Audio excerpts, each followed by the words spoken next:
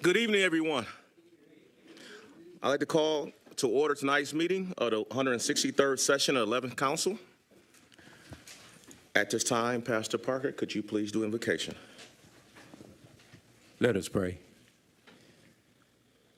And God, we come again this day giving you thanks. We thank you, Lord God, for even the rain, for we recognize that you're getting ready to grow something. So, Lord, we pray now that as you grow this city and this state and this country, Lord God, in this world, that you would just continue to watch over us and keep us, give us the ability to make wise decisions as we do the work that you have placed in our hearts to do. In Jesus' name we pray. Amen. Amen. Please stand for the Pledge of Allegiance to the flag of the United States.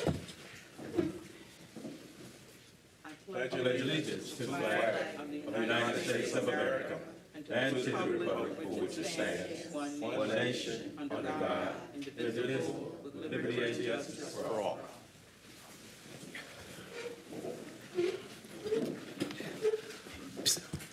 At this time, we just want to remember all our community members that passed since the last time we had a meeting. We'd like to send our prayers and blessings to those particular families and wrap our arms around those that have lost loved ones. At this time, can we have a moment of silence?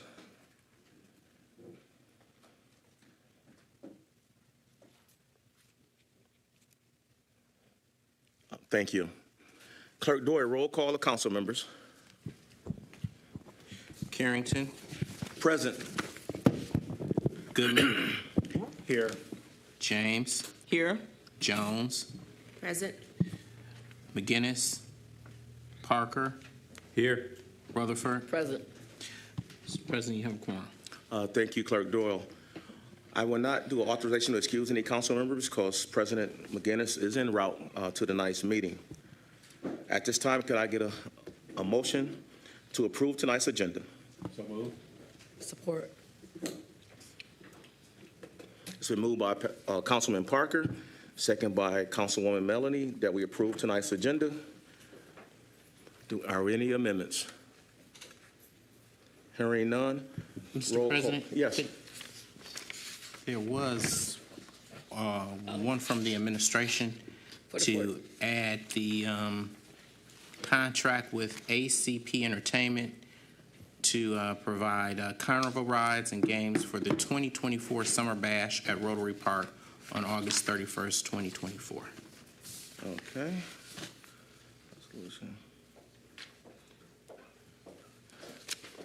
Let's put that resolution, let's make it number 7, and then we move everything else down.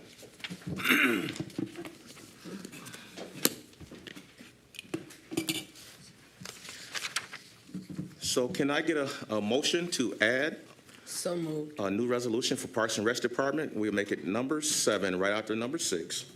The resolution to approve entering into contract with ACP Entertainment to provide carnival rides and games for the 2024 Summer Bash at Rotary Park on August 31st. So moved. Support. It's been moved by Councilwoman Melanie Rutherford, second by Councilman Parker, to amend tonight's agenda. Roll call, please. Goodman. Yes. James. Yes. Jones. Yes. McGinnis. Yes. Parker. Yes. Rutherford. Yes. Carrington. Yes. 7 yeas, no nays. Thank you. So we have amended tonight's agenda to include a new resolution number 7 at this time. Roll call for approving the amended agenda. Carrington. Yes. Goodman. Yes. James. Yes. Jones. Yes. McGinnis. Yes. Parker. Yes. Rutherford. Yes. 7 yeas, no nays. Thank you, Clerk. At this time, I'll turn the meeting over to our president, Mike McGinnis. Okay, is there a motion to approve this evening's consent agenda? Support. All right. The consent agenda tonight includes City Council meeting minutes from August 20th, including closed session minutes, resolution to request approval to amend the agreement for local fiscal recovery fund distribution between Oakland County and the City of Pontiac to execute the amended agreement, and a resolution approving a charitable gaming license for Pontiac Alumni Foundation, Inc. Roll call on adoption of the consent agenda. Clerk Doyle. James, Yes. Jones, Yes. McGinnis, Yes. Parker, Yes. Rutherford, Yes. Carrington, Yes. Goodman. Yes. 7 yeas, no nays. That motion carries. The consent agenda is adopted. We're at special presentations. Mainly they are heads up for the community. Mayor Grimel had shared a request about the sister city and making sure that before the next city council meeting that can be amplified or acknowledged. Mayor Grimel, do you have a resolution prepared to relay, or is that still? It is finished, but for the formatting, and so Marquita is finalizing that, and we'll be distributing it shortly. Okay. Let's proceed with the special presentations as outlined, and then, depending on where we're at, we may do a motion to suspend the rules to take up the Sister City update. This is an FYI that this coming Saturday, there are dual opportunities for the community to enjoy Rotary Park this Saturday, August 31st. The first is a peace rally presented by Councilwoman Melanie Rutherford at Rotary Park. And then the city's youth recreation team is presenting a family fun day from 5 to 10 p.m. Because that is happening this coming weekend, I want to make sure that that didn't go by without community members knowing. Any further information that administration wants to present on that? If not, any discussion? That's Okay. All right, with that, we're moving on to the second special presentation. The Pontiac concert in the park at Bodett Park on Thursday, September 5th. Mayor and administration. Thank you. Yes, we're excited about the upcoming concert in the park, which is not this Thursday, but next Thursday on September 5th. And I want to invite our staff folks who are on top of this, Mike Martin being one of them, as well as Robin C. So it looks like Mike's going to handle this. Good evening, everyone. I'm Mike Martin. I'm the grant writer for the City of Pontiac, and I'm also the treasurer for the Pontiac Arts Commission. And on behalf of the Pontiac Arts Commission, I want to thank everyone who's come to the concert so far for making it the best attended Music in the Park series so far. The final concert will be on Thursday, September 5th at 7 p.m. in Bodett Park, and will feature former Detroit Lions center Larry Lee and the Back in the Day Band, and they're a funk band, so it should be a lively performance. There will also be food trucks from local vendors, and we invite everyone to come out and enjoy this great event at Bodett Park. And again, it's on Thursday, September 5th at 7 p.m. And remember to bring a lawn chair. Any discussion on the special presentation? Thank you very much. We are now at the next, and you can feel free to stay up there if you're given this spiel. But before our next city council meeting is the Pontiac Arts Crawl taking place in downtown Pontiac. We wanted to give the administration and team an opportunity to make sure the community was aware of it. You have the floor. It is indeed. And Mike, you can handle this together with Robin, the ultimate tag team duo. So I'll turn it over to both of you to amplify this. But this will be occurring not this Saturday, not on Labor Day weekend, but the following Saturday, September 7th. And if Mike and Robin can lead us through the details and explain the times and the music and the other fun activities, that would be great. Sure. Actually, before we get started, on behalf of the Arts Commission, I want to thank Robin C. for all of her help in putting these events together. We could not have done it without her. And like you said, this year's Arts Crawl will take place on Saturday, September 7th from noon to 10 p.m. It'll be held on Saginaw Street between Huron and Lafayette in downtown Pontiac. It will feature local artists who will be displaying their artwork along Saginaw Street. And there will also be a lineup of local musicians performing live throughout the event. Food trucks from local vendors will be there serving food to those who participate. And there will also be a section with activities geared towards children. Again, the event is on Saturday, September 7th from noon to 10 p.m. We hope everybody comes out. Thank you. A quick question. What's the budget for this year's Arts Crawl, and what's the funding source? The budget is about $40,000, and it is being funded through ARPA funds for arts and cultural events. Okay. And can you help us understand more the interface between the city's Volunteer Arts Commission and then the city's staff facilitating it? We received correspondence last night about the resignation of the Arts Commission chair, and just want to get a good sense of, is it right to call this an Arts Commission event or a City of Pontiac event that the Arts Commission supports? What's the sort of division of roles there? Well, it is a major city event, a large city event that involves street closers.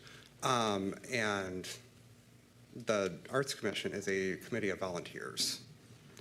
So I sort of am on both. I'm a city employee and I'm an arts commissioner.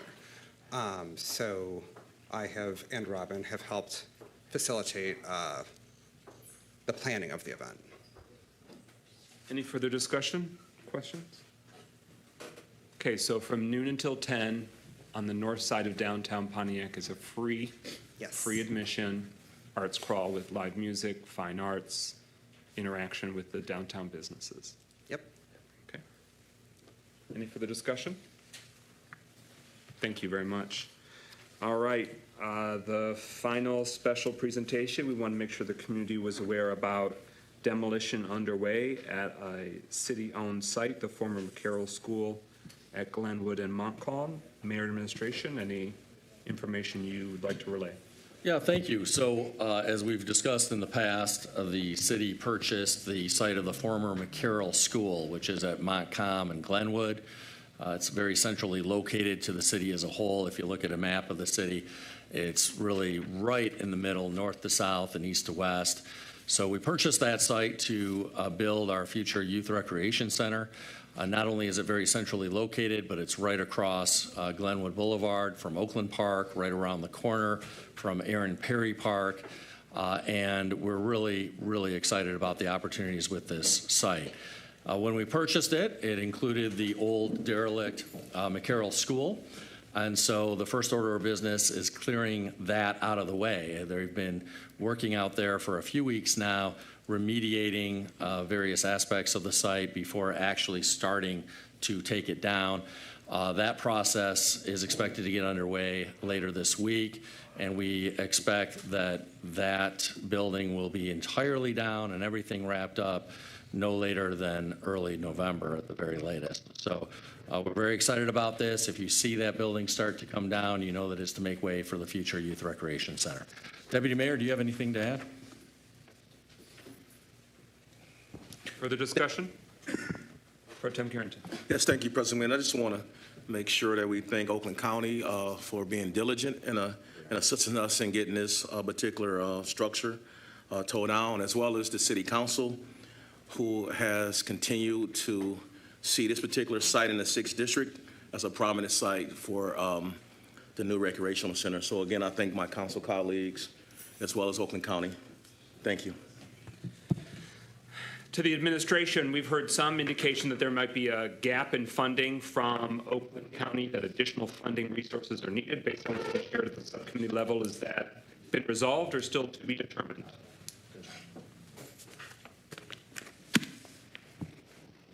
Oh, you're talking about the demolition? Yes. It is still to be determined, but we do expect that the total cost of demolition is going to be closer to the $800,000 mark. Closer to the $800,000 mark, and what is currently approved and authorized by Oakland County to help defray? Oakland County is putting $500,000 up. For certain, they have requested additional funds. So we don't know if they're going to get those additional funds from the state land bank or not. It is possible, but we just don't know that for a fact yet. Okay. Further discussion on that special presentation? All right, hearing none. Could I please have a motion to suspend the rules to take up a resolution honoring our sister city of Kusatsu, Japan, and celebrating their delegation's visit to Pontiac, so a motion to suspend the rules. Moved by Carrington. Support. It's been moved by Pro Tem Carrington, seconded by Councilman Goodman. The rules have been suspended. Accordingly, is there a motion to adopt the resolution? I motion to accept the resolution. Support. Councilwoman James has moved to adopt the resolution honoring our sister city of Kusatsu, Shiga, Japan, and celebrating Kusatsu's delegation visit to Pontiac. And it was seconded by Pro Tem Carrington. Without objection, we will consider the headline to read resolution instead of proclamation. Resolution honoring our sister city of Kusatsu, Shiga, Japan, and celebrating Kusatsu's delegation visit to Pontiac, whereas the city of Pontiac has enjoyed a sister city relationship with Kusatsu, Shiga, Japan since 1978. And whereas this sister city relationship has brought our two communities closer over the past 46 years, and whereas this sister city relationship also celebrates the close connections and bilateral relationship between the United States of America and Japan, and whereas we are looking forward to a delegation from Kusatsu visiting in September of this year, and whereas the City Council of Pontiac, together with Mayor Tim Greimel, wishes to celebrate and commemorate the Kusatsu delegation's upcoming visit to our community. Now, therefore, be it resolved that the Pontiac City Council, together with Pontiac Mayor Tim Greimel, does hereby celebrate, on behalf of the entire Pontiac community, the 2024 visit of the delegation from Kusatsu, Shiga, Japan, to our city, and further resolve that we thank Kusatsu City Council Chairperson Hirokazu Yamamoto, Kusatsu City Council Vice Chairperson Yoshinori Nakajima, and all members of the Kusatsu City Council for their 46 years of friendship and fellowship. So that's the resolution before us. Could I please have a motion to amend the resolution that in the fourth whereas we strike the word Japan and replace it with the United States? And then also we strike in the second resolve the now therefore be it. So that way it just reads, and further resolved. Is there a motion to amend the resolution accordingly? Moved by Carrington. Is there a second? Support. It's been moved by Carrington, seconded by Goodman, that we amend the fourth whereas and the second resolved to make those cleanup actions, in addition to, of course, it being titled resolution. Hearing no discussion on the motion to amend, roll call, Clerk Doyle, on the motion to amend. Barker, Yes. Rutherford, Carrington, Yes. Goodman, Yes. James, Yes. Jones, Yes. McGinnis. Yes. 7 yeas, no nays. All right, we're back to the resolution as amended. Mayor, I want to give you the floor. You mentioned that Randy Carter has been your designee to help facilitate that welcoming of the delegation. So if he's here and would like to speak, that opportunity now exists. Mayor Greimel, you have the floor. Well, thank you. As many of you know, the Carter family, both State Representative Brenda Carter, going back to her tenure on the Pontiac School Board, as well as then Councilman Randy Carter, have been heavily involved in the relationship with Kusatsu, going back now probably about 10 years. And I have asked our former Councilman Randy Carter to serve as the liaison and coordinator in a purely voluntary capacity, and I appreciate him stepping up and being willing to do that, to serve as that liaison and coordinator as a volunteer between the city of Pontiac and Kusatsu. So I want to turn over the floor to former Councilman Carter so that he can share some of his thoughts about what this relationship means to both communities.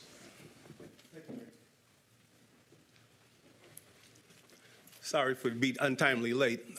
Kafani has most of the information, Deputy Mayor. I presented him with it. There was a couple corrections that necessary with the resolution. The resolution is not proper. The resolution itself, based on the Sister City International out of D.C., I did provide a copy of what the resolution must outline. It must begin and start with Truman in 45, and it must end with the last president that signed the resolution in D.C., and that just happened to be Barack Obama, because Biden and Trump did not do it. So I did provide copies. I provided a copy from our council. That's also necessary to occur. The individuals will be here for the week of September between the 5th and the 11th, and another dignitary will be coming back again in late October. The various things we have done in the past, they all play golf, most of them. We took them to the Heathers. We took them to Indian, whatever it is, out beyond Lake Orion, the golf course. We took them to Oakland Hills. So we pulled some big favorites because everybody knows that even most blacks cannot golf at Oakland Hills even today. We sent them to also the what do you call it, the Crystal Lake Golf. We sent them there. We took them to the African American Museum. We took them to Henry Ford. We received donations from Oakland County, actually through Brooks Patterson himself, was a person donation of $5,000 to make sure that we provide transportation to the African American Museum and also to the Henry Ford, and also pay for various dining. Right now, the membership right now is roughly about 8 individuals, including myself. Majority of us had just passed on. But we do have funding, and we do expect this is a city and a state function. It's 46 years with the city, is 51 years with the state. And there's different delegations that come from Shiga. The governor of Shiga will be here this week, the first week of September, and we will meet all together at the state. Altogether, there'll probably be roughly 35 to 40 people. Roughly a half dozen will be here in Pontiac. And the individuals are normally government representatives. CASAS itself, we have a small council. CASAS has over 30 individuals that are council people. The one individual that's pro tem that I talk to every day, name is Moto, actually born here in Pontiac, and he's a pro tem for CASAS, our sister city over in Japan. And I talk with him every day, pretty much. And it's pretty much all things due to government, even though I'm not longer in government. I still have to facilitate because they have typhoons, they have hurricanes, they have loss of life. Those are things that they talk about. Normally, an individual that come to Pontiac, and they have been coming every other year, expect to see the council, expect to see the school district, and expect to see those that is equivalent in capacity at the county. The mayor did a wonderful job while we were there a few months ago, and we dealt with insurance and loss of life, and they have national insurance. Things of that nature is normally what the points are. We normally meet up with the Council General. I imagine the mayor, you've been to the Council General's house over in Cranbrook many times. And it's necessary because the Council General, there are 17 in America. The one that's in Cranbrook represents all of Michigan and also Canada. So we normally go through and we talk about things from toxic waste to what happens when a landfill gets submerged underwater. They look to us because the thing that makes us sister city, sister state is we have the Great Lakes, they have Lake Biwa. And it's the only fresh water in Japan. And it's prized, and it's called the Mother Lake. And all conversations all start with what's brought forth from that lake to feed their people. And they talk about it in almost every song and every news article. They give praise to the lakes. And that's why we have an international lakes committee that meets in Lansing. I'm part of the Sister City International in D.C., and we communicate a couple times a year. And one thing that's very important if you're going to have a sister city or any relationship with another country is that please do not forget their birthdays. When their birthdays and things that come up, even from the laying of wreath for the Japanese, we all have to, and I have to, be up when it occurs. Because it's necessary, and it always comes up in a conversation. They always want to know that we are friends, we are close friends, and we're closer than brothers and sisters, and they expect in their mind this is the relationship that occurs when it comes to the city. And lastly, Mayor, what we did the other year was that I did obtain a fire truck and a ladder truck. It was necessary to see the city because their buildings are low. I did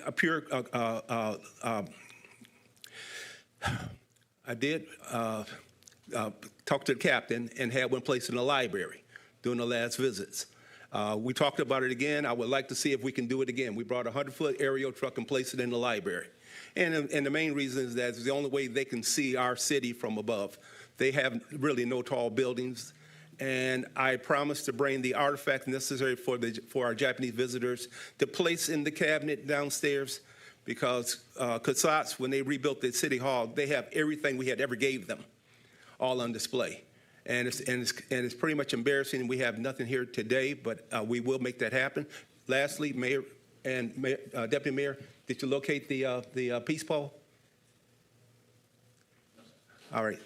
Thanks again. Thanks for council. If there's anything else I can address later on in written form, I have provided 18 pages to the Deputy Mayor. Thank you. All right, we have a resolution before us. The mayor's appointed head of the delegation. Sounds as though he contests the contents of that resolution. Is the administration no longer wishing to have the resolution adopted? No, we would like the resolution adopted. I think former Councilman Carter was simply suggesting that it was incomplete in terms of the full history between the two countries and their relationship. But I, as you know, wrote the resolution, and we couldn't include every fact from 1945 to the 1990s around that relationship. Okay, the question about a peace pole was invoked. I can remember outside of Pontiac City Hall, there was a peace pole that stood maybe 20 years ago, 10 years ago. There are many others in the Metro Detroit region. It's wood base, so it's possible the wood started to rot away. But I do remember it. Any discussion on the resolution before us? The resolution is welcoming and honoring the delegation from Pontiac's sister city, Kusatsu, Japan. And again, the dates of that visit are September 7th and 8th. Is that correct, administration? They arrive here in Pontiac, and there's, you may have heard some different dates from Mr. Carter, but I want to just explain the discrepancy. So part of this is about the relationship between the state of Michigan and the prefecture in Japan where Kusatsu is, because there are a lot. First of all, the state of Michigan and Shiga Prefecture, which is what the Japanese call their states, has their own sister state prefecture relationship. There are a lot of cities in Michigan that have sister city relationships with other cities in Shiga Prefecture in Japan. And so a really big delegation is coming from Shiga to Michigan in Lansing. And then for a few days, individual city sister cities from Japan, their delegations are splitting off and visiting different cities here in Michigan. And so the delegation from the city of Kusatsu in Japan is coming here on that Friday, which I understand to be September 6th. And then they are leaving here to go back to Lansing on Tuesday, September 10th. So hopefully that clarifies their time here in Pontiac. Okay. So just to be explicit, if you're expecting the city council to attend any function, please let us know when, where that is. Otherwise, we don't want to disrespect or blow off people that are here for a period of days. All right. Hearing no further discussion, roll call. Clerk Doyle on adoption of the resolution honoring and welcoming the delegation from our sister city. McGinnis, Yes. Parker, Yes. Rutherford, Yes. Carrington, Yes. Goodman, Yes. James, Yes. Jones. Yes. 7 yeas, no nays. That motion carries. The resolution is adopted. We are at recognition of elected officials. Are there any elected officials in a current capacity representing Pontiac that wish to give updates on their position? Hearing none, we're now at agenda address. Pro Tem Carrington, any requests to speak? Yes, thank you, President McGinnis. Mr. Chris Norcross?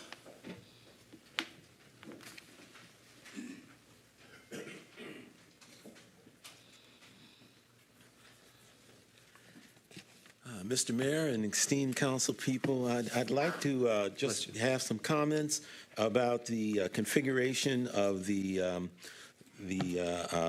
youth center that's being considered. Done some research, and the research pretty much said that, let me first of all say, I really want a pool. But however, I'm finding that a lot of the research and other surrounding communities have found pools to be very, very expensive operations. So at this time, I would say that, one, if the council and the mayor can agree what the finances are at this point in time, go forward, and then the best options where we can get the most bang for the buck, I would go that way. And if the pool has to be sacrificed, it has to be sacrificed to get the other things in. I would love to see a pool, but it just may not be feasible in a number of our surrounding municipalities, most notably Auburn Hills. Some of the friends that I have there confirm that. So I just wanted to say that. Ms. Billy Swazer?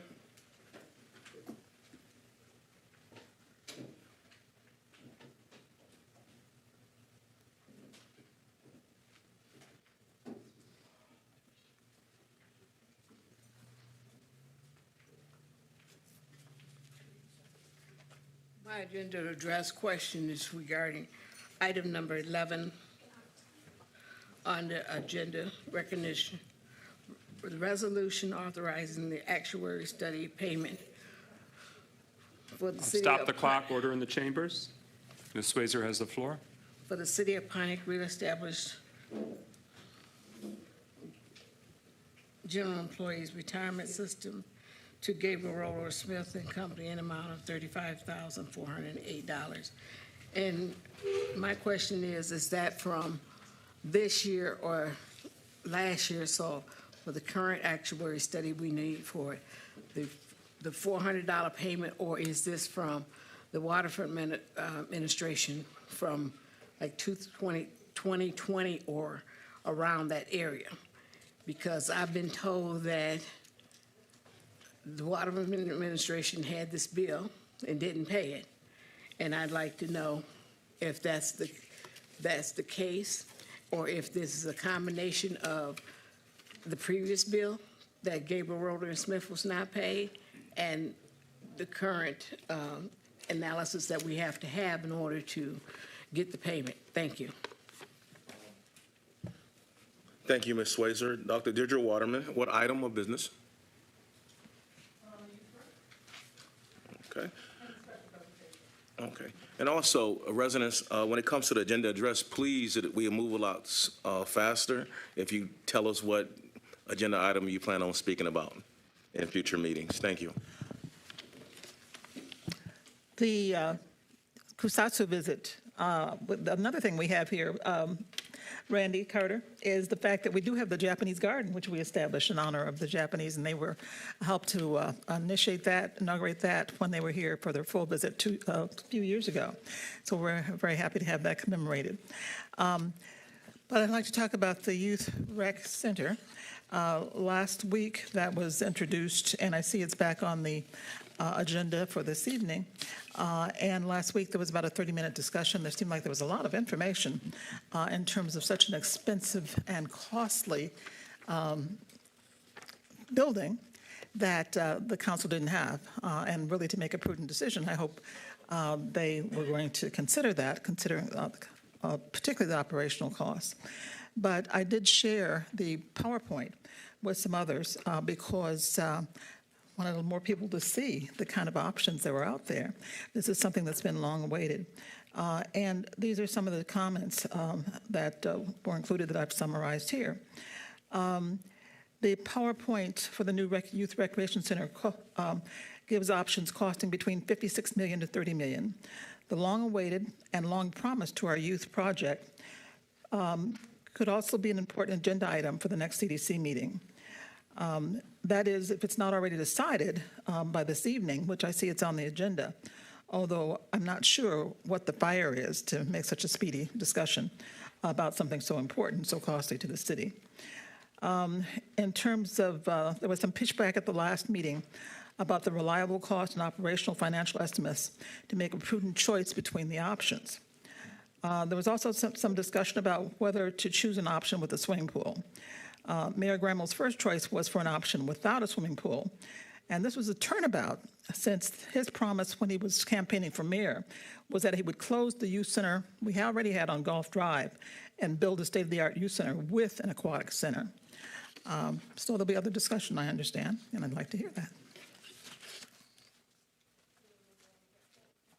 Thank you, Dr. Waterman. Mr. Norbert Burrows.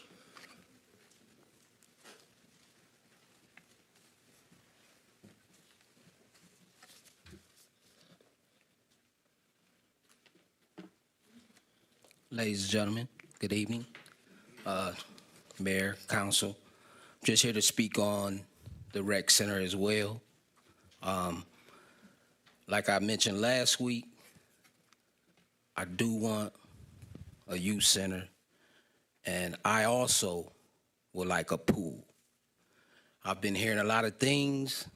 I'm not for sure if they true or not, but I'm just gonna say our kids deserve a state-of-the-art youth center. I like option 1, and I will settle for option 3 if you're gonna promise a pool. Not an outside pool, inside pool. Outside, we can only use it three months out of the year. So I would like an inside pool so we can use it all year round.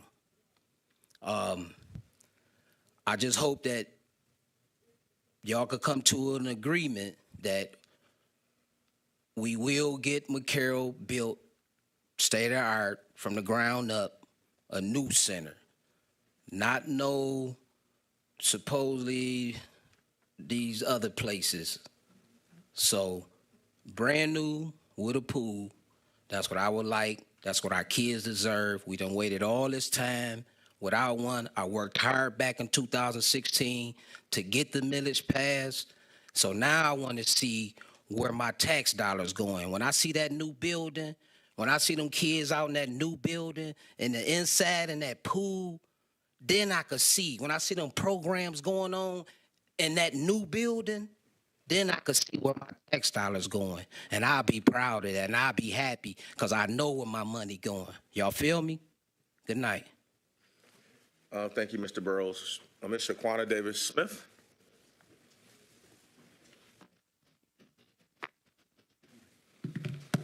Good evening, Council, Mayor.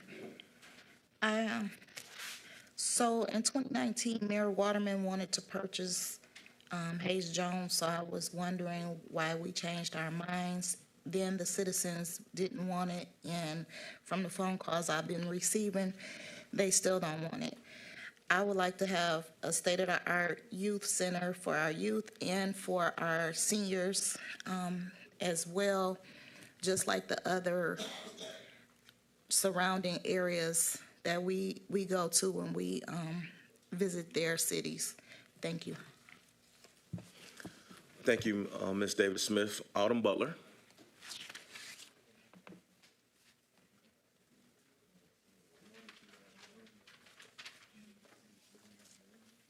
Good evening, everyone. I'm talking about line item 6, Parks and Recreation.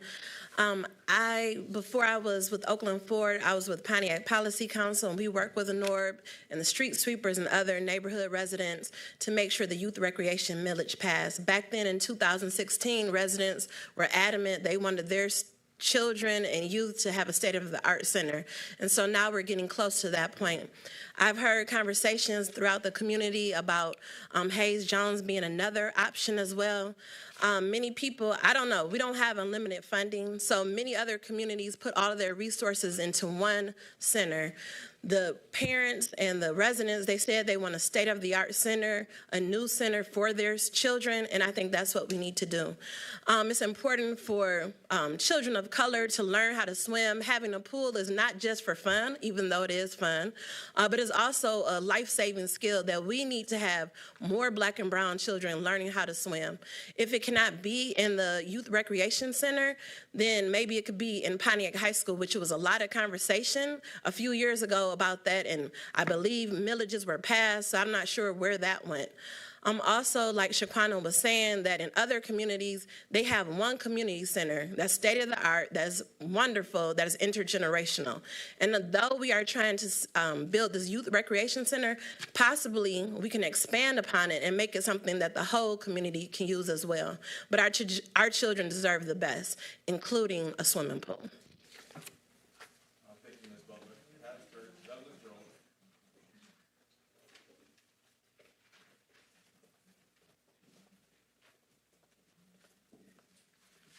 Thank you very much, Council, and to the Mayor, President of Council, and all council persons, and those present, and those that are viewing this.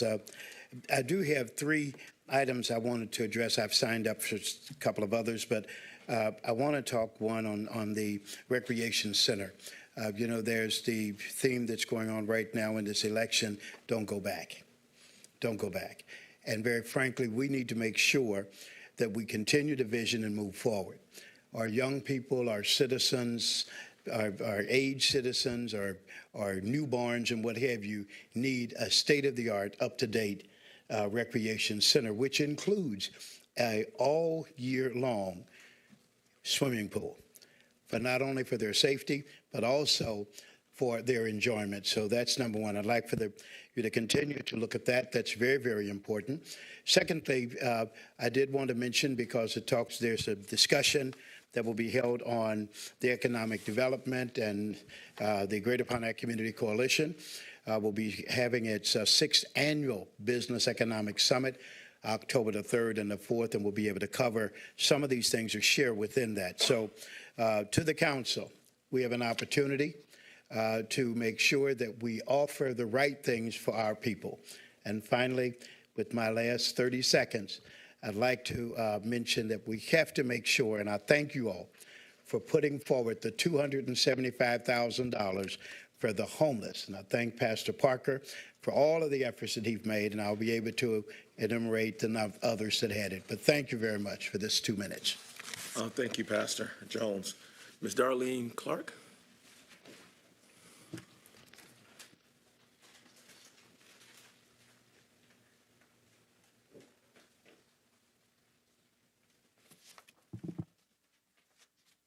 Good evening, administration and council, and to the people in listening view.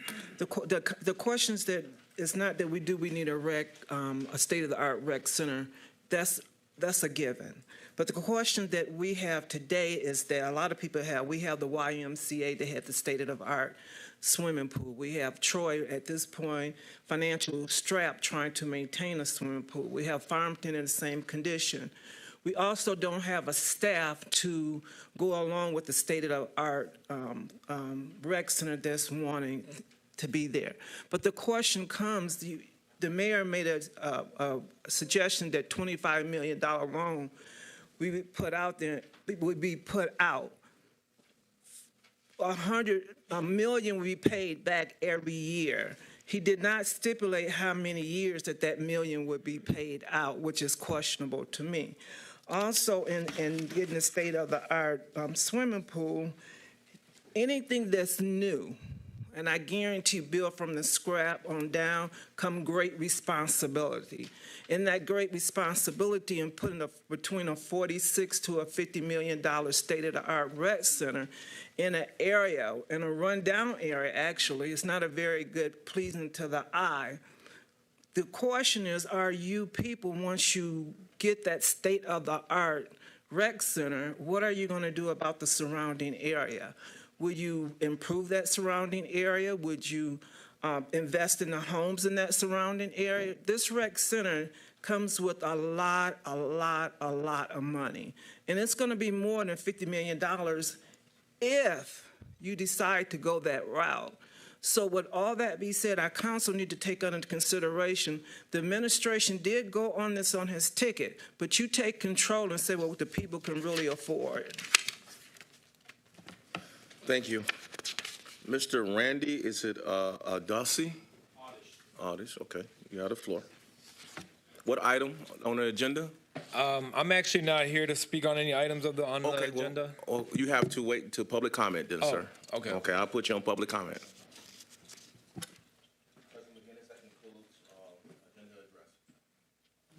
Thank you, Pro Tem Currington. We also received a written comment that when it comes to public comment, we'll have it received and filed as well. We are next on the agenda, number 5. It is the second reading for an ordinance amend the zoning map for 221 Baldwin Avenue. Mayor and Administration. Thank you. This is a requested rezoning of a property on Baldwin Avenue that many of you will remember as the former Dell's Pharmacy building. And the purpose of the rezoning is to allow for additional housing to be built. And with that, I'll turn it over to our planning manager, Mark Yandrick. Good evening, Mayor, Deputy Mayor, City Council, and the public. We have a rezoning application. Pardon me just a second.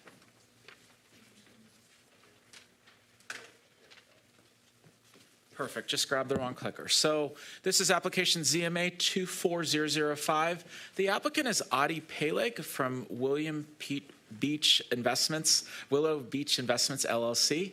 And it is a zoning map amendment at 221 Baldwin from R2 to R3 without any conditions offered by the applicant. This outlines the process that this rezoning application has gone through. There was a public hearing at Planning Commission on July 24th, and last week, you may remember, that was the first reading where we did discuss this. Tonight is the required second reading per state law. This is the zoning map really orienting everyone with where this subject property is located. It's at the intersection of Grandy Street and Baldwin right here. It's across the street from the Baldwin Center. Now, all these maize yellow colors are R2, which is really allows for duplexes and some similar uses. It does not allow for more than 2 units under that zoning district. Along Baldwin, the only other immediate area has C1 zoning, which is local business down here. This is identifying the location. This is the former Dell's Pharmacy right here, and this is where the applicant's looking to convert the property, and with parking in the rear. So this parcel, like many parcels in the area, is zoned R2, two-family residential. This parcel, though, has historically been a mixed-use development with that pharmacy on the first floor and 2 residential units on the second floor.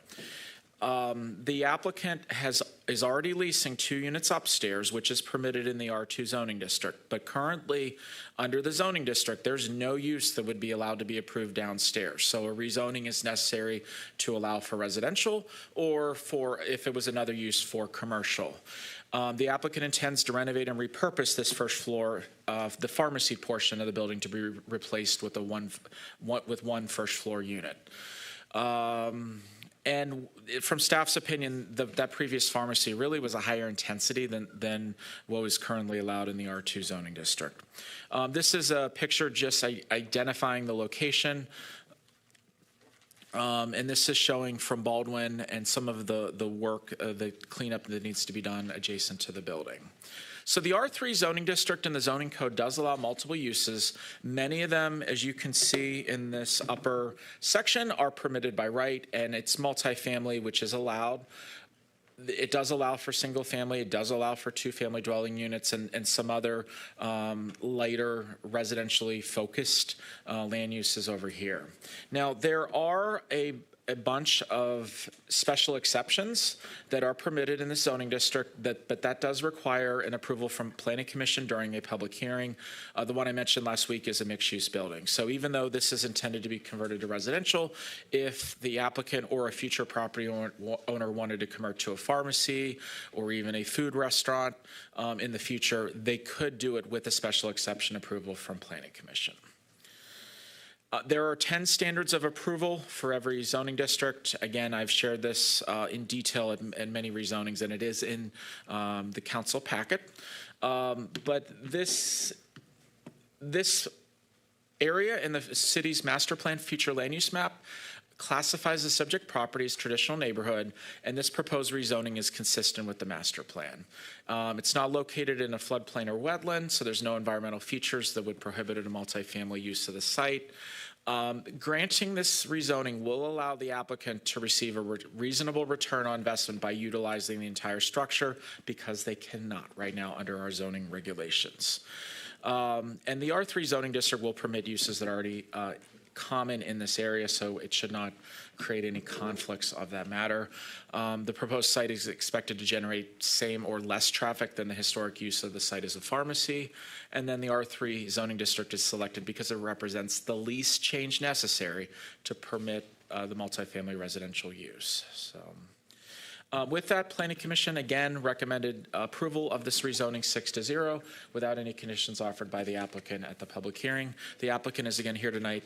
Thank you. That is my presentation. Thank you very much. Is there a motion to adopt the ordinance to amend? So moved. Is there a second? Support. It's been moved by Councilman Rutherford, seconded by Councilman Goodman. The matter is now before us. It was here previously last week for a first reading. Order in the chambers. Council meeting is underway. Order in the chambers. Side conversations. Anyone wish to speak on this motion? Hearing nothing, roll call. Clerk Doyle on adoption of the ordinance to amend. Rutherford, Yes. Carrington, Yes. Goodman, Yes. James, Yes. Jones, Yes. McGinnis, Yes. Parker. Yes. 7 yeas, no nays. Motion carries. The ordinance is amended and the property is rezoned. Could I please have a motion, if the council's up for this, could I have a motion to suspend the rules and move the resolution determining which youth recreation center concept, layout, size, and price to authorize to be the final of the resolutions? We So can moved. blaze through the others, but I know this youth recreation one may take hours, not to scare anyone, but Let's go. it will be a beast. Support. It's been moved by Councilman Rutherford, seconded by Councilwoman Jones, that we move to suspend the rules and handle all the other resolutions and making the current, what's identified as number 6, that resolution, making that the final resolution. So it'll come right before discussions. Any further discussion clarifying the motion to suspend the rules? Nope. Hearing none, roll call. Clerk Doyle on the motion to suspend the rules. Carrington, Yes. Goodman, Yes. James, Yes. Jones, Yes. McGinnis, Yes. Parker, Yes. Rutherford. Yes. 7 yeas, no nays. Motion carries. The rules are suspended. We're going to proceed with the other resolutions. Is there a motion to adopt the resolution to So approve moved. entering into a contract with ACP Entertainment for $48,322 to provide carnival rides and games for the 2024 Summer Bash on August 31st, 2024 at Rotary Park? It's been moved by Councilman Rutherford. Is there a second? Support. Ms. Jones, second. It's been seconded by Councilman Jones. The matter is now before us, and administration, you have the floor for deliberation. Thank you. We have our second annual summer festival coming up this weekend, as a matter of fact, on Saturday. We're very excited about this. Many of you may have joined us last year when this event occurred in Aaron Perry Park.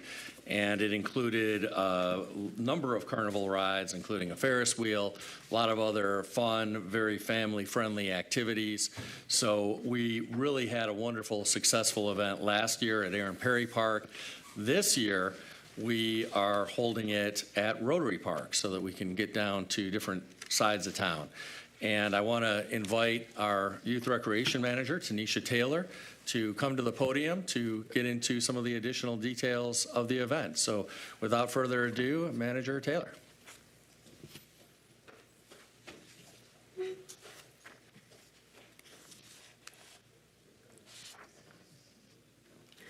Hello. Just to talk briefly about ACP Entertainment, this is for our Summer Bash that will be happening this Saturday, the August the 31st, from 5 to 10 p.m. This is it's an awesome event. This was an event that we had last year, and the community loved the event. It's needed for our community. We talk about different programs that we have. This is our end of summer programming, and it is our bash. And so it used to be called our Community Family Fun Day. So we combined the two from the Family Fun Day to with our Summer Bash. And that's how we come up with the August 31st date. ACP Entertainment is one of the only carnival companies that actually is available on that date and that comes to our city at that affordable cost for us. Okay. The resolution states that the funds not to exceed $48,322 are coming from general ledger account number 208-756-745.003 city events, $13,582 and change. And then the balance of $34,739.84 is coming from the general ledger account number 101-227-745.005 city events. So it's okay if the youth recreation manager doesn't have that answer, but to the administration, is it correct to understand that for this bash, is that the city events line item that falls within the mayor's office, or is that a different city events? Because I'm seeing multiple general ledger account numbers. Is one of those youth recreation millage funds? Where's that coming from?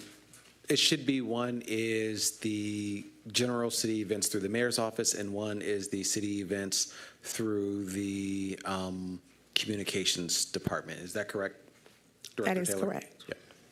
And on that same line, is that how the funding was broken down for this previous carnivals and festivals? These are substantial expenditures. I'm just trying to get a sense on, is it evolving, what line item they're coming from? Yes, it is evolving. So previously, it had come solely from youth recreation. All right, this is happening in 3.5 days. Obviously, we want it to be a success. What I'm going to say right now is not a reflection on the youth recreation staff or the youth recreation management, but I have strong concerns, and I am voting no on behalf of the city council because it's 3.5 days away. And as I've communicated to the administration before, that's a big ask to come at the last minute, especially since council wasn't notified it would be coming. So I didn't even have the opportunity to share with council colleagues, hey, this is coming together, be prepared for that. Now, I'm not advocating for the whole council to vote it down because I don't want to be the Grinch that ruined summer, but I just have to put it on the record that council does not receive well the jamming of the city and the taxpayers to, well, if you don't vote for it, then all the work that went into it is for naught. And I just don't think that's a good way for us to govern and a good way for city council to be put in the position to make decisions about substantial tax dollars. So I'm not asking other council members to join me, but that is what my no vote is reflecting. It's about the timing of these matters. And I philosophically, I'm glad to see it's not youth recreation funds this time around. Philosophically, I don't think that that's the best use of the youth recreation millage dollars for those sort of major events. I welcome them. I just wish there was more notice. That's also true for the arts crawl. It is 10 days away or something like that, and it's been very limited communication, and that's $40,000 as was shared. That's big money for not every household to know. So I hope that in 3.5 days, everyone here can help bang the drum to say Rotary Park from 5 to 10, and also time will be had. But these are public resources, taxpayer dollars, and so just got to make that note. Councilman James? I just have a couple of questions. One is, could you give us the attendance of the event last year? And secondly, I'm wondering about the time frame that we have for the event. It's like 5 to 10. Is that the maximum amount of time we can get out of these companies? Because I know they have setup time. So just kind of help us understand why we're limited, why you wouldn't expand it to a greater part of the day, why it's within that short window of 5 to 10. So last year, our attendance was between 1,500 to 2,000 people to attend the event. And as far as the time frame, it would be a lot more expensive if we went longer. Okay. Okay. To that point, there's also security that has to be taken into account, especially the later you go. Oak Park has had a carnival that went into the evening. It had to be canceled because of safety incidents. Berkeley, where I have a day job, their Berkeley Days carnival has been going for 90 or so years. 2 years in a row, major fights have broken out. They had to be canceled, and they're likely going to remove the carnival component. I don't wish that on this event. I don't wish that on any community, but I just emphasize that I encourage the administration to consider what appropriate measures are taken in place to ensure that all attendees, all families can be safe, that no one uses it as an opportunity to be foolish or to brandish a firearm, and chaos ensues. Councilman Rutherford. To the administration, how much are we spending on security for Saturday? As we did with last year's event, we anticipate a significant presence from the Oakland County Sheriff's Office as part of their routine patrols. And I'll turn it over to our Youth Recreation Manager to discuss any additional details about it. But we had a pretty substantial presence of Oakland County Sheriff's Office deputies there last year, and we anticipate the same this year. So to that, last year we had 0 incidents that happened at the events. Again, it is a community family fun event, and we know that things can happen. But again, last year there were no incidents. This year as well, as the mayor stated, there will be a presence of the Sheriff's Department as well as our community policing team. That was there as well last year. Can you follow up on what the presence mean? Are they going to actually be on the ground? Are they going to be Councilman Rutherford, you weren't recognized. I'm sorry. Councilman Rutherford, you have the floor. Thank you, sir. To the administration, are they going to be on the ground or just patrolling around the community? That's what I'm trying to find out. Is there going to be physical people walking during the program? The short answer is yes, Okay. just as there were last year. Thank you. Pro Tem Carrington. Yes, thank you, President McGinnis. I share some of President McGinnis' concern about getting these things at the last minute. So, but I do suggest is that as we move to reducing the number of city council meetings per month, that we all can become a little more efficient in how we do business. It's sort of hard to make these decisions when things are coming, slapping at us at the last, in the close of the night, in the last few hours. So it's definitely tough to reelect the big picture of the city, where our finances actually are. So I'm definitely hoping with the reduction of city council meetings that we all get more efficient as a team. That includes the council as well as the administration. So it's imperative that we continue to do our business, but at the same time we can run this a little better. Thank you. Any further discussion on the motion before us? Resolution to approve entering into a contract with ACP Entertainment for $48,322 to provide carnival rides and games for the 2024 Summer Bash on August 31st, 2024 at Rotary Park. Hearing no further discussion, roll call, Clerk Doyle. Goodman? Yes. James? Yes. Jones? Yes. McGinnis? No. Parker? Yes. Rutherford? Yes. Carrington? I think I'm going to stand with the president. No, it's a yes. I missed that one. I'm sorry. It's a yes. It's a yes. Oh, okay. All right. Commentary during roll call is out of order. Throwing off the clerk being able to determine if that was a yay or nay, but that was a yes to confirm. Okay. Six yeas, 1 nay. All right, that motion is passed. The resolution is adopted. Best wishes on the summer bash happening this Saturday, August 31st. Tell the world. Well, tell Pontiac. All right, we are at the next resolution. Is there a motion to adopt the resolution approving a neighborhood enterprise zone within the city of Pontiac in accordance with Public Act 147 of 1992? Is there a second? Support. It's been moved by Councilman Rutherford, seconded by Councilman Jones. Mayor and Administration, you have the floor. Thank you, President McGinnis. This is a proposal to establish a neighborhood enterprise zone across a large swath of the city. We've talked quite a bit about this in the past, but the real purpose of this, the primary purpose of this, is to facilitate the development of more housing so that our residents have more high-quality housing options, especially affordable housing options. And this alone does not give every property in that area a tax incentive. What it does is it allows for any property in that area to apply for a tax incentive in exchange for creating and building new housing that will benefit the residents of our community. And so with that, I want to turn it over to our Economic Development Manager, Deborah Younger, as well as her partner in crime up there to really get into the details of the proposal. Thank you, Mayor and Council. As the Mayor has indicated, this is another tool in our toolkit of how we want to spur housing development in the city. It does not just it's not just for new construction. It can be used for rehabilitation, and it can be used for existing homeowners. So it can do large developments, but it can also be for single homeowners. The tax abatement is 15 years, but it starts to fizzle out at year 12 until it's phased out at year 15. We've picked areas where we feel that there's potential for development. Obviously, the whole city we hope has potential for development, but we tried to select areas where we had indications that development is proceeding or things are on the table. So we're excited about adding this to our toolkit and think it'll be a valuable resource in development of housing.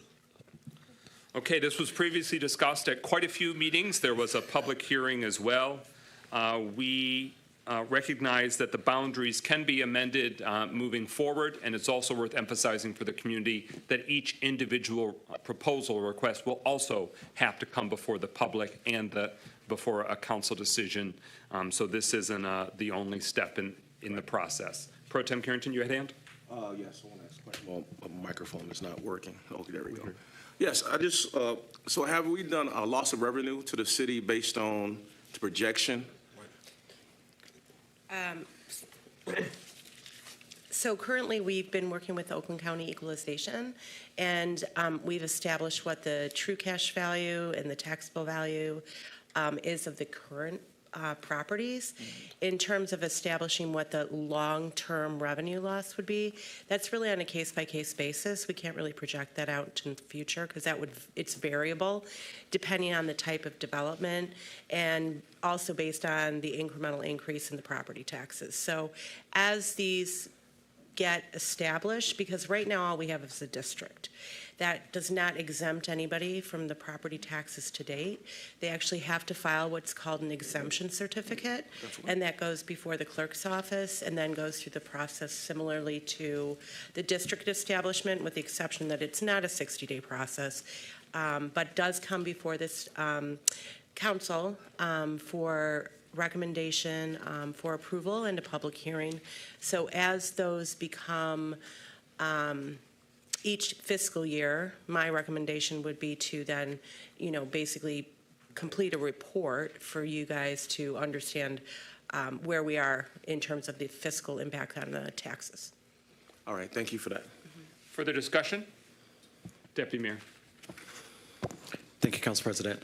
To the team, to explain your answer a little bit further, does the NEZ work similar to the Brownfield program where it is an abatement of taxes, but it is an abatement of future taxes, not existing taxes? So then, Council President Pro Tem, as far as revenue loss goes, there is a revenue loss that, as was explained, could happen once someone actually invests in the property, but we're not reducing existing money. So for a simple example, if a property is currently paying $100 in taxes and they apply for the NEZ and they put more money into their property, instead of their property taxes going up to $110, it will stay at $100. So that is the potential loss. But after 15 years, that taxable value will go up to whatever it's supposed to be.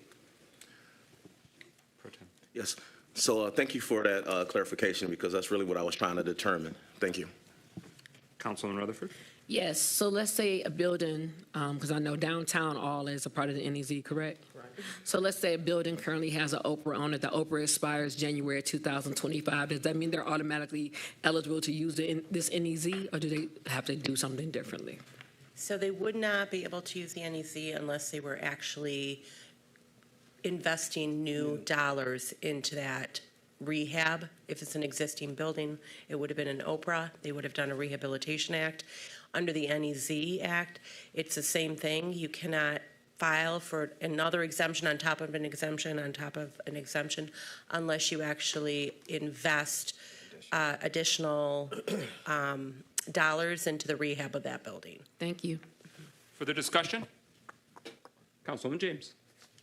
Yeah, I have a question in regards to the NEZ being able to provide tax exemptions for existing homeowners. You mentioned that it is possible under NEZ, and there does seem to be quite a bit of concern from the community that they see this as being exclusively something that developers will be using and not something that homeowners themselves would be able to benefit from. For example, if a homeowner wanted to purchase the lot next to them, to develop not only their own property, but to actually build a home, get funding to build a home next to their, would they be able to get the same? I think that, we need to clarify, would our own residents be able to apply for this NEZ and work to get funding to be able to build on a property maybe next to their own home? Because there's a lot of concern that this is exclusively for developers and will not benefit our current homeowners. It is actually more beneficial to current homeowners. It is really designed for infill for two, single family homes and or with a developer that comes in. For new construction, there's a lot of constraints that go with that. So it has to be a mixed-use building. It has to be in an existing TIFA district. And it has to have a retail component on the first floor. This is not what the intention really of these programs are. The intention of the program is to allow for homeowners to reinvest in their properties. If they have a reinvestment number over $3,000, they would be doing an NEZ rehab.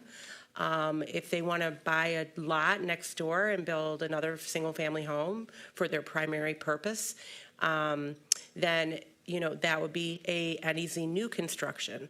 If they just want to do some upgrades to their existing house, that falls under NEZ Homestead, and that's an investment of $500 or more, and that is slightly different than the NEZ New and the NEZ Rehab in terms of what gets frozen in taxes or abated in taxes, but the primary purpose of NEZ is to really reinvest in the community for folks who live in the community, for revitalization. Further discussion?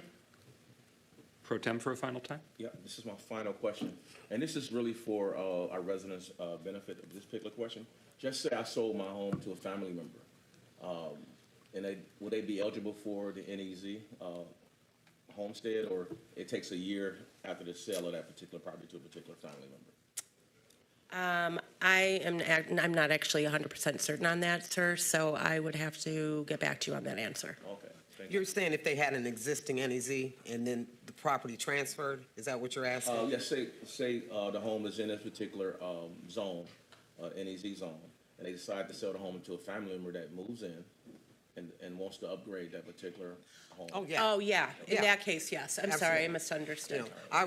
The question is, does it continue on for a new purchaser if there was an existing NEZ? I have to check on that. But transfer of title does not change you being eligible for an NEZ.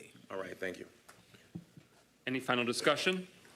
Hearing none, what is before us is adoption of the resolution for the neighborhood enterprise zone within the city of Pontiac in accordance with Public Act 147 of 1992, adding another tool to our economic development toolkit as a city.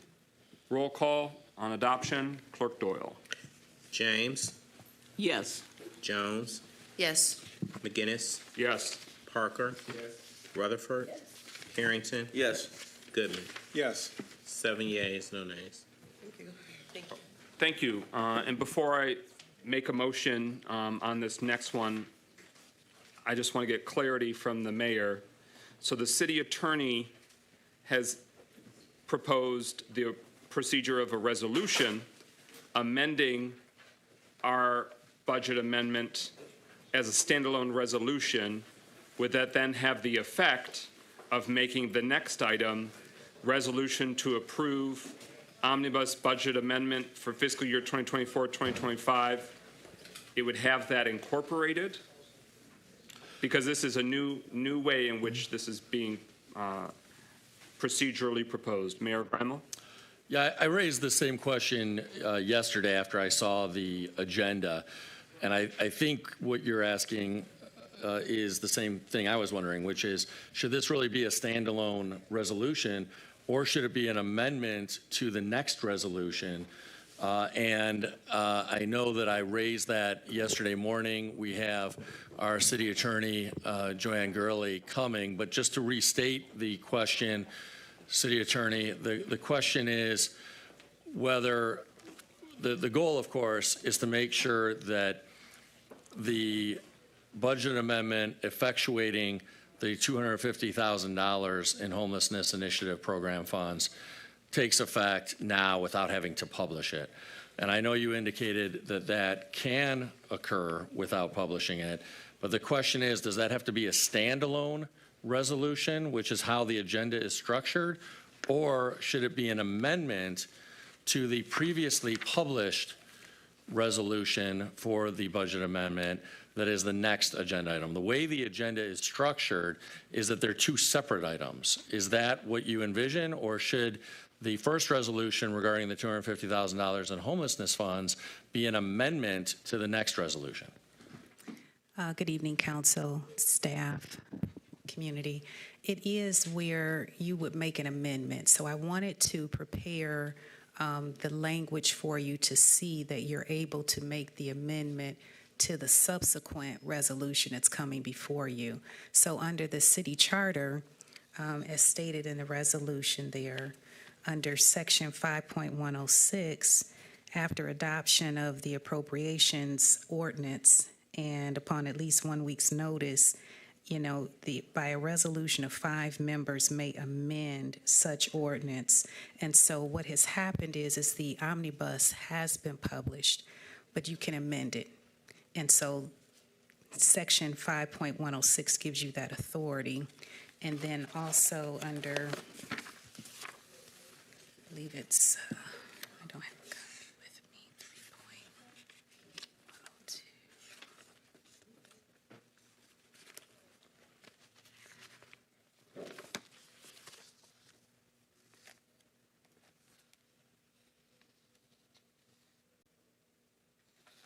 Under 3.112, it also gives you the ability to amend the omnibus.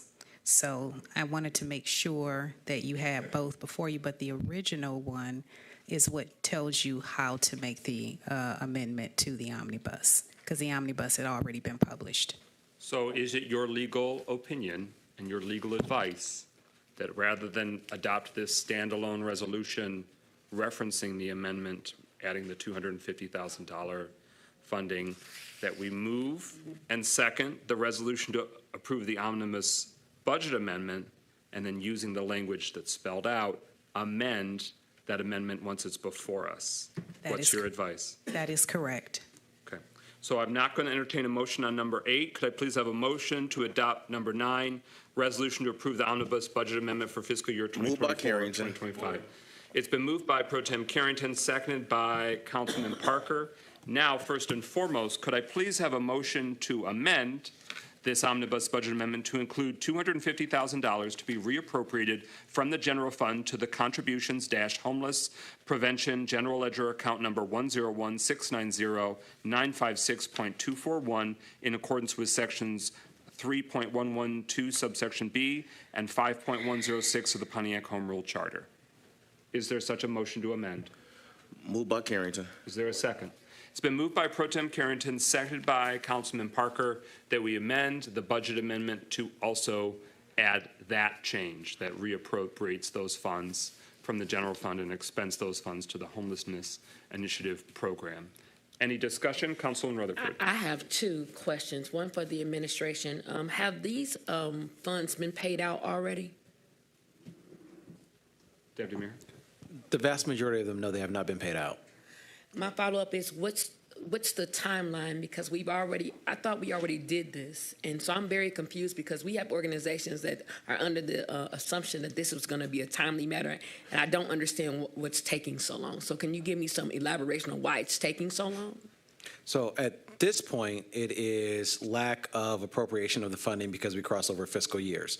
Before that, it was a paperwork issue of needing to have all of the organizations follow the guidelines of procurement and city business, as well as making sure that the contracts were written properly. So we have the motion to amend before us. It was adopted by the city council last fiscal year. We approved this last fiscal year, so those 12 months went by. It was not acted on.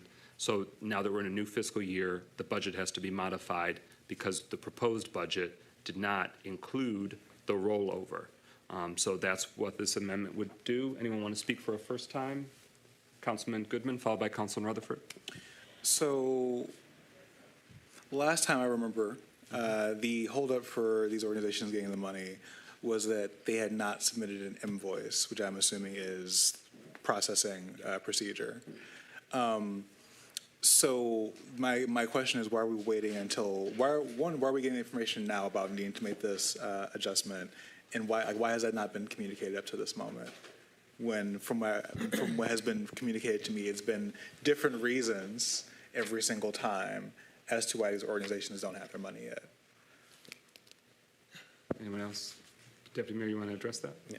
All right. So again, there are no excuses. Originally there were lots of delays because of paperwork and making sure that we had all of the right language. As the course of that happened, we crossed over fiscal years, and this information was not included in the omnibus rollover as it should have been. On follow-up. And so this is my last question, because an answer. You don't have to make it a question. You can make it a statement. Well, it's like, so if we do this, do we have to do anything else from council's perspective to get this money dispersed? Deputy Mayor. From council's perspective, there is nothing else that I know that should need to happen. From the perspective of the organizations, again, for processing reasons, we needed to have an invoice to balance against the check. And my understanding is that they have all turned in their invoices. So I am not aware of anything else from a paperwork standpoint. I am not aware of anything else that needs to be turned in. Councilman Parker for a first time. Thank you, Brother President. And I thank you, Deputy Mayor, for trying to clear that up. But I think we've been after this now for about 16 months. 16.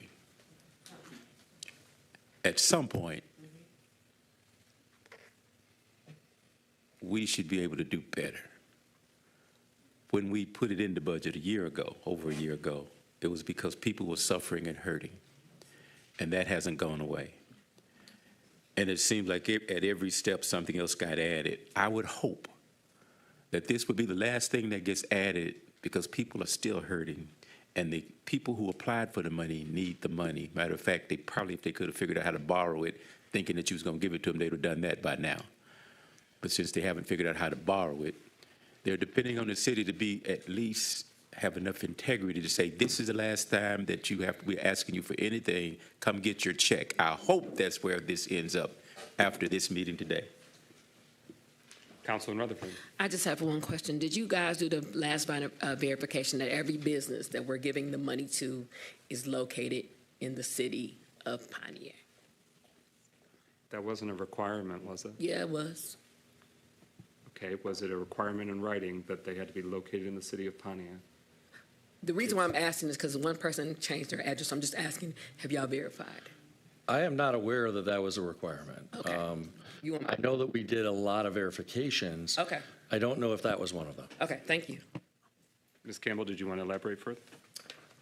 We are following up with that, and it is with Alicia Martin right now who's doing those verifications. Yes.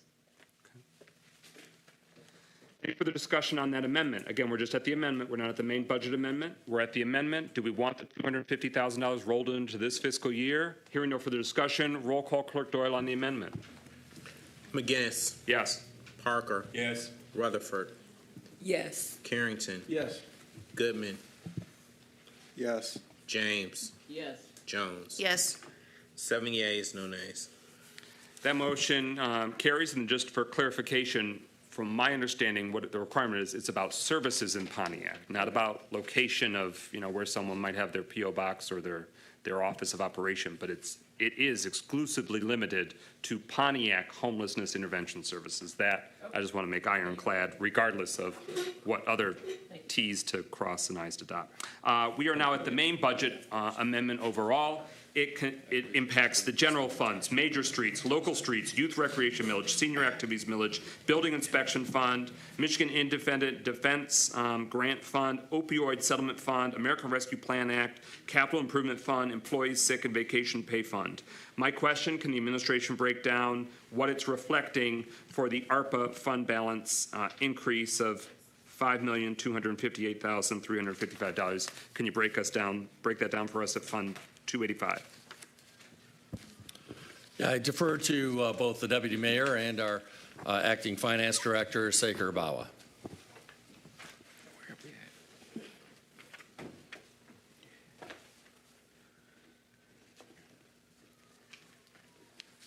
Good evening, Council and the Mayor and the community. As far as the ARPA fund is concerned, grant money is concerned, we're rolling forward the grant money from the previous fiscal year to the current fiscal year to pay for some of the projects that we have given in this on the attachment. So we are adding the group violence project, $691,758. And we are adding for the MIDC, sorry.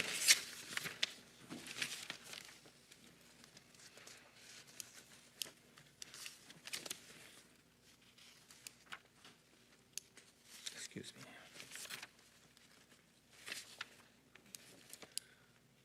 For the Ampli Fund, we are adding $9,000. For the ARPA Compliance Manager for the Lewis and Knopf, we are adding $218,300. And the ARPA Park Improvements, we are adding $2,903,300. And the Pedestrian Enhancement, DPW, to buy the vehicles, we are adding $2,177,654. And the home repair program, we are adjusting the appropriation that we already have to correct some of the errors in that budget. And also for the ARPA Park Revitalization Program, we're adding $4,328,362.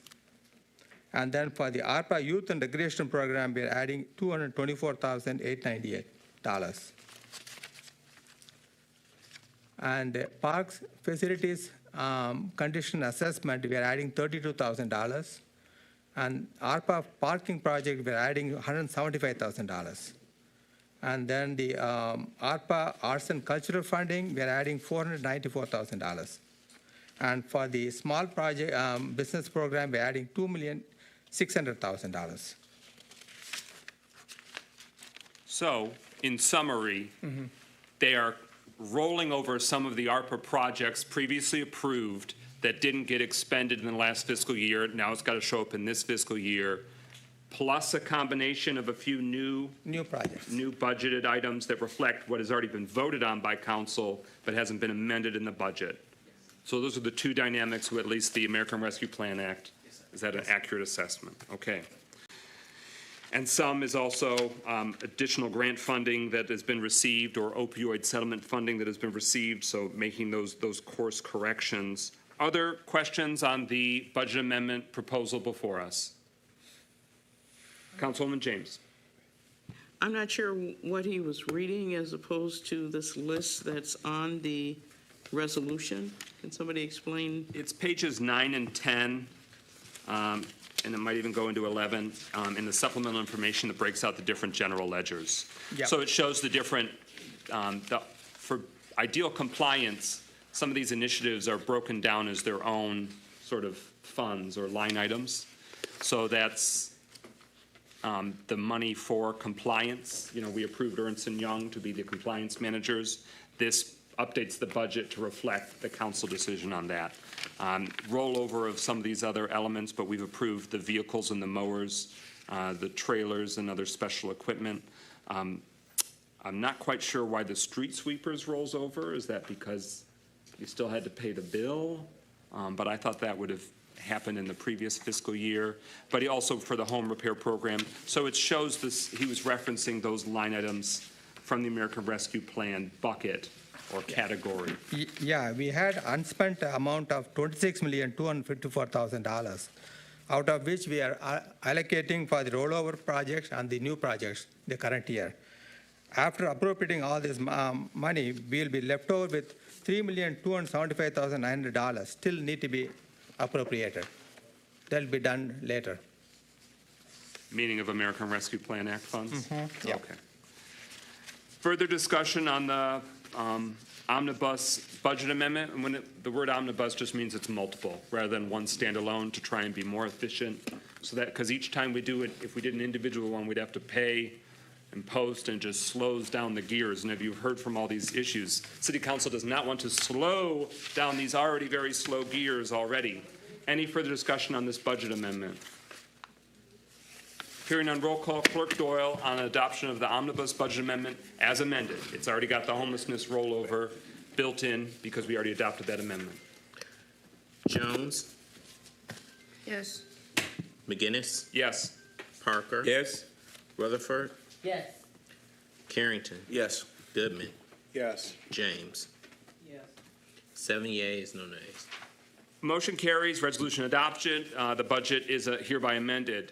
We're at number 10 now. Is there a motion to adopt the resolution accepting the $300,000 grant award for carbon monoxide poisoning prevention? We want those detectors. Carrington. Moved. Support. It's been moved by Pro Tem Carrington, seconded by Councilwoman Jones. Yes. I'm going to do a point of personal privilege. Just need to step outside for a second, so if you can take it away. Okay.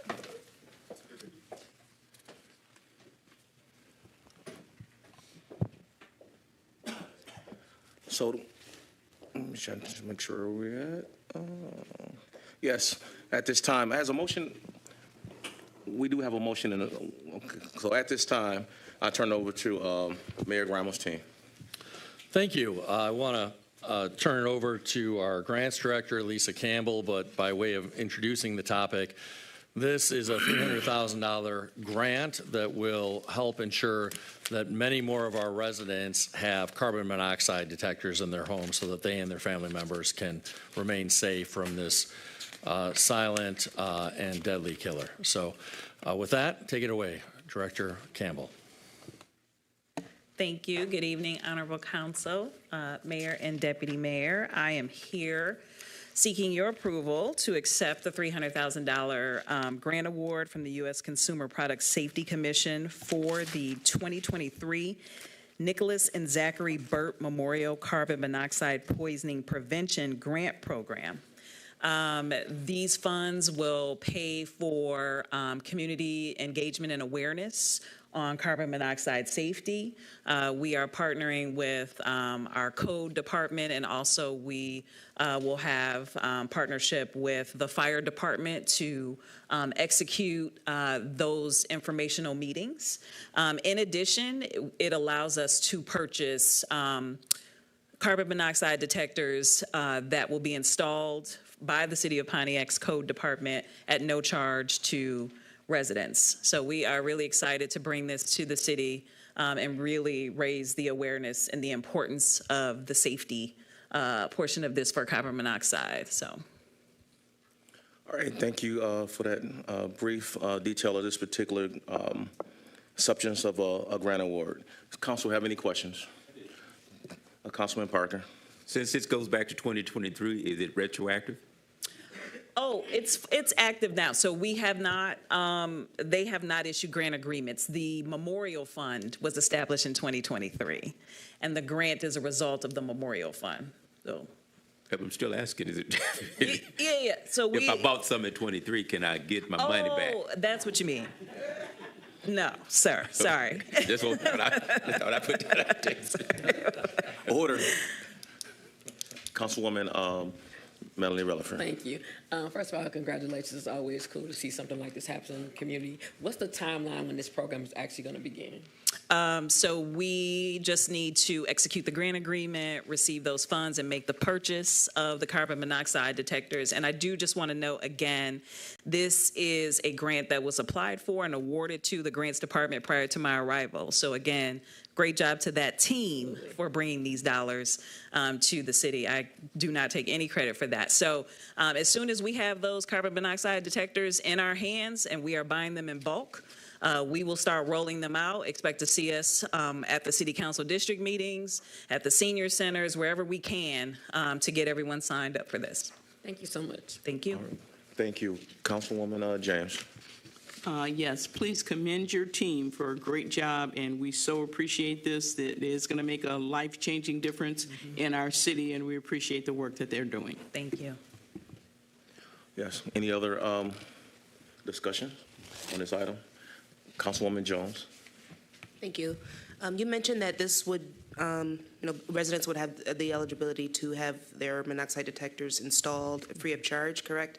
And I just heard you mention that you would be at different centers, Bowen Center, et cetera, distributing. So how will residents find out, or how will they be able to sign up for the free installation? So they'll be able to sign up in person, they'll be able to sign up online, and then we'll schedule times that are convenient for the resident and our code department to come out and properly install those carbon monoxide detectors. And the per household, it will be dependent upon the size of your home and the requirements. So it's not limited to one carbon monoxide detector. It's whatever's adequate for your home.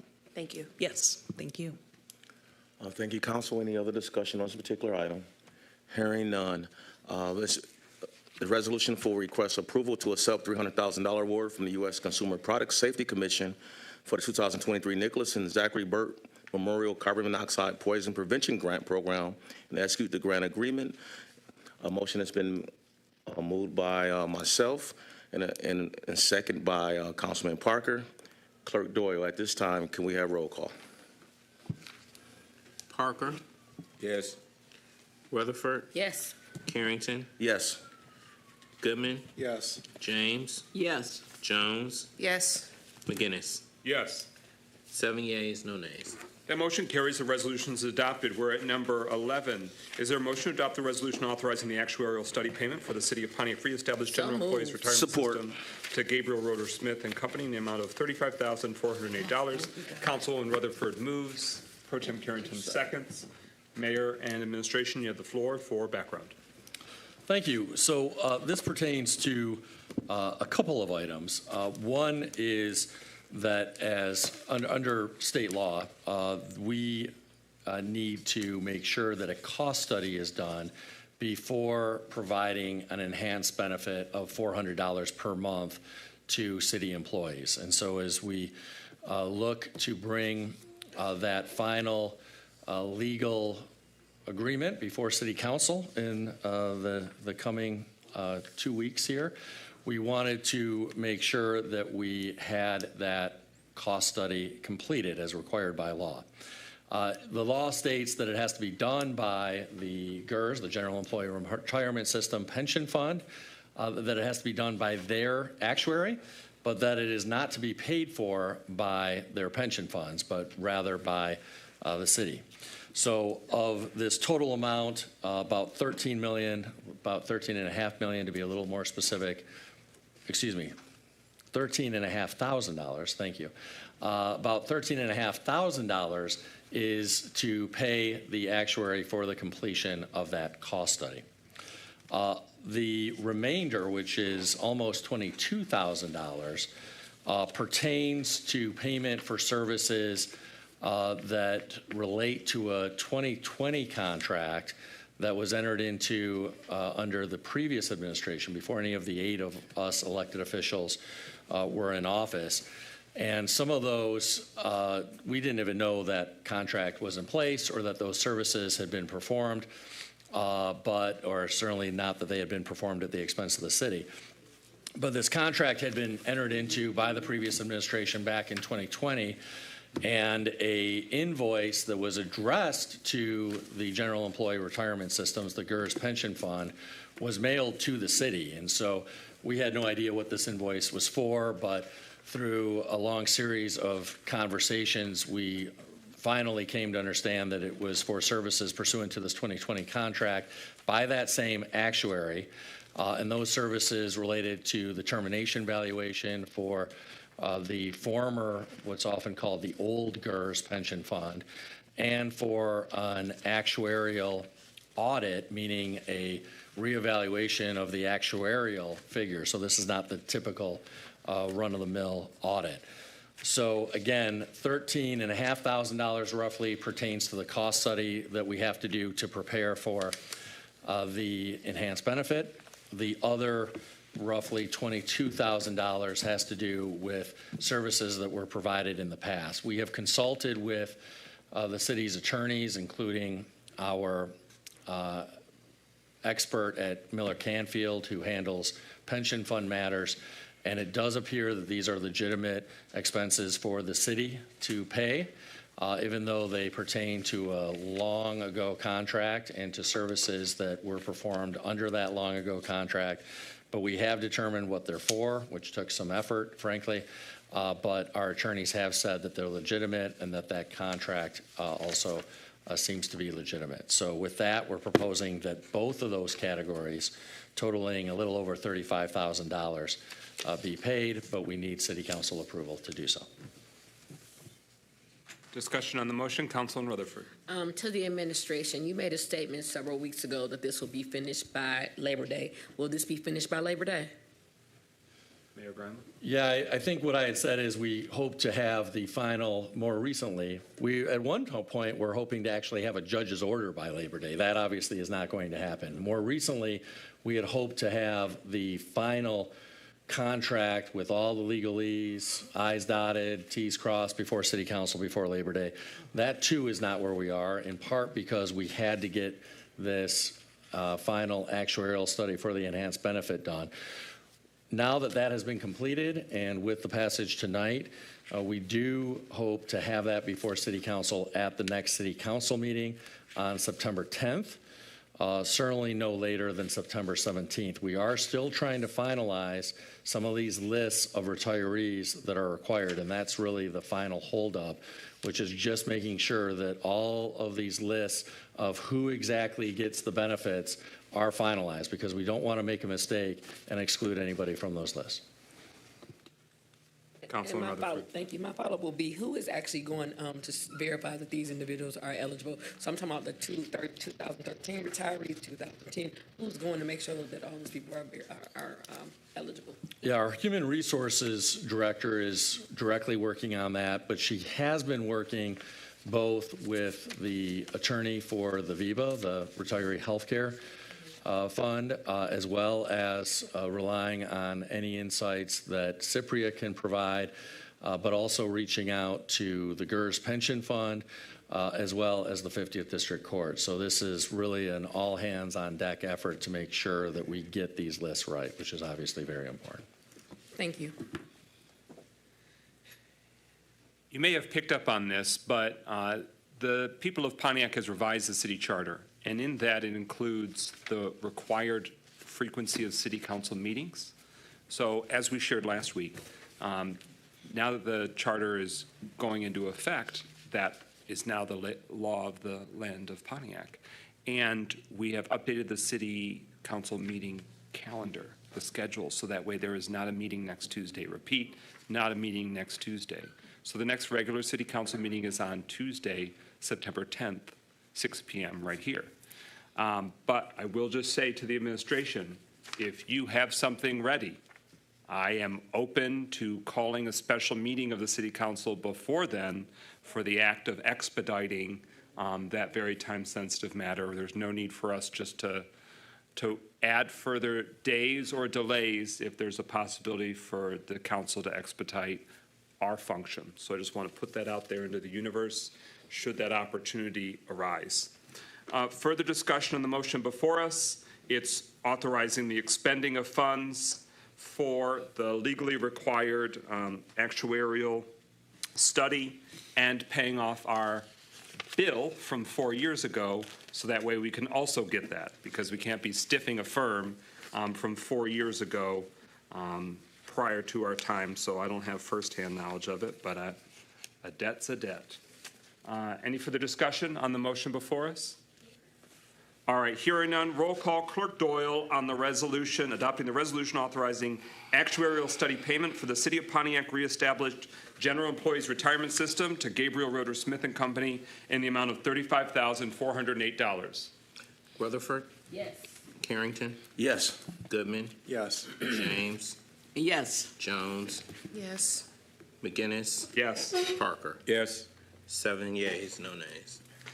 That motion carries. The resolution is adopted.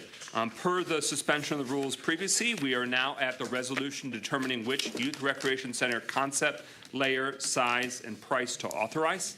I do want to just take a little aside to state, before our next regular city council meeting, there is an important deadline that's coming up unrelated to youth recreation. That's a small business grant application. That deadline is on September 3rd at 5 p.m. And so if you're a Pontiac resident with a Pontiac business, we want to make sure that you do not let that opportunity slip by. Contact the city's Economic Development Division if you need any more information, need assistance with the application, want to verify eligibility. There's been some mixed messages from the administration to some applicants. We want to clarify, beat through any fog or haze, so that way anyone who has the possibility can apply. So I just want to put that public service announcement out there. Councilwoman Jones? Question for the public's sake. Are nonprofits eligible for the small business grant? Mayor Greimel, are nonprofit organizations eligible for, are they eligible entity for the small business grant program? My understanding per our economic development manager is that nonprofits are not eligible, that only for-profit businesses are. Thank you. Okay. And those are utilizing American Rescue Plan funds or ARPA funds that we previously authorized for infusion of a lifeline of support to our Pontiac small businesses, of which other initiatives are to come per the administration and past approvals. All right, so we're at number 6. We need to have an item before us or a resolution before us to act on. We have a few options in the ye old packet. So what we could do is start with a resolution and then work through, and if we need to substitute. So the first one is $49,739. Yeah, thank you. 49 million plus option 1. Could I please have a motion to adopt the resolution to authorize the Racer Design Studios and Hobbs & Black Design Team to proceed with the full architecture, design, engineering, and preparing of a construction documents for option 1, $49,739,309 for a new youth recreation center at the site of the former McCarroll School. I make that motion. And is there a second?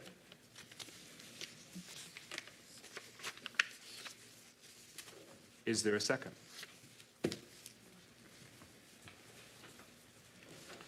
Okay, there's no second, so we set that back to the table. The next prepared is option 2A, and we're not, the moving in the second is not the way in which we'll decide which option is for sure. But we need to, for parliamentary procedure, we must have a motion before us before we can even begin debate. The next one, it's option 2A. Is there a motion to adopt the resolution to authorize the Racer Design Studios and Hobbs & Black Design Team to proceed with the full architecture, design, engineering, and preparing of construction documents for option 2A with the price tag of $40,762,051 for a new youth recreation center at the site of the former McCarroll School? Is there such a motion? Is there such a motion? Is there such a motion? Okay, I'll set that to the table. Next option, is there a motion to adopt the resolution to authorize the Racer Design Studios and Hobbs & Black Design Team to proceed with the full architecture, design, engineering, and preparing of construction documents for option 3A? Moved by Carrington. Support. It's been moved by Pro Tem Carrington, seconded by Councilman Goodman. Option 3A is $33,018 for a new youth recreation center at the site of the former McCarroll School. Whereas the administration, having presented alternative options for a new youth recreation center at the site of the former McCarroll School, and whereas the City Council, having carefully considered and reviewed these options, now therefore be it resolved that the Pontiac City Council authorizes the Racer Design Studios and the Hobbs & Black design team to proceed with the full architecture, design, engineering, and preparing of construction documents for option 3A, which is $37,033,018 for a new youth recreation center at the site of the former McCarroll School, and be it further resolved that the City Council authorizes the mayor or the mayor's designee to execute any documents needed to fulfill full architecture, design, engineering, and preparing of the construction documents for option 3A, $37,033,018 for a new youth recreation center at the site of the former McCarroll School. So now we have something before us. We can begin deliberations. This is my proposal for how we consider this, that we debate elements of the bigger matter section by section, where we talk about overall facility needs, financial forecast, recreation programming plans, construction timeline, the transitional plan to this new site, staffing structure, operational expenses, revenue streams, and building strategy.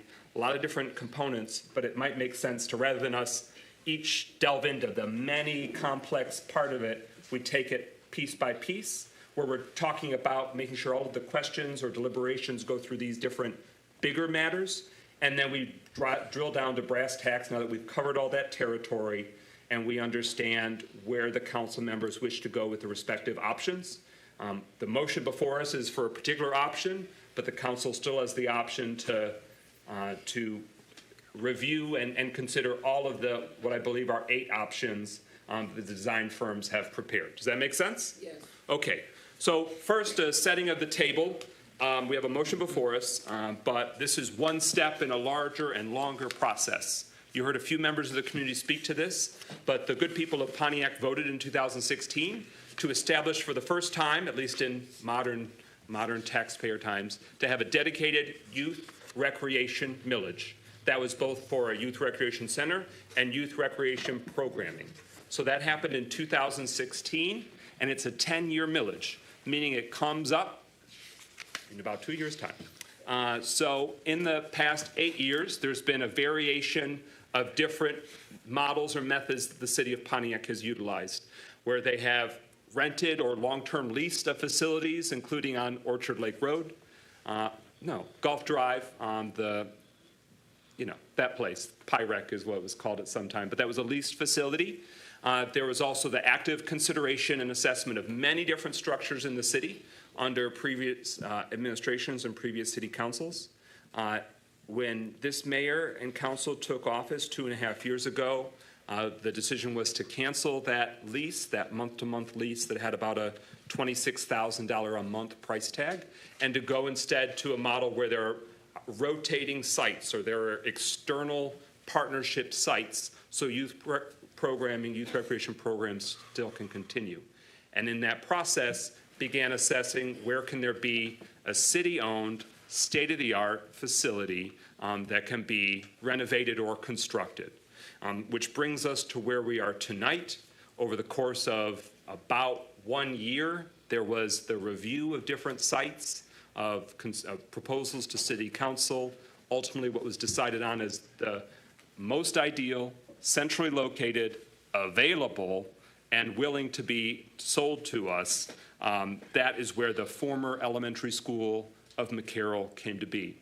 And then, over the course of about a year after that, it was preparation for site assessment, demolition has begun, decisions made in terms of firms to enlist, what's the process to be considered, but the fact remains a few years have gone by. All the while, youth recreation programming is continuing by the city of Pontiac, but at these sort of auxiliary or temporary sites that have evolved over the last few years.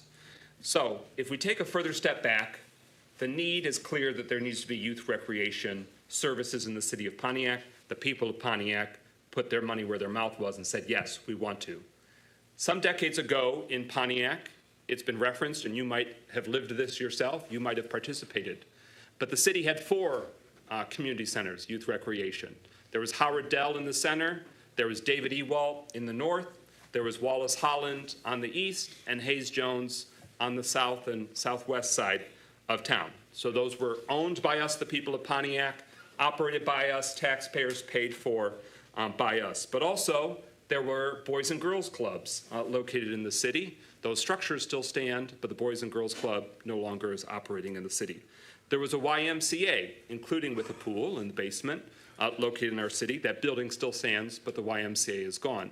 The YMCA did build a new, near Pontiac, but in Auburn Hills. That newer facility, that has come and gone. It still stands, but is no longer operating as youth recreation. So here we are in 2024, where there is no existing current structure of youth recreation in our city. There are some private or nonprofit groups that do some services. Power Company Kids Club is in one of those former Boys and Girls Clubs locations on Pike Street. The Holland Center that we all built, or the taxpayers before us built, that is now a Salvation Army, operating with some community center functions on MLK Boulevard. And then the former Webster Elementary School, which was part of the Pontiac School District, closed since 2006. That is currently under renovation for what will itself be a community center on West Huron on the west side of town. Historically, many public schools also were a hub for recreation, youth services, and activities at different times of the year or different times of the day. Compared today from 20 to 30 years ago, there are a fraction of the schools that are in the school district, so therefore there's a fraction of the neighborhoods that even have a public school located anymore. And of course, their resources and staffing has massively contracted, so they aren't able to do as much of the after-school or summer services that public schools may have. We still do have 30-plus city parks, but if you look at city parks today versus 40 years ago, that's dramatically changed in terms of the resources that allow the city parks to be facilities. So I just want to take a step back and assess where we are right now. We are deciding how and where, well, the where, but how and in what configuration this new state-of-the-art facility will be built at the already determined site that is owned by us, the people of Pontiac. So the reason we do have to make a decision tonight, I don't want to be the bad guy, but a decision must be made tonight. 1, 2.5 years have gone by, and City Council's been eager to get to this point anyway. But also, the clock is ticking on American Rescue Plan Act funds. You've heard it referenced as ARPA, but as part of, after the pandemic, federal funding went to different communities. We received $37 million, and it has to be obligated by the end of this calendar year. And City Council is eager to make sure that we do our part, that we don't slow anything down. We've expressed previously we did not want to have our back against the wall, so we didn't have to make hasty decisions, or it's not the decision that's in the best interest of the city overall. But our back is against the wall tonight, because if we don't decide the design and configuration and price tag, price ceiling tonight, then the design and architectural firms don't have enough time where they can ensure that everything gets booked and banked before the obligation window runs out by the end of this year. So this is the last City Council meeting before that window is either jeopardized or closed. So that's why we're going to dig in and roll up our sleeves and make the hard decision tonight, even if in an ideal world we'd like more time, but time is not on our side. So we will make sure that we make that decision tonight. It's also worth pointing out that we're also keeping in mind that youth recreation millage has a cap, has a sunset, and we want to make sure that we're making decisions bearing in mind that. So I just want to put us all on the same page. There's obviously a lot more water under the bridge. Some of the community members have spoken to that as well. But the matter before us right now is deciding about, at the place that's already been determined that this is where the new state-of-the-art facility is going to be, what's that facility going to look like, so that way the architecture and design team can go off and running, and then the construction timeline can be off and running, and we'll get a little bit more information about that. So the first category tonight is overall facility needs. We, the taxpayers of Pontiac, have a responsibility and obligation to fund and operate a lot of different facilities. Here's what we've got right now. The building we're in right now, City Hall, built in the early 1950s, identified a number of expenses or costs to modernize it to get another 70 or more years out of it or another City Hall location. Next door, the public safety building, you might know it as the police station, built in the 1950s, and it's nearing the end of its life cycle. It's obsolete or nearly obsolete based on what's been shared with City Council. Excuse me. Yes. Excuse me, Mr. President, but we are to be making a decision on just this design. I mean, I think we are going too far into other areas because really the decision is about these options. Okay. I have the floor, and a contesting of what I'm speaking on has been lodged, but I still have the floor. We have a fire station on Pike, fire station on Madison, fire station on Walton, fire station on Genesee, fire station on South Boulevard. We've heard that that is not a viable location. There are strong concerns about the structural integrity of the South Boulevard location currently. We have the district courthouse downtown, which we're told that is near obsolete, meaning that the community must be prepared to go in another direction or make substantial investments into the district courthouse. The Bowens Senior Center, the Ruth Peterson Senior Center, the Oak Hill Cemetery, Ottawa Park Cemetery, the Collier Road landfill facilities, or the former landfill facilities. So that's what we have right now in our roster of city facilities. And the question tonight is additions. There are two substantial additions that we need to make. This is already consensus that we need to add a recreation center, and we also do need to add a public works facility because we don't have one currently as the city. We are leasing right now, and that lease is coming due. So I just want to make sure that we're all aware that we're making a major facility decision, and we're doing it in the context of all of our facilities needs. In the past, of course, we've had a lot of different facilities. I mentioned the 4 community centers. For time, I won't go through it all, but we've had a golf course, a creative arts center, the library was the city's property, we had a hospital, we had a professional sports seating, the Silver Dome. So we're definitely in a lot more contracted position, in part because the financial managers the state imposed in the past sold off or traded off or made some transactions, including those 4 recreation centers. So we are out without a facility. There is one asterisk to that. The Ewalt Center still stands at Galloway Lake Park, but the assessment from that facility is that it needs to go. It is not in a condition where it can be repurposed. So funding from various different sources is being finalized, and you'll soon hear that come to City Council for that final trigger pulled. So I just want to make sure that we're all aware of the big picture of the facilities that we have before us, and that there is nothing that the city currently owns that is sufficient to handle youth recreation in a substantial way. But the broader question that we also need to at least get a sense of tonight before we decide to spend $50 million or any variation of is what the vision is for this center. It's been stated as youth recreation, but after 2.5 years, I am not clear on if in a few years it'll be modified to be an overall community center, if it will be senior center added on to it or folded into it.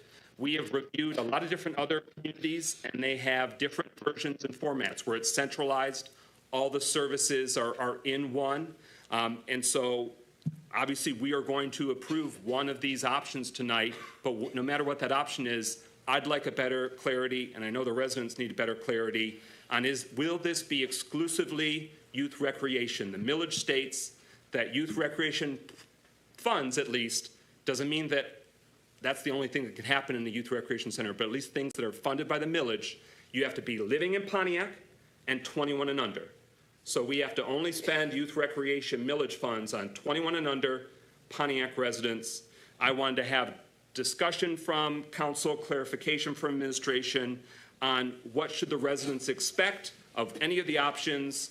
Will it be solely youth recreation There's been some debate on this at the margins, but I just don't feel like that's been centrally answered yet. And part of what we're doing tonight is clearing through all the clutter so we can move forward. No further deliberation, we're moving forward. So what is this center going to be and identified as on paper and in reality? I'll give the mayor the first floor, but then I'll allow all 7 council members to speak about our overall facility needs and where this new center fits in our overall facility needs. Mayor Grimel first. Thank you. So the original genesis of this discussion was certainly focused overwhelmingly on youth recreation. And our vision is still that this would primarily serve the purpose of youth recreation, but not exclusively. The gymnasiums in this facility, and I should note too that, of course, during the school year, most young people, if they're 18 or under, young people are in school. And so there are going to be certain times of the day when this facility will be underutilized if it were solely dedicated to young people.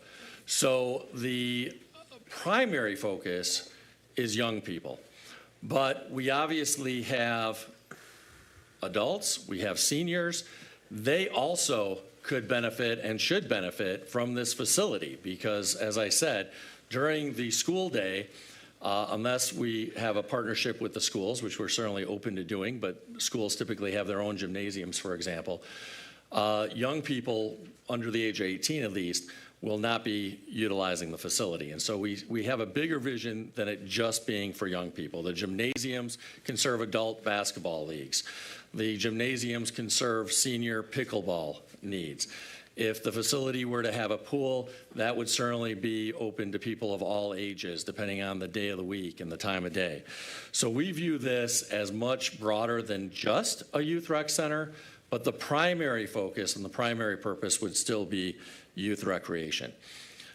We have talked in the past, including a week ago, that our grants director, whom you heard from earlier, is very confident that we can raise at least $10 million from the philanthropic community to fund a major portion of any youth recreation center.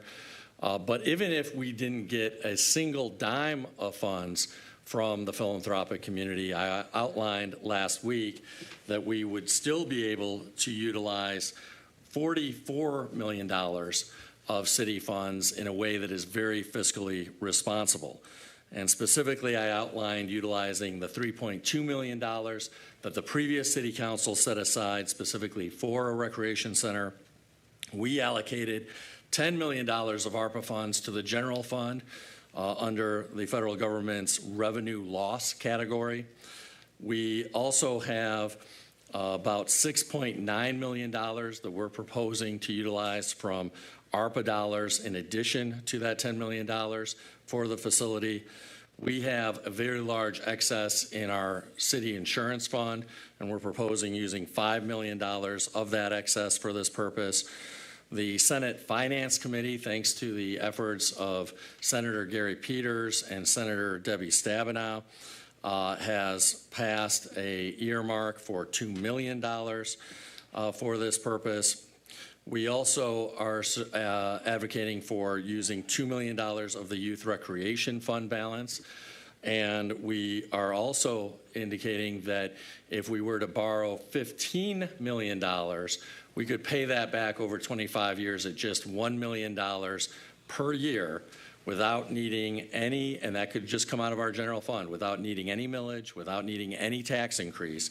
And so if you add all those together, that comes to a little over $44 million. That is without receiving a single penny in philanthropic support, even though we're very confident that at a minimum, we could raise $10 million of funds from the philanthropic community.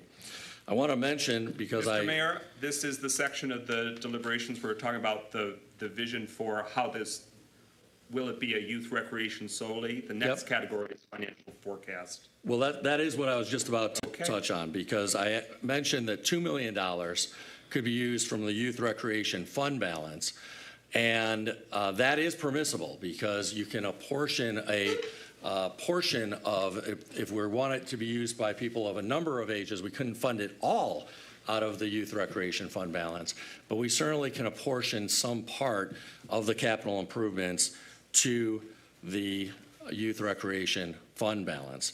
And so we're very excited. We can get into a little more detail when we get to the revenue and the funding portion. But utilizing that $44 million, we can have a really robust version of this facility. We would be very comfortable going big with the $49 million version with an indoor aquatic center. But as we have indicated both in writing as part of this agenda packet and at last week's meeting, at the very minimum, we would advocate for this $37 million version, which would ensure a world-class, state-of-the-art recreation facility while preserving the opportunity to add on an indoor aquatic center in the future. And with that, I've addressed the question about whether this would be just for young people or for people of all ages, and it would be available to people of all ages, though it would primarily serve our young people. Councilman Parker, any reflections on the use or uses of the facility? Thank you, Brother President. I certainly appreciate the mayor's and his I think his was on number 3A, which is a little bit over 37 million. I was just curious, as we look at it, if we can come up with, since there is no pool there, we can come up with a pool at some other location, or if we can take out one of these gyms and put in a smaller pool in this area, recognizing that as we build, perhaps we can take out some of this stuff that we got in here, knowing that as we build onto it, stuff can be added to the building as opposed to building all of it all at once and keeping the cost to a minimum.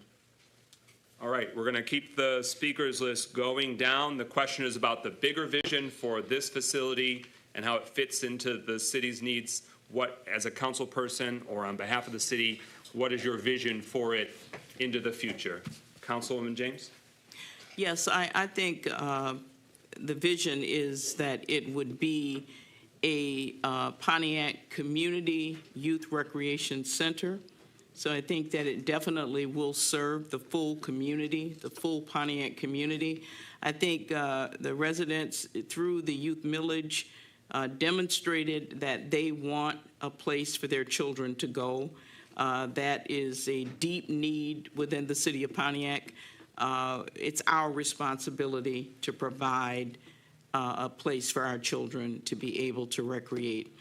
I think one thing that hasn't been said is that originally, when we started out talking about a new state-of-the-art youth rec center, the then grants manager, Ms. Borngesser, noted that it would be better for us to vet this as a community center because it would make it easier to acquire funds, you know, to be able to go after grant funds. So that was one of the reasons why we chose to call it, and I think it's kind of confused the community.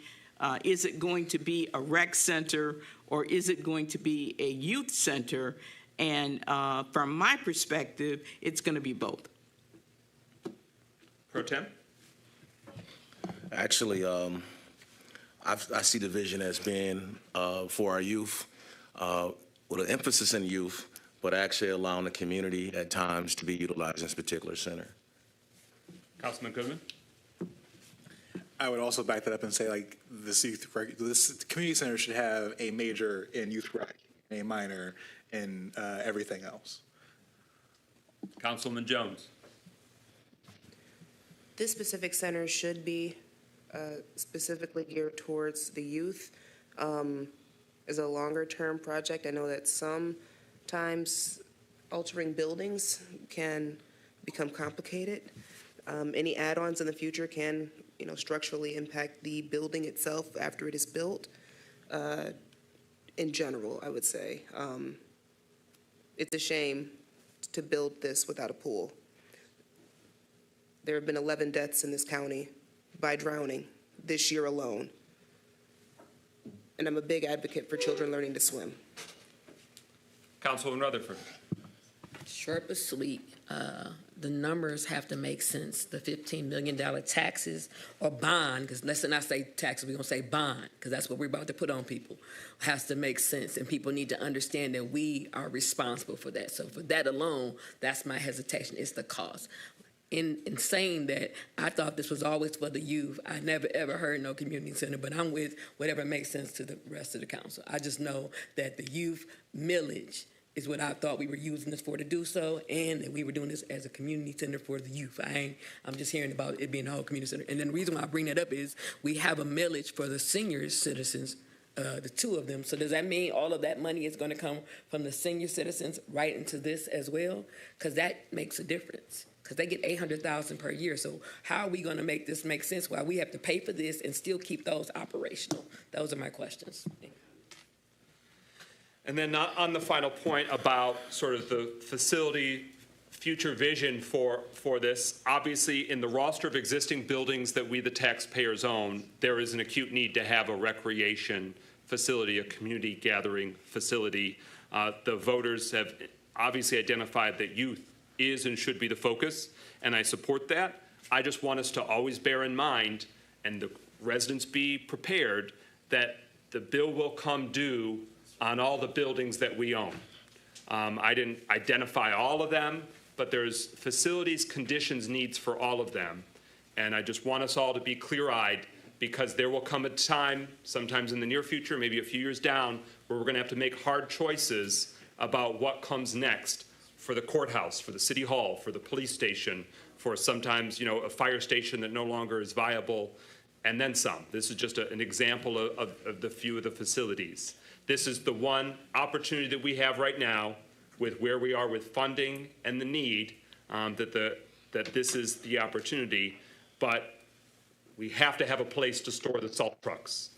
We have to have a place to salt the roads, ice the roads, plow the snow, and right now we don't. And this facility won't be it. So I just want us all to not freak out when, if in months or years from now, we have to make a decision as a council and a whole community about that too. I just want us to be clear-eyed about it.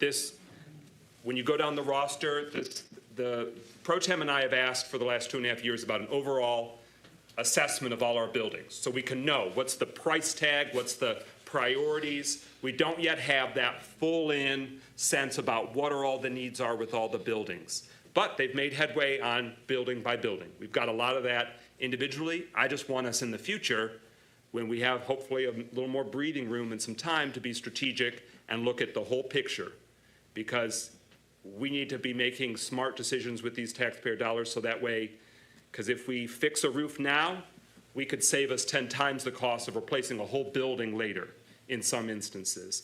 And that'll be true with what we build here. I want us to be able to make the smart choices so it lasts a long time.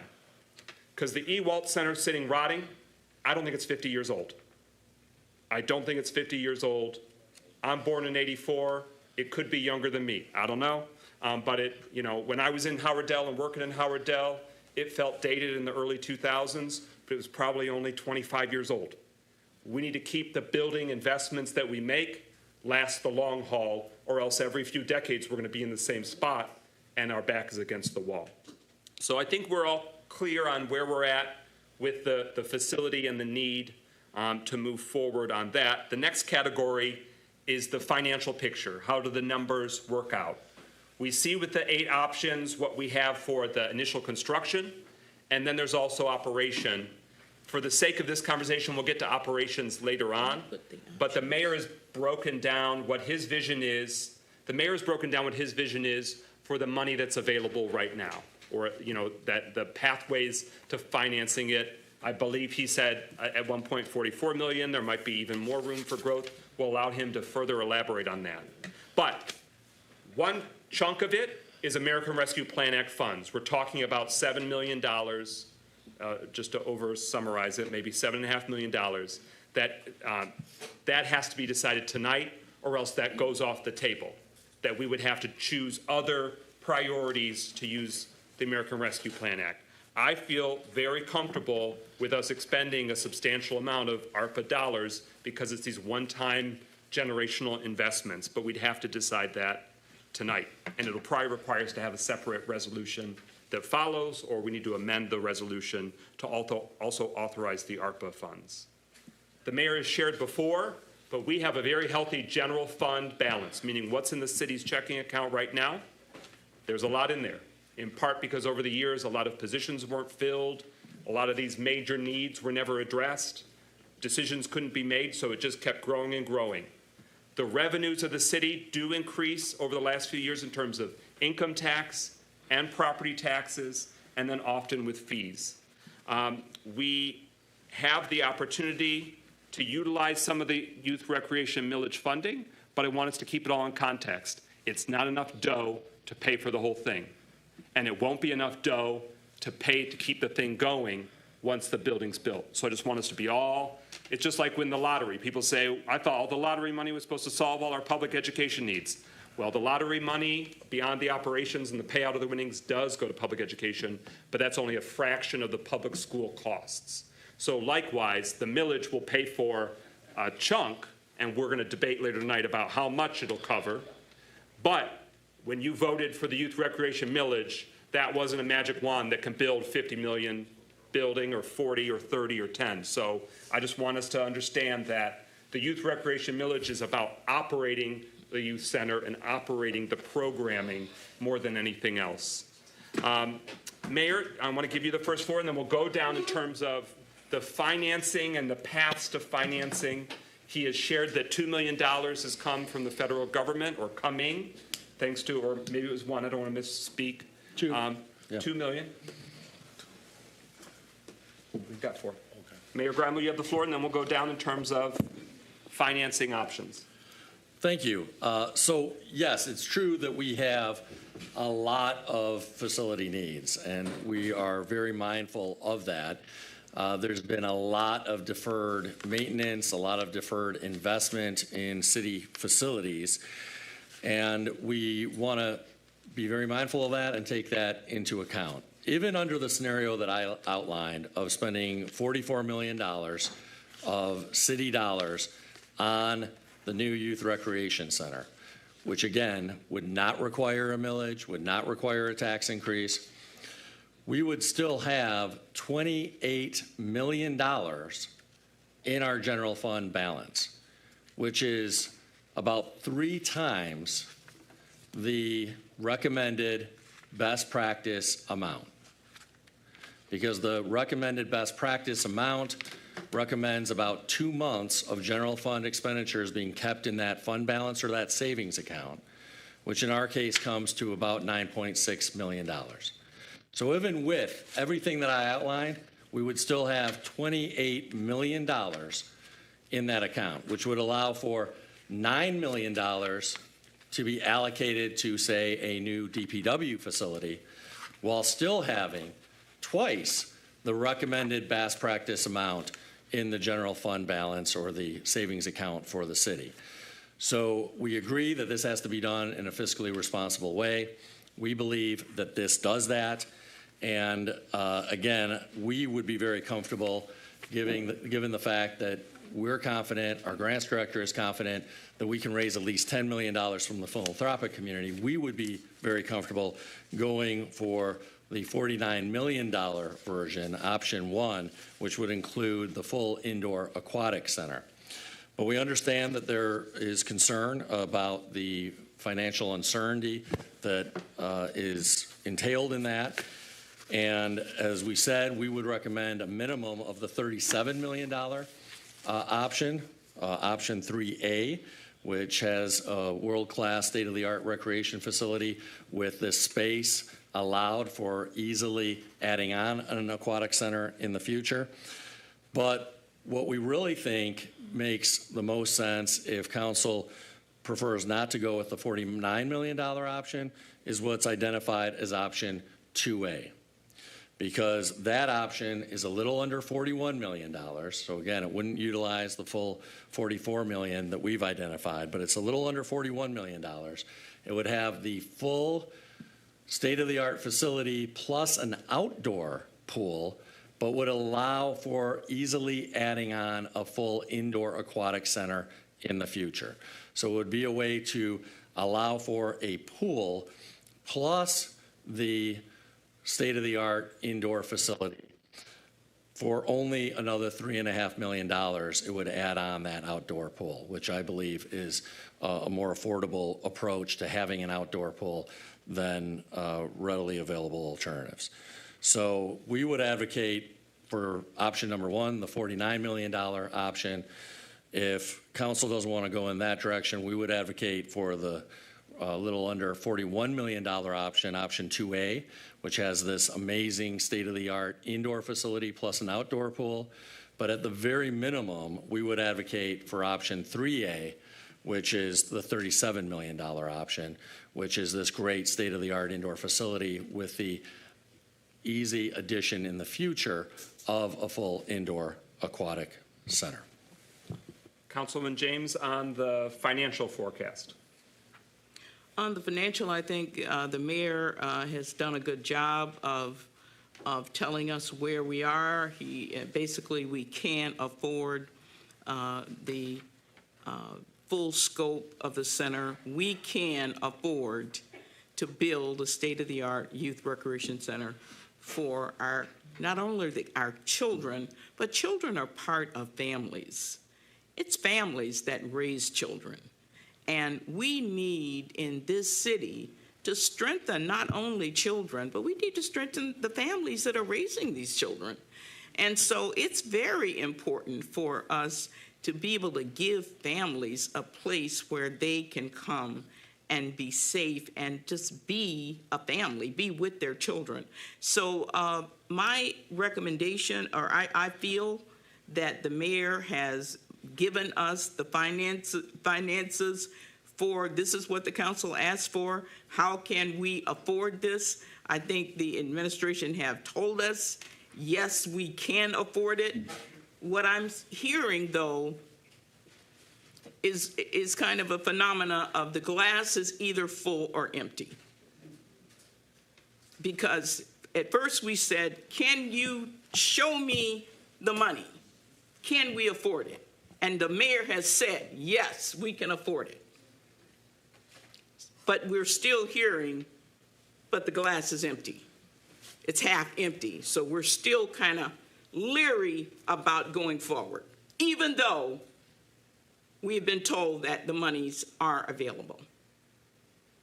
And or there's some of us who are looking at it and saying, hey, this glass is half full. Let's exercise some faith. Let's exercise some hope.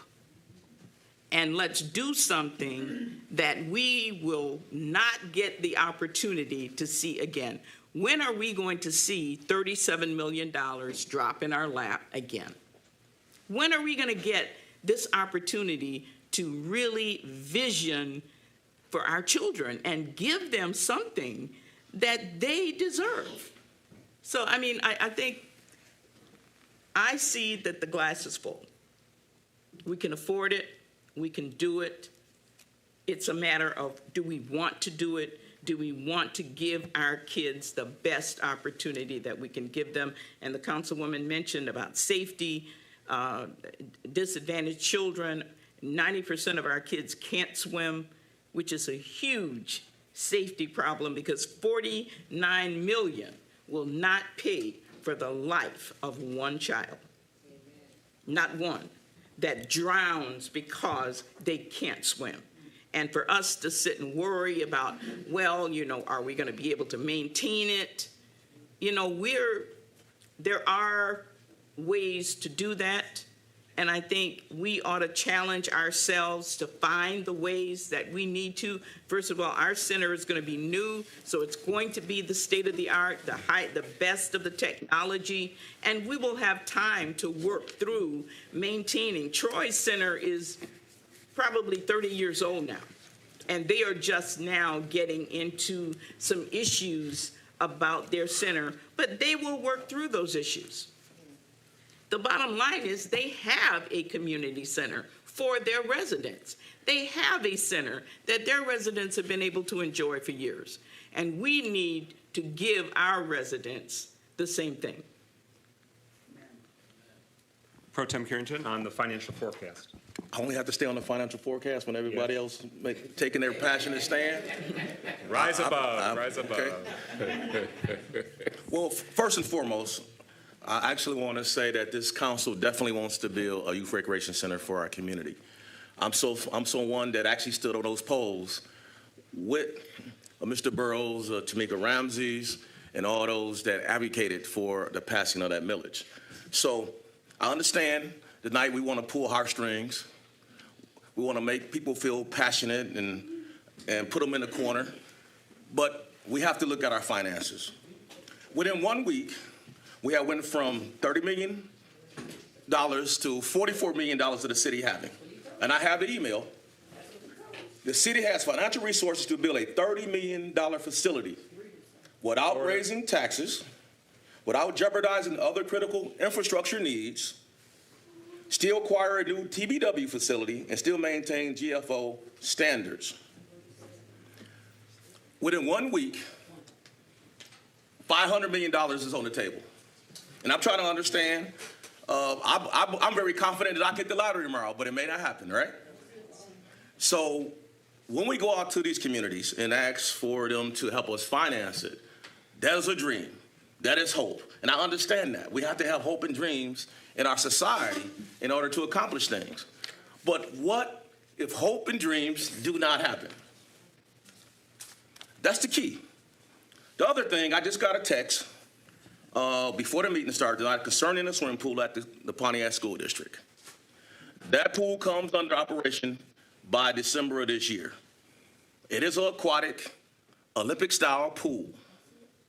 We will have a pool for our residents in the city of Pontiac. And option 3 is the most practical, the most responsible, feasibly being responsible to not only to our youth, but the rest of the city that needs potholes done, needs street repairs, needs sidewalks done. We have a lot of different things that we have to do to this city. So building 3A gives us the opportunity to later expand if the administration can find more dollars to make it happen. It doesn't put us in a hole. It doesn't put us our back against the wall. It doesn't jeopardize any other thing coming forward that we have to do as a council and administration. I want to have a pool. Matter of fact, everybody that stood up here in recent weeks wants a pool. I understand that. I want a pool because I love the water. I'm a Pisces that can't swim. Right? See, I can swim. I'm a Pisces that can't swim. So I want a pool. But I also feel that we have 2 entities in this city, the school district and the city, that haven't come to the table to work effectively and efficiently to serve our citizens. And we still had an opportunity. They have a pool that is there. Most of the children goes to the school district. And I sat on the school district, and I was one of 6 that voted not to put a new pool because of the responsibility of the upkeep of that pool, the liability of that pool, and it hasn't gone away. This building is what, 70 square feet? 74. How many staff do we have right now in Parks and Rec? We'll cut back to operations. Okay, all right. Yeah, Okay, you can ask the questions, yeah. Well, because I'm understanding that. And cost comes into operational costs and more power, more staff to run this center. So we need to think about everything. I'm passionate. I stayed out there and convinced people to vote yes on this millage, just like I stood in the trenches for the Pontiac School District on all their millages as well. So we understand that we have to do something for our youth. And I don't want anybody in this community thinking because some council members are resident and have some hesitation on some of these things that we are against this. We're not. But we have, you got to think about everything. This city has a lot of issues. The president talked about a lot of things. To be honest with you, I was really way down at the $25 million number, to be honest with you. And I constantly moved up, basically reading everything this past week. But I still don't know where $44 million came from. And these moving numbers continue to move, and it bothers me because we need to have factual numbers that are exact, and I can actually, 3 weeks from now, I should have that same number. And I close on that. And that's me being passionate, because everyone is being passionate up here. Financial forecast, Councilman Goodman. Yeah. Again, as someone who wants to see these things happen, as a literal youth who did not have a recreation center the entire time that I grew up here, we should absolutely be investing in our youth. But the same thing that Councilman Carrington has said, I have concerns with the administration when it comes to numbers. Not just today, but when you look retrospectively, it's been the past 2.5 years. But I want to be able to see this get completed. But also in the financial forecast, a number of things can happen between now and when we complete that project. And prices could balloon. I mean, we had a pandemic, and that threw off everything. Not saying that could happen again, but there have been multiple occasions where the price of building materials and goods has continued to go up over time. And so, part of my concern with, the most expensive option is, let's say that we put forth that, $49 million mark, and you bring forth this $44 million, which, again, is an increase over where we thought we were not that long ago. Who's to say that we aren't going to get, 3 years down the line, and that price has ballooned from 49 to 54 to 60 because of something that has happened that is outside of our control? And that is a major concern for me. But outside of that, I think every single person up here, I mean, as me especially, I feel like at $37 million, we should be able to figure out a pool regardless. And that's kind of my take on that is I think that no matter what, we need to figure out how to have a pool for our residents and for our citizens. And realistically, that should be enough to figure it out. But yeah, I have not the strongest faith in being able to reach that full amount if we were to go for the full scope one. Councilwoman Jones on financial forecast. Thank you. So to Councilman Goodman's point, within that $37 million, I would expect to see a pool design somewhere. Now, granted, I understand the upkeep is difficult, but I mean, I also think that it's very crucial for it to be included somewhere and not that far down the line either.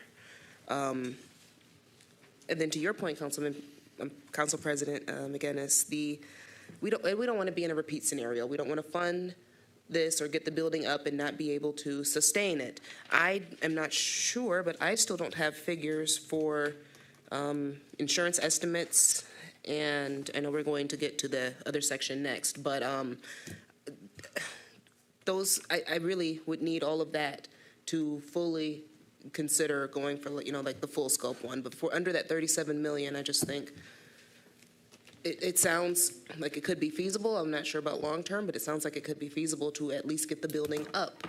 And from there, we have to proceed forward. I'm going to leave it at that.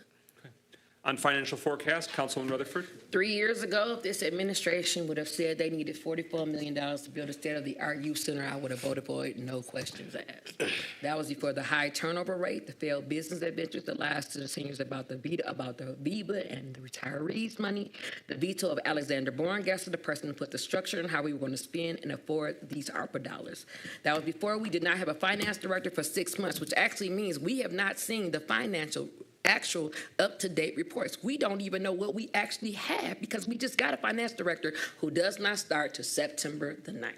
That was before the Kennett Road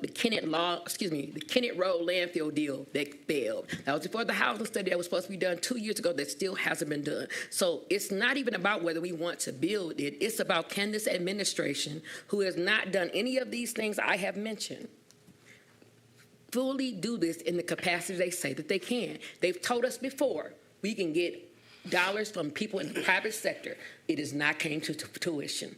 fruition, excuse me. They told us before that they were going to do this and that. It has not came into fruition. So my issue is, even at 37, I'm only going forward because the kids need it. But make it no mistake, this administration has not shown themselves to be able to handle any large projects because we have no large projects done.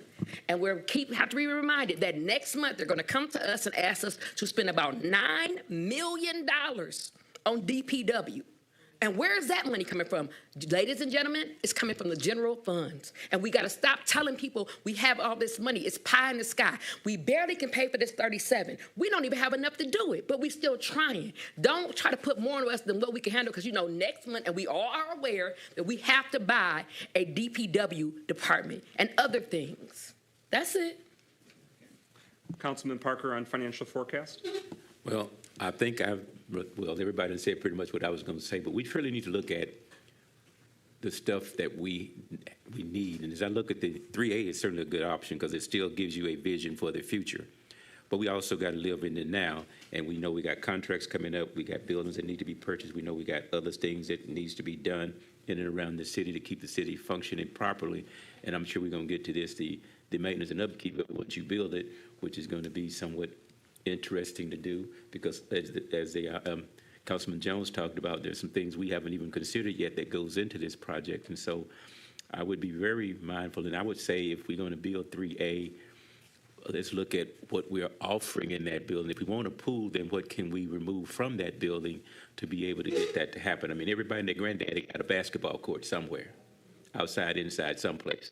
So why don't we think of, can we take out one of the basketball courts, or all the basketball courts really, because we got them all over the city, to help put in not a Olympic size pool, but we certainly can get you a pool if we look at some of those things that we are putting in that may be able to keep the price of this thing down, as we also consider once we build it, who's going to keep it.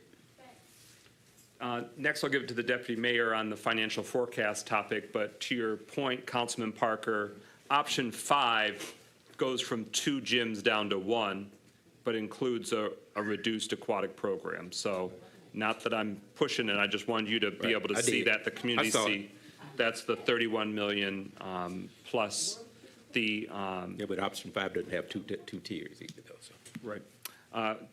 Deputy Mayor on financial forecast. Thank you, Council President. I just want to make sure that the numbers that we're talking about are stated correctly. I think that Council President Pro Tem slightly misspoke. He said $30 million. It was $39 million. That $39 million is 24 cash in hand and 15 that we can borrow. When the mayor says $44 million, he's including that $39 million only included money that the city had in hand or was 100% certain, well, not 100% because I guess technically you could deny for the loan, but was very, very high certainty that we could snap our fingers and make come to fruition. The mayor included some additional funds that at the time of the $39 million were not yet solidified. Pro Tem, I'll give you the floor and then. No, actually, I stated 30 million. 39 million is what I stated. So definitely, I quoted the numbers that I received. On financial forecast, Councilman Goodman? I guess this is slightly less financial forecast, but. Why are you saying it now? Because it relates to the exact conversation that we've been having. Okay. Because we were also talking about the whole phased construction part of it. I also feel like we've been looking at it solely from we build everything else and then build the pool later. I feel like there's also a way. I feel like the other facilities minus the pool are less expensive than building the pool.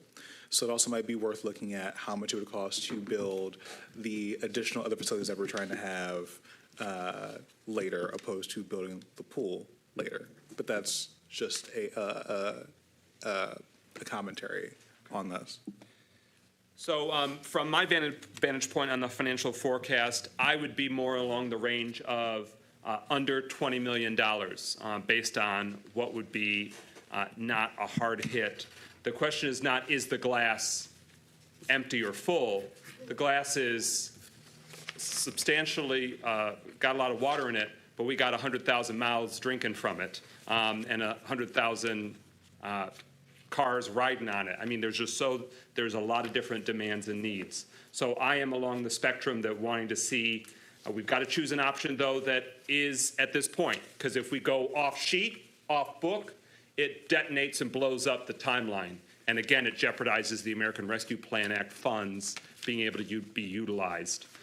So I am further on the spectrum. I would like to see it be a lot lower for the price tag for financial purposes, which would put me more at option 7.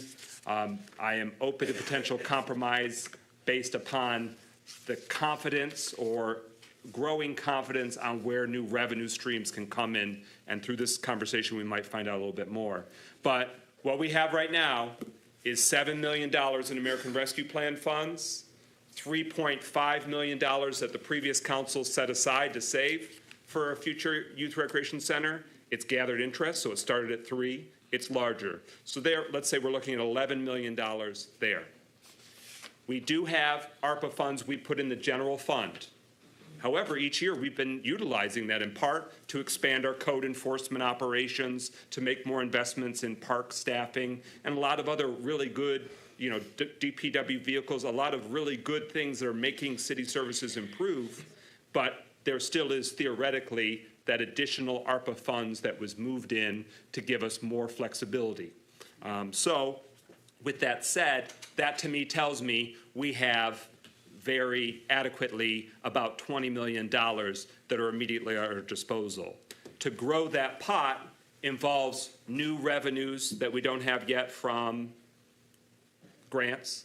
It would be new revenues from municipal bonds issued, and that might be the most financially strategic way to go, and those would all be great. But in terms of where I'm comfortable with what we've got or can attain in the near future. And that's also what's been represented to City Council over the last 9 months or so was about a $25 million target. So that's where I have been anticipating, even though that was still on the high end for me. These figures now are borne out based on the professionals gaming out the whole plan. But for 2 years, there was no figure given or no roadmap for how to finance it that was really concrete. Now we at the earlier part of this year, we got the $25 million target. Now we're looking at reality here, and I want to be looking at reality. But that's where I'm at in terms of the financial forecast. I am willing to spend general funds on it. I am willing to commit. This would be our largest commitment for the American Rescue Plan, and it's certainly worth it. But I just wanted to share those other perspectives. So we've all done a round robin on financial forecast. Next, I want to dive in deep about the actual utilization of the building, the youth, the recreation programming, the operations, the revenue streams. The administration provided some facts last week, and they provided additional. We want to give them an opportunity to delve deeper into that as you and your team are ready. Yeah, thank you. So we're going to turn this over to our Parks and Recreation Director, Terrence Price, to get into the updated utility, operations, cost estimates, programming, staff. He's done quite a bit of homework in the past week, including a visit to Midland to visit their community center, and he will be the one really getting into the details here. So I assume he's entering right now. So welcome back, Director Price, and go ahead. We're on the part now about operations, both in terms of cost estimates, staffing levels, programming, and utilities. Good evening, everybody. So what we decided to do was I took a little bit from my previous experiences of running a recreation center, tried to combine it as much as getting as much detailed information as possible to come up with as accurate a numbers as we possibly can, understanding that these are just projections, these are just numbers. We're not saying this is actually what it's going to be. We're saying that at this particular rate right here, this is what we're going to do. And I'm going to skip this one since the pool one is not in discussion. Do you still want to hear this, or? Oh, I mean, the pool's still in consideration. So okay. The current motion right now is the option that doesn't currently have the pool, but that may be amended. Right. So one of the first things I want to emphasize, one of the most important things in operation in any building, first and foremost, is security. I'm going to repeat, one of the first most important things we want to talk about is security. How are we going to secure the building? In this particular building, are we going to have metal detectors? Are we going to have a full-time officer there? How are we going to make sure that the residents that come in there is safe? Because one way you can destroy your chances of having a successful building is for the reputation to come out that you don't have it's not a safe place to be at or to participate at. So you can see right there with what I have for, in terms of the actual security cost, that is the cost of one officer full-time for a whole year. Now, that could be renegotiated. That number may go up. If you do hourly, it is $78.50 for one officer. And we'll come back more when we talk about security. Another real big thing that's very, very important to also consider and talk about is what type of facility that you're going to be. Are you going to be a cashless facility, or are you going to handle cash? The reason why that is important is because if you're handling cash every day, you have to count the drawer. That deposit has to come 6 minutes from where the location is, has to be here in the clerk treasurer's office at a certain time to make sure all those deposits and things are in a timely manner. Second thing is, if you're going to handle cash, you're going to have controls training for all staff. Third thing, if you're going to be handling cash, you're going to have to make some adjustments, and we'll talk about that a little bit in terms of how you close down your building, because you don't want to close down your building with people in there and watch you count money. The fourth thing is, we know the building, City Hall is open Monday through Friday, but if we're going to be open Saturday and Sunday, we're dealing with cash, that means there's a safe involved. That means that we have to make sure we can secure this money until we can get it to the proper hands the first thing on Monday morning. So those are just two things just from experience that we want to actually tackle and talk about. The insurance cost was a work to get, but we were able to get it. The insurance cost comes from what the perceived value of the building is going to be. So that number, the perceived value of the building is $46 million. So in calling around and getting the best estimate, we got the number that roughly $52,000 would be the insurance cost for the premium for the year. Now, where Councilman Rutherford came in, when you're talking about the $500,000, that talks about in terms of the amount of liability. There's bigger tiers of liability that goes in, whether it's $1 million for a few, $3 million for others. So that's where your $500,000 number came in there in terms of that. And I have an example of one that I did not bring with me because I got a little discombobulated how everything was flowing tonight, but I can make sure you have a copy of that before you leave. So we also have recreation supplies, contract services. Contract services is an operation like Centos. When you have Centos come in, they're replacing your paper towels. They're replacing your bathrooms. You have rugs on the floors. They're handling that type of services from there. Concessions. If the building has what we have, a dining area, you have to have a person working that area, and they also have to have a food handler's license. A food handler's license, to get that in the state of Michigan, is $10. But you have to buy supplies, food, that type of thing, to have and to serve in that particular area. Software. We got to be able to operate because we're off of campus now. So the software that we usually use for our recreation programming is usually $10,000 for the year. Telephone and internet. Not sure how the system will work because we have Ring here, but not sure if that's going to work over at that location. So you have to factor in, you may have to get an external telephone service. You have to have the phones ringing over there because you got to answer phones. And you have to have internet service that can work whether you are cashless or not, because you got to be able to print off receipts and that type of thing. So we factored in about $15,000 for that. You have to have janitorial supplies. That's buying your water, your mops, vacuums, all those type of different things like that. Staffing part-time, we put it at $468,000. You're looking at having one person at $20 an hour. If you go by, give them 30 hours a week, you're looking at $28,800 a year. Multiply that out by how many part-time people you're going to need and have, and I'll go through and break down how you decide your part-time people as we go forward with that also. Your programming full-time, that's all your full-time employees that you have in your building. So we talked a little bit about what a wish list would be. For a building like this, you would like to have a full-time facility manager that handles and dictates and takes care of the building itself.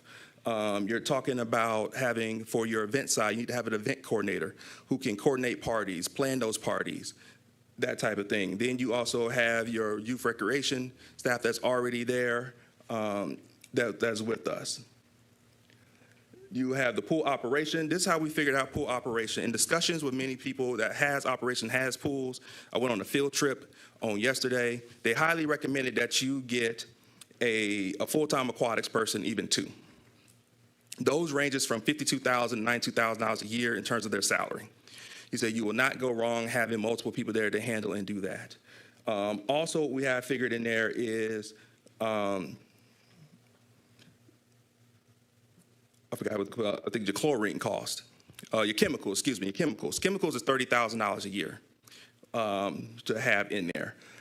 Then, based on your staffing and everything else that goes within that pool operation, is based on the amount of activities, different things that you have going on. So if you have an open swim, you need more lifeguards available. They usually recommend about 4 to 6. If you have scheduled activities, whether it's like an aerobics type of swimming or different other programs, kids swimming, they recommend having 2. So your average lifeguard part-time pay is $15 an hour. We also know that it's been hard to find lifeguards. So we might have to go and use our standard is $20 an hour to accumulate and get those lifeguards. You can be a lifeguard at 16 years old, but you will need to have AED training, CPR training, first aid training, and those trainings use about $250 for each one. So we talked about one of the funds, I forgot what it was called last week, that can help develop and get young people to be in lifeguards. That's a great opportunity to do that. One also things I want to touch on, talk about too, is AEDs. In any of these buildings that you have, you're going to need a set of AEDs in the pool, you're going to need AEDs on the court, you're going to need AEDs, visible AEDs, so you can get to them and actually have them if you need them as emergency on the event side of it. So one of the things that we also wanted to just target was just operational costs. We're not going to worry about if we're going to get money or not right now. We understand that is in the plan, but we want to try and give as real a number as possible. So that's what those numbers are, and particularly with the total operating expenses for a pool. Any questions on this? So for those that might not be able to see it, so this is like the first fiscal year when it's live. It would be, a full fiscal year when it's live. The total expenses with the pool would be $2,207,563. So the millage right now is $1,366,000. That's what sort of projected is what the millage, youth recreation millage would generate. So that's a difference of about $760,000. There's a gap or a shortfall. That gap or shortfall may be able to be made up by rents, if the facility's rented, or it may be able to be made up of fees to use the facility, or it may be made up with grant funding or one-time, corporate support. But if none of that materialized, or if, rents were weak, or it took a while to get that into the bloodstream of the community, there would be a $760,000 shortfall that would have to be made up either of rollover funds from past youth recreation millage funds not spent, or potentially from the general fund making up that difference. And you, for the sake of time, you don't have to necessarily go item by item, but the following year you would project that there'd be additional costs that would come on, in part because, do you want to just highlight the biggest change of like the second year of operation? You're showing it'd be $2,452,300 of potential operating expenses with the pool. Well, your pool demand. One thing you can never plan for is emergency. You don't know what's going to happen. The more people, let's say the pool's a hit, we have a lot of people coming in, especially during those summertime days when people want to come inside, birthday parties, factor in those things. That means more staff. So what we tried to do is just try to give as reasonable a number it is, because we don't have absolutes and we would not know unless we actually got into it and do it.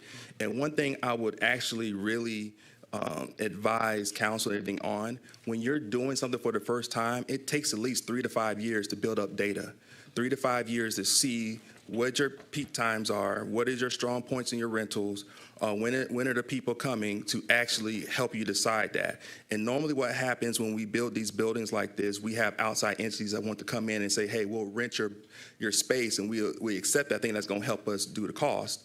to offset some of these things, I highly recommend you don't do it because you need to find out exactly what your overall costs are going to be on a consistent basis. And just for the sake of time, I think it might be wise for you to get into without pool now. Yep. Are you sure you want to go through? Okay, yes, sir. So this is what we, this is what we did without the pool. All we strictly did was just took everything, all pool operations out of it. A lot of the numbers are still the same in terms of just projecting.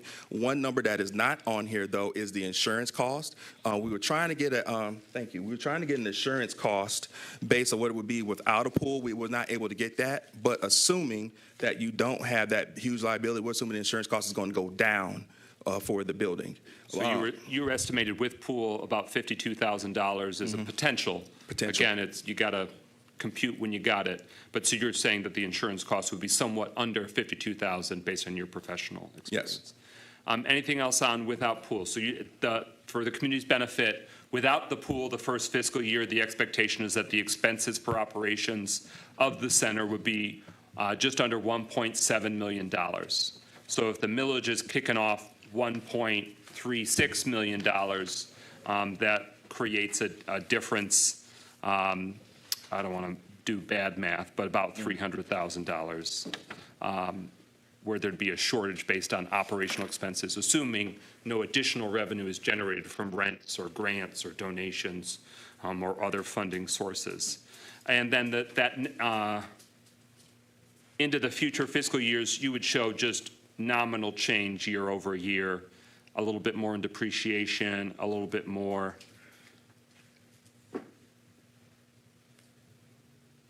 I'm just trying to see what the difference is, but basically only a few $10,000 plus change over the future year. Well, it's always going to depend on what the activity of the building is too. Yeah. So.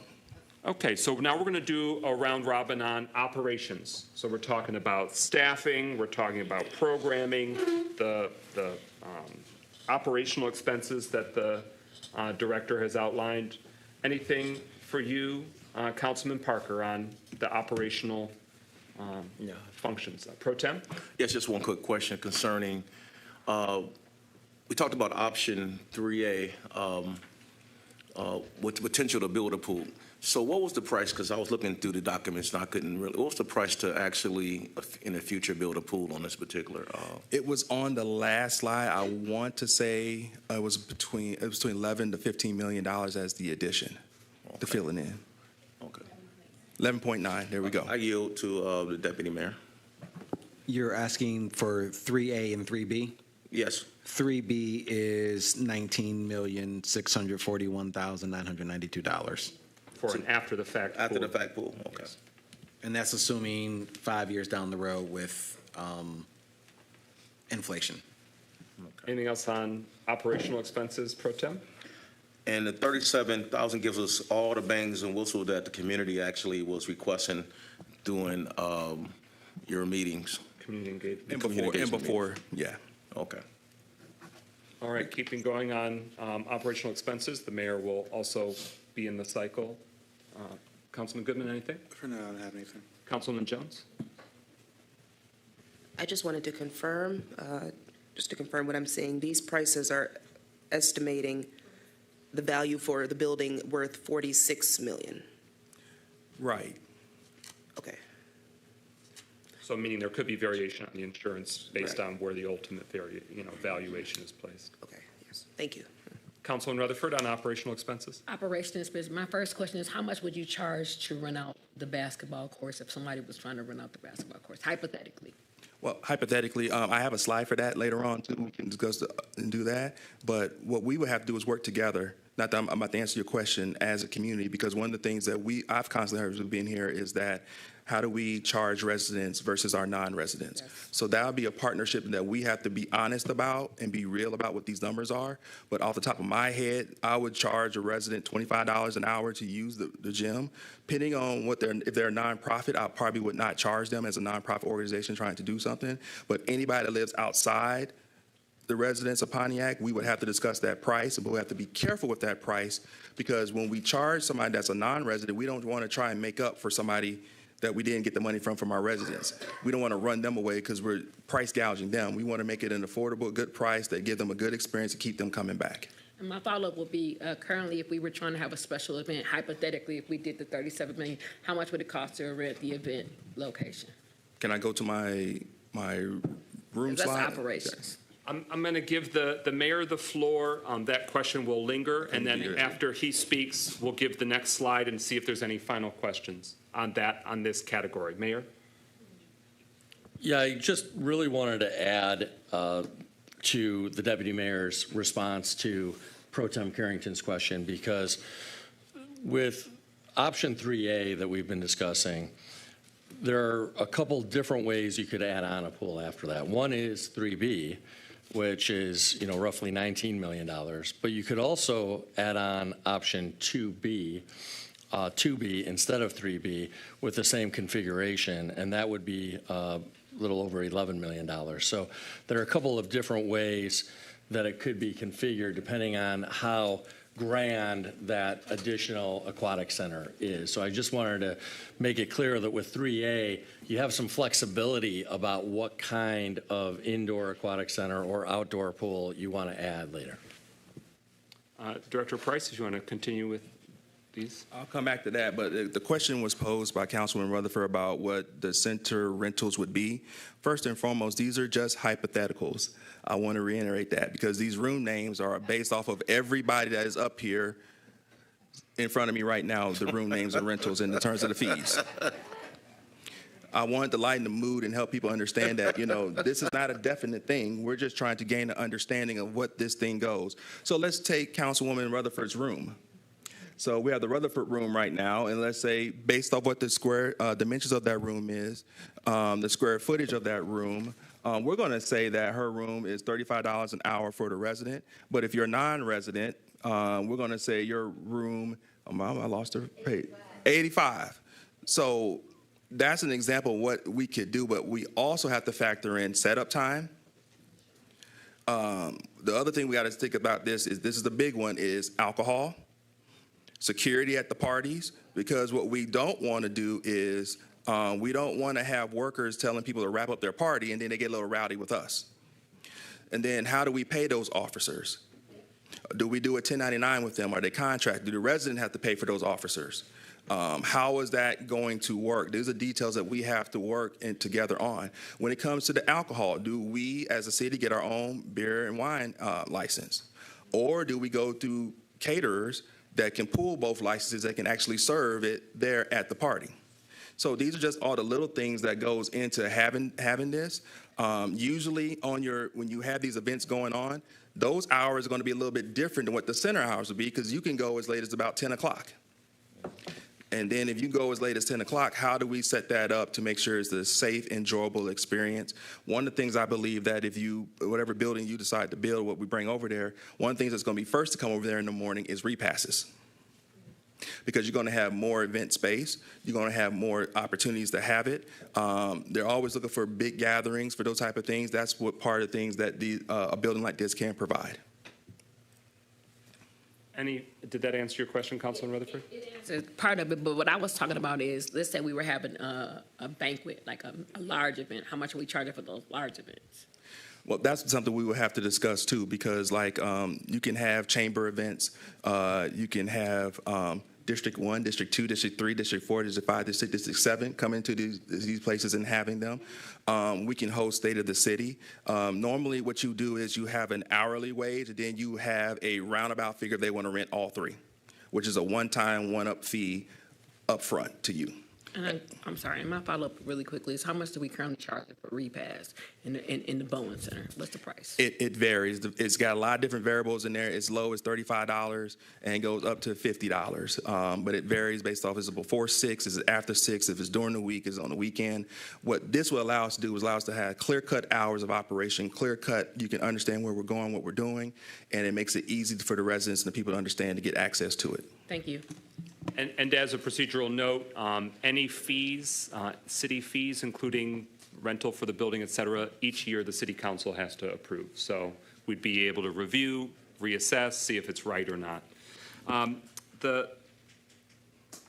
The final component I want to get to before we do a round robin of final feedback and what option you'd like to delve into is the transition period. Yes. So I want to make sure the community knows the construction timeline, and I want to have a good understanding of what the administration's plan with the transition of youth recreation programming.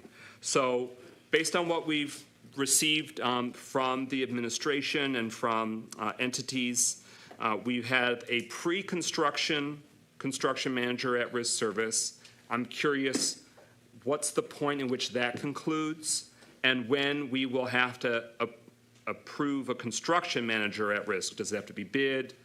When would it be approved? When would it start? Like, what part is that transition is made? What's been shared, latest figures is that the construction would start in August of next year. So August of 2025. That's assuming a decision is made tonight. Construction would begin truly August of next year. If there's an option without pools, the completed timeline is December of 2026. And if there's if it's options with outdoor pools, we go with something that doesn't have an indoor, but it has outdoor, that would be an estimated completion of February 2027. And if it's the full scope, the just under 50 million, that would be a completion time of April 2027. So notably, all of those mean that there will be no new state-of-the-art facility before the youth recreation millage expires. So I want us all to be clear-eyed about that. Second, it means that there's just shy of potentially 2.5 to 3 years of when there's youth recreation programming happening, but not at our new center. You feel me? So we're still got the millage going every year, and we're still doing youth recreation programming. I want a better understanding of what's happening in that 2.5 to 3 years where we can feel comfortable that it's adequately meeting the needs of youth recreation programming. Will staffing begin to ramp up? What's that going to look like for that transition timeline? So those are my initial questions about that construction timeline and transition. But we have had temporary sites, or I should say external sites. Sometimes it's UWM Sports Complex. It's been other places. It's rotated based on the season. City Council has requested, and I think that we need to get the updated information on where does that fall currently.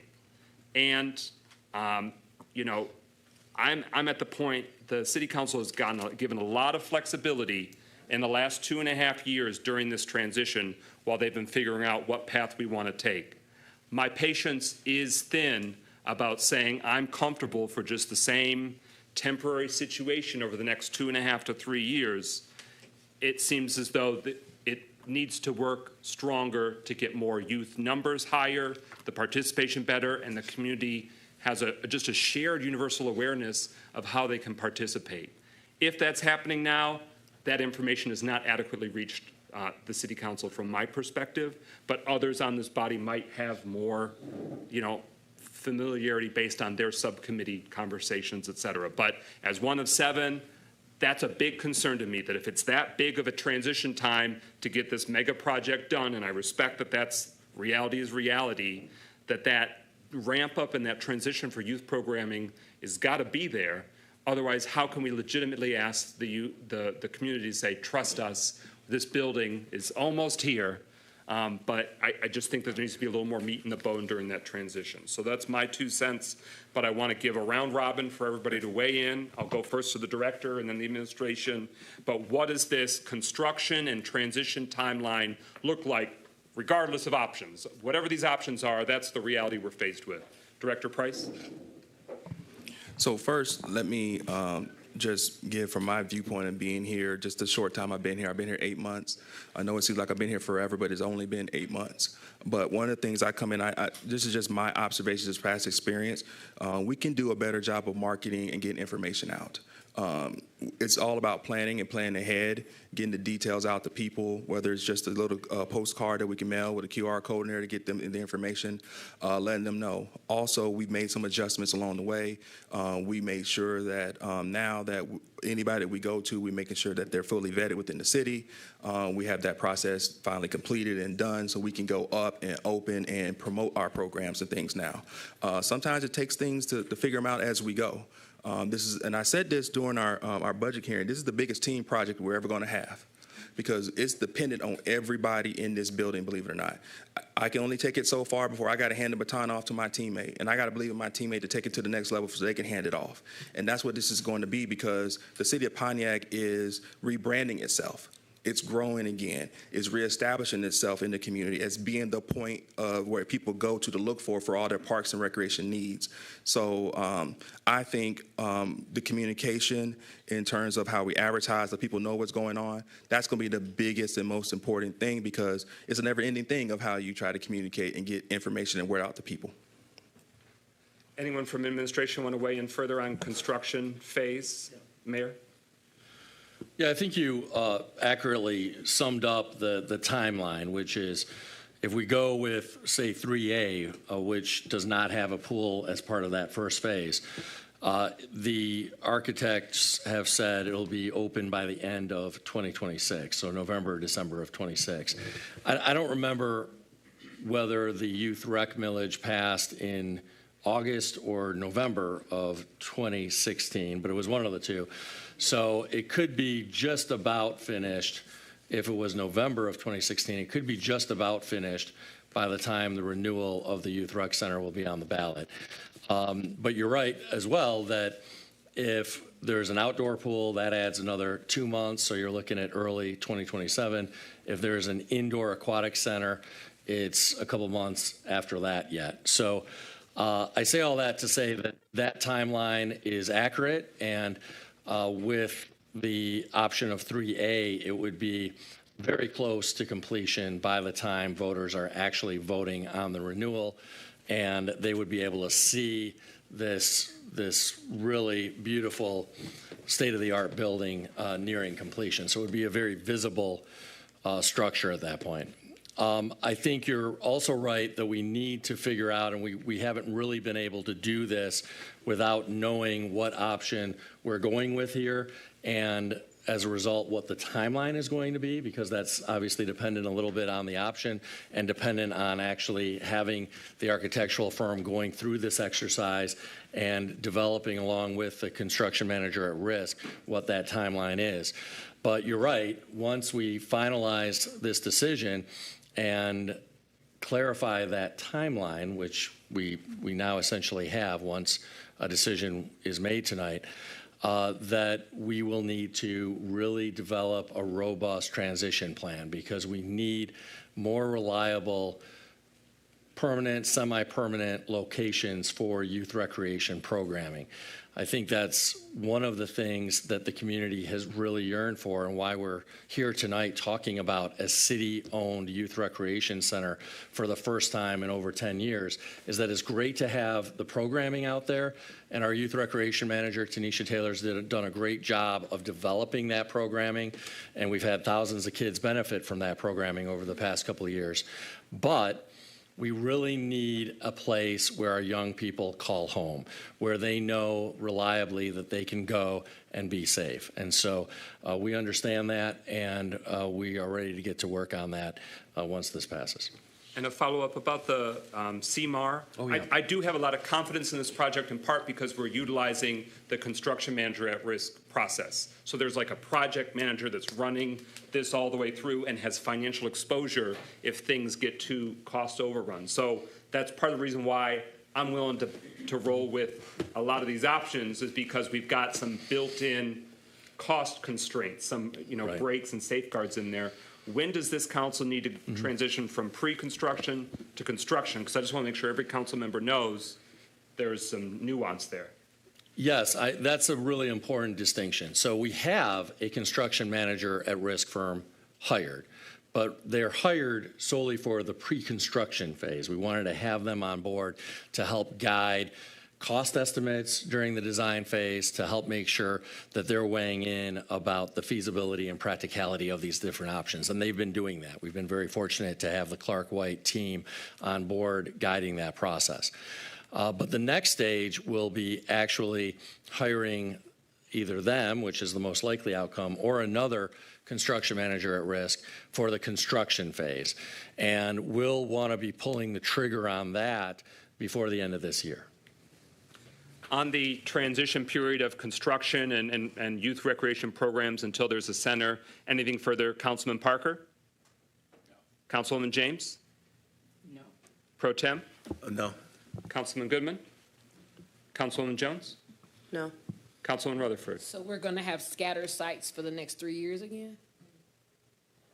That answer wasn't definitively given yet on whether there will be one transition site or scattered sites. Okay. But that is a question I also have, yes. All right, so the final conversation aspect here is what options do the respective council members want to go with? So if we can go to that slide, unless I'm hearing any final questions of clarification, it might take you a second. Yeah. Permission to speak? Yes, you have the floor. One of the things I also want to encourage council on and just understanding, it always looks like, when we're trying to maintain costs and we look at what we can exclude from projects and that different things. One thing I've learned about this community, you are a heavy football and basketball community. The courts are there because of two things. Number one, you're going to get people to come to your courts. Number two is, court time is very, very precious commodity. We have another facility in town that is totally booked, that nobody can get into. That overflow can come to us with the proper attributes of the center that things can have. There's also a whole nother level that we have not even tapped into yet in terms of our adult recreation when it comes to our indoor volleyball leagues, having ping pong leagues, table tennis leagues, different things like that. So there's so much that we have not tapped into in terms of the potential for Parks and Recreation because we have to grow and get there. But the one thing I constantly want to remind you of this too. If and when this building comes, it does not become the entire Parks and Recreation Department.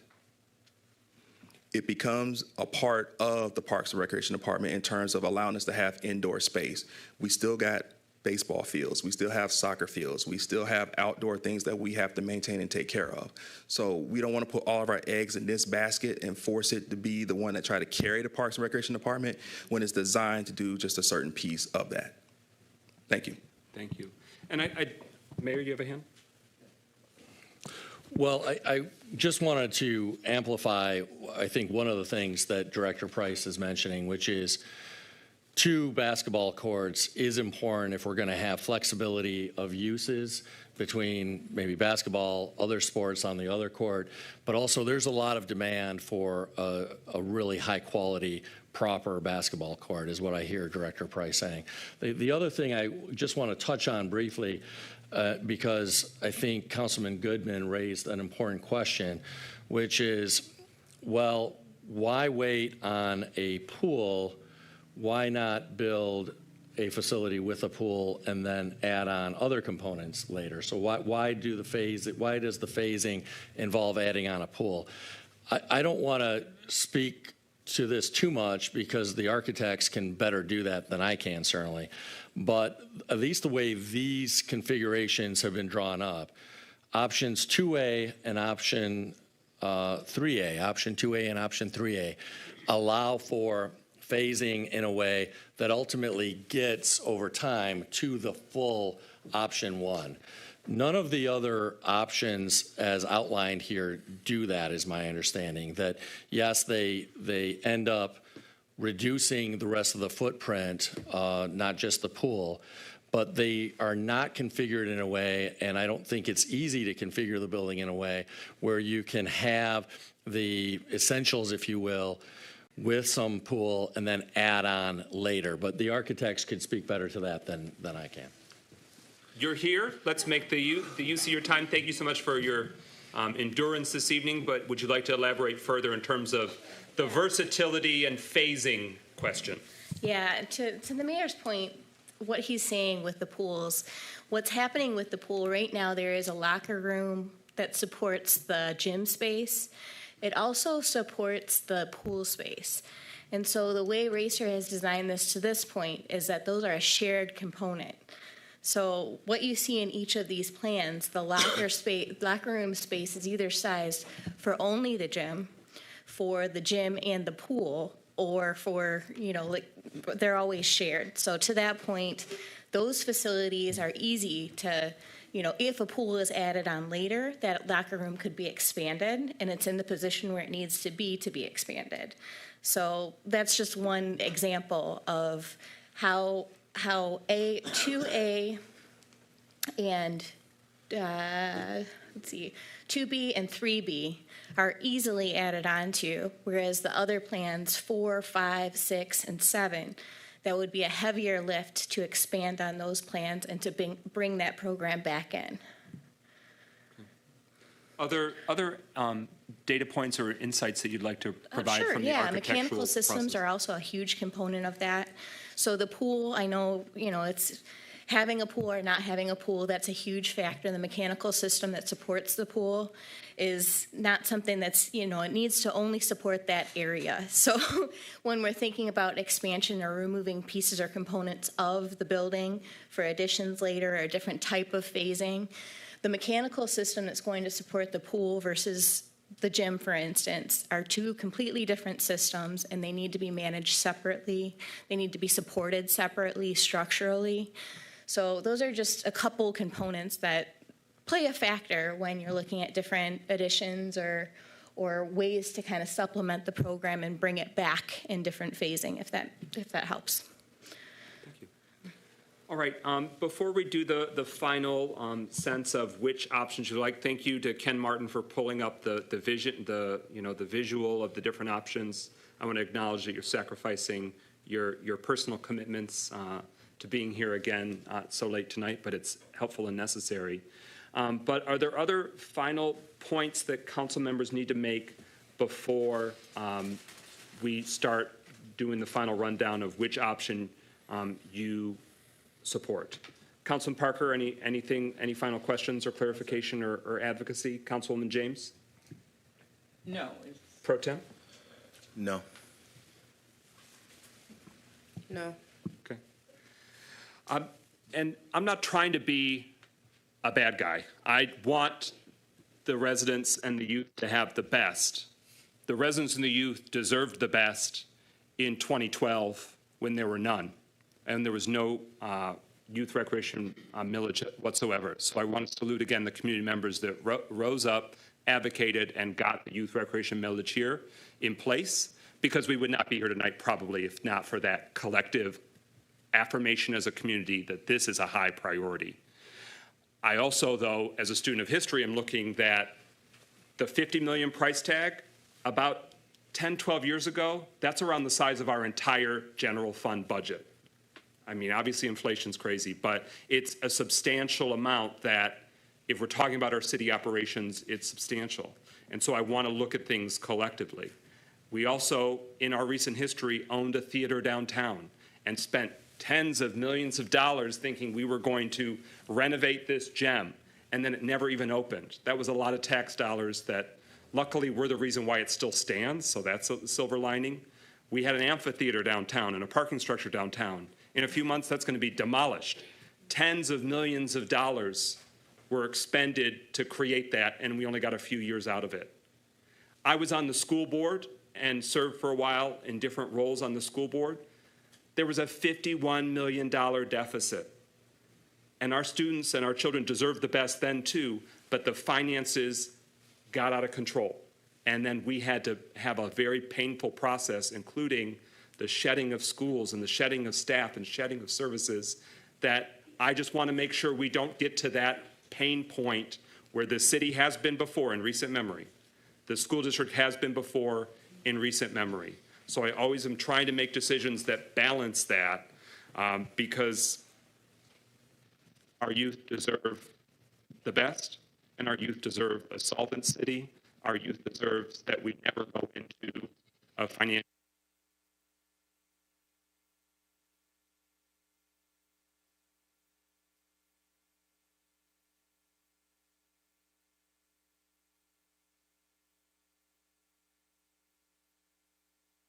I'm stopping because the microphones did something crazy. They're all flashing. But because they didn't have the money to staff them.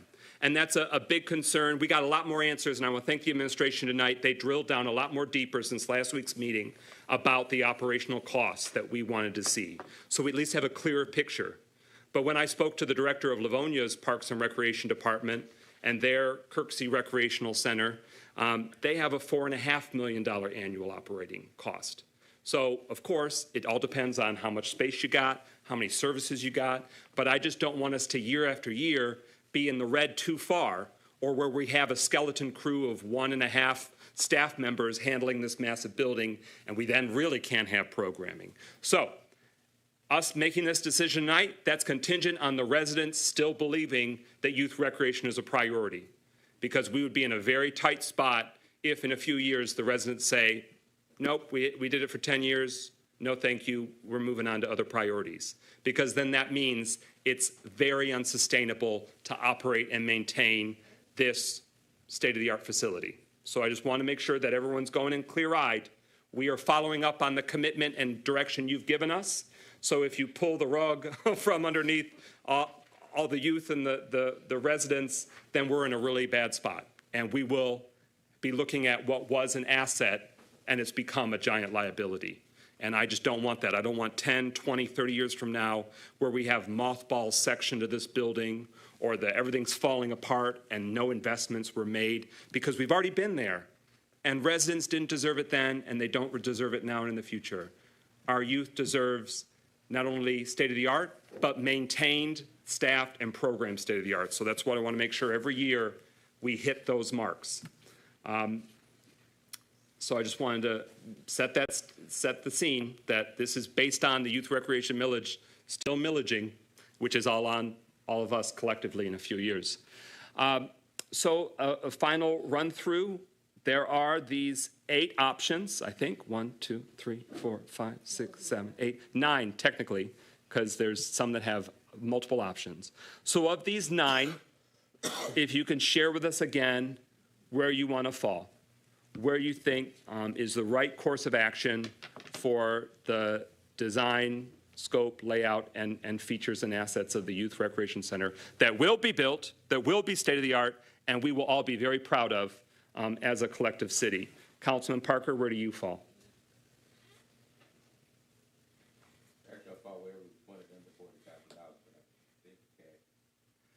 So your microphone's off. Let's see if it works for you. That's okay. My voice was big enough.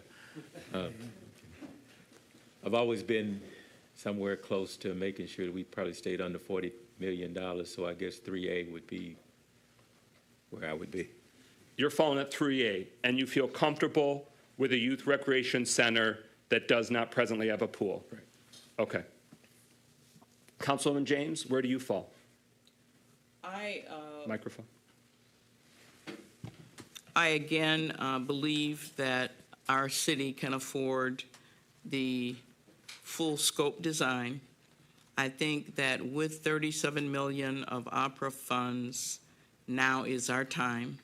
And I think if we can't afford it today, it's little chance that it's going to happen in the future in regards to option 2A, 2B, 3A, and 3B, because you are taking it out of this council's hands, because you're saying we're going to build it at a future date. That means that there will be a future council who will make decisions on the city having a pool. So I'm not for any one of the options that add the pool later. My second choice would be option, I believe it's 5, which has 1 gym. You don't have the full option, which has 2 gyms. It has 1 gym. It does have a reduced aquatic program. You've got the pool, but it's not as large and extensive as the original full scope design. But you also have a reduced kitchen, and you have a reduced serving capacity, reduced cafe. Because some of the options, I believe one of the options eliminates the cafe, it eliminates the kitchen. I think those are unacceptable. So actually option 5, which reduces everything, but you still have intact all of the elements that the residents want to see in the building. So first choice is 1. Your second, and not saying it's at the same level, but your second substitute choice would be 5? Yes. Okay. Councilman Parker, if not for 3A, your first choice, do you have a second favorite? Excuse me, 5, it's not 5, it's 4. Oh, okay. It's 4. So 4, reduced, 1 gym removed, Yeah. still has aquatics. So 4 is your second And 4 is well within the range that everyone is saying, 37 million. Administration has said that 44 million is available, and I really think that, you know, when we look at how much money we have taken in this year as a result of our amazing grant and philanthropy department, I just don't understand why we are not saying, hey, yes, they can do what they say they're going to do, because it's been demonstrated. I mean, we approved $300,000 today, and we constantly, every meeting, are approving money that is coming in through the Grants and Philanthropy Department. We have a Martin Luther King Bridge that is almost totally being paid for through state grants, federal grants, monies that did not come from our residents. And so much of this youth center can come from grants and philanthropy.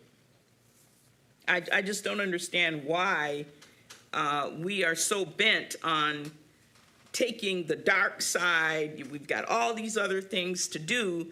Yes, we do, but we can do them by just prioritizing what our needs are, but to just operate from this standpoint of fear and apprehension, you know, I just think we need to do it. We need to move the city forward. Councilman Parker, any, in addition to your first choice? 5 would be your second choice. But so, Councilman James, is it fair to say that you think it is essential that a version has to have a pool? Yes. To you, an aquatic feature is essential? Yes. Pro Tem Carrington, where do you land? Actually, I land at option 3A. And the reason for that is that that option gives us the opportunity not to raise taxes. It doesn't jeopardize other critical infrastructure needs of the city. It also gives us the opportunity to make sure we're able to deal with a TBW facility. And it doesn't limit the capabilities of the Recreation Department to raise money to help in the yearly operational costs. Removing one of the gyms, which we are a basketball and football town, will definitely limit the capabilities of that department to be self-sufficient when it comes to looking at our budget. Also, I don't necessarily think it's the dark side. I think is that our eyes are wide open. I think this process is a very, very important decision. And also, we also got to look at where those millions of dollars have come from. The state has been integral part of the renovation of what's happening in our city. Oakland County has as well. These cities, meaning these entities, have ARPA funds, one-time source of income that may never come in my lifetime or in the next 10 to 20 years.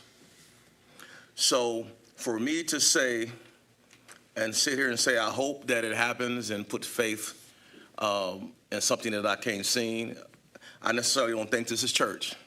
I think this is reality. I'm a very confident individual, a very smart individual, and I definitely support making sure that our youth have what it needs, because I have sacrificed the last 15 years of being in this city, much of my personal time, my finances, and even my personal life, to ensure that I fight for the youth in this city. Sometimes it's tough. Decisions at this table is very tough. I would love to have a rec center on the south side, a rec center on the north side. But the reality is that we cannot afford all these different things going on in the city all at the same time. President McGinnis mentioned the $50 million, what we bring in a year. It's not guaranteed.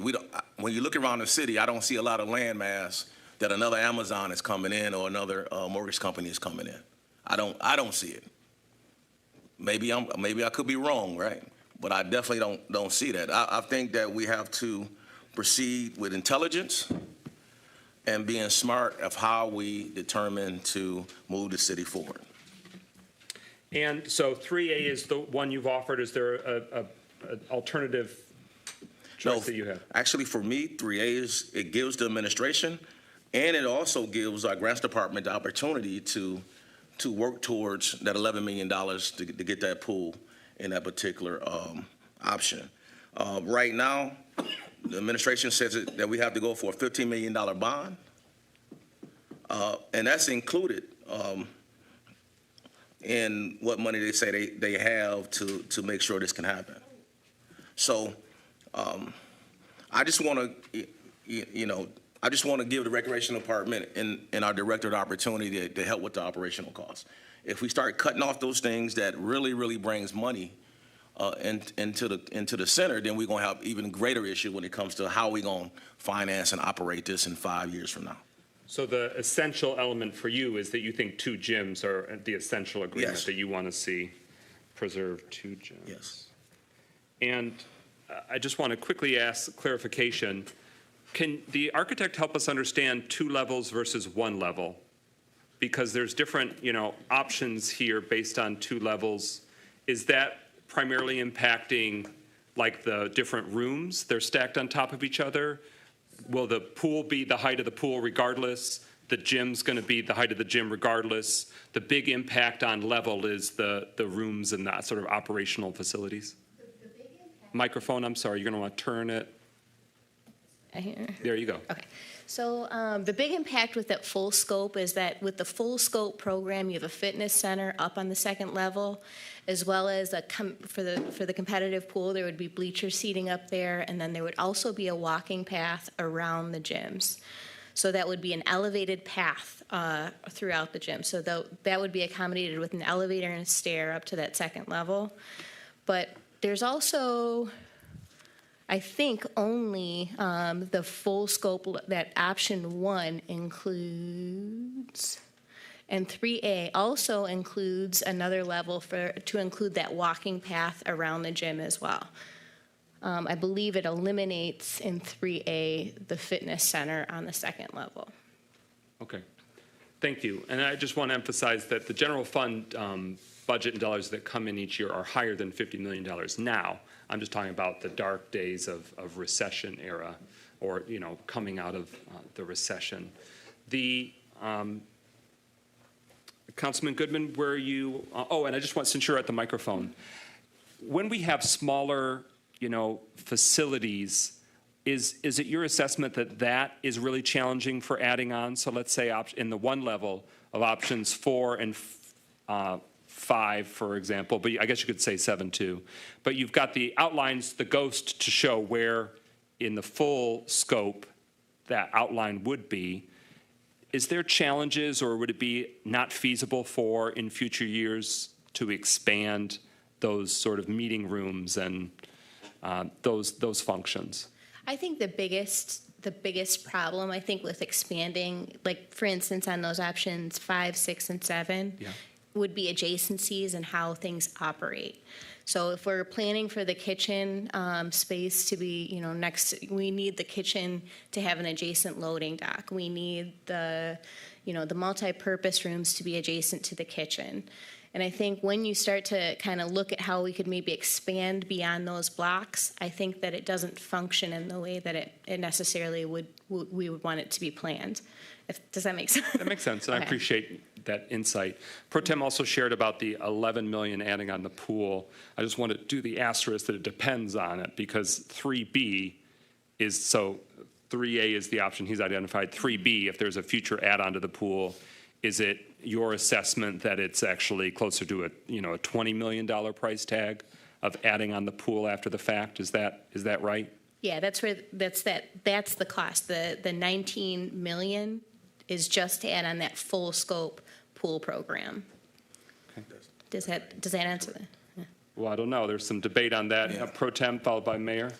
Yes, from my understanding, I think we earlier talked about a $11,000 pool. Which is 2B. Okay. Yeah. Okay. Yep. So we actually talking about 3A, and with a pool, if the administration can come up with those funds to do a 2B pool. I'm not saying spend $19 million. Gotcha. Okay. So I just wanna an make add-on sure for an indoor pool is just under 20 million, but there would be a possibility for an add-on of an outdoor pool that comes in at a smaller price tag. Is that what you're, then what are you saying? Mayor? So my understanding. Okay, where's that on? We can seek confirmation from the architect, but my understanding is that with 3A, you could do a really big indoor aquatic center, which is 3B for 19 million, or you could do a smaller reduced indoor pool for 2B, which is 11 million. So those are both indoor options. One's just more expansive than the other, and I think they could both fit on after 3A. Is that accurate? That's accurate. The only thing I wanted to add is just that 2A includes an outdoor pool at the start. So in the initial construction phase, 2B would have the outdoor pool in place and then an additional indoor pool to be added on at a later date. So the 3A option, would it comport with the 2B add-on, a smaller indoor?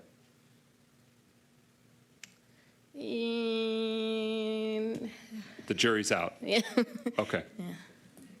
I don't think it would be a direct. Yeah, there's some additional cost factors that I think would be in play with 3B on that. We are all over the place.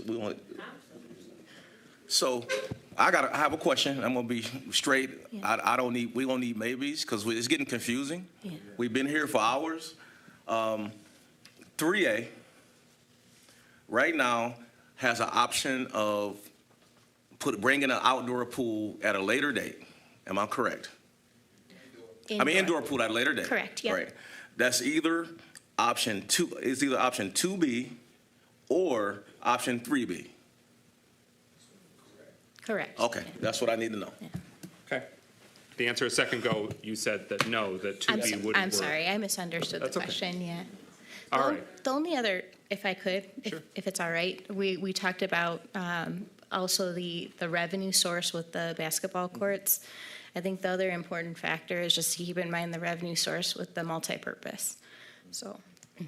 What are the sizes of the various multipurpose rooms in the different breakdowns? So there's multiple configurations for flexibility. What's the range? So there's an opportunity with a large multipurpose room to host a 100-person event. So that would be a wedding, and then there's also opportunities to expand that space. So that's 2,000 square feet for that large multipurpose space, and then there's additional small spaces adjacent to it. Okay. And so options 1, the 2s, and the 3s have that multipurpose room that has that larger capacity. All of them have multipurpose, but yes, the large capacity only comes with the options that you had noted. 1 through 3. Okay. Yes. Councilman Goodman, where do you fall? I would say that 3A is probably the first option, and then number 4 being the second option.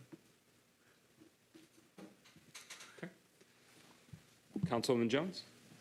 Oh, and I should ask, I'm so sorry, Councilman Goodman, so based on what you're offering, one does have a pool option, one does not. You'd prefer to have a pool, but where are you falling on that? I would heavily prefer that we have a pool, like dramatically, but I'm also not going to like hold up everything else. But I would prefer that we figure out how to have a pool for whatever cost amount that we choose initially.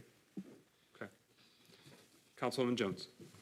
So what I'm seeing between my top two options would be just slightly over $380,000 as a difference.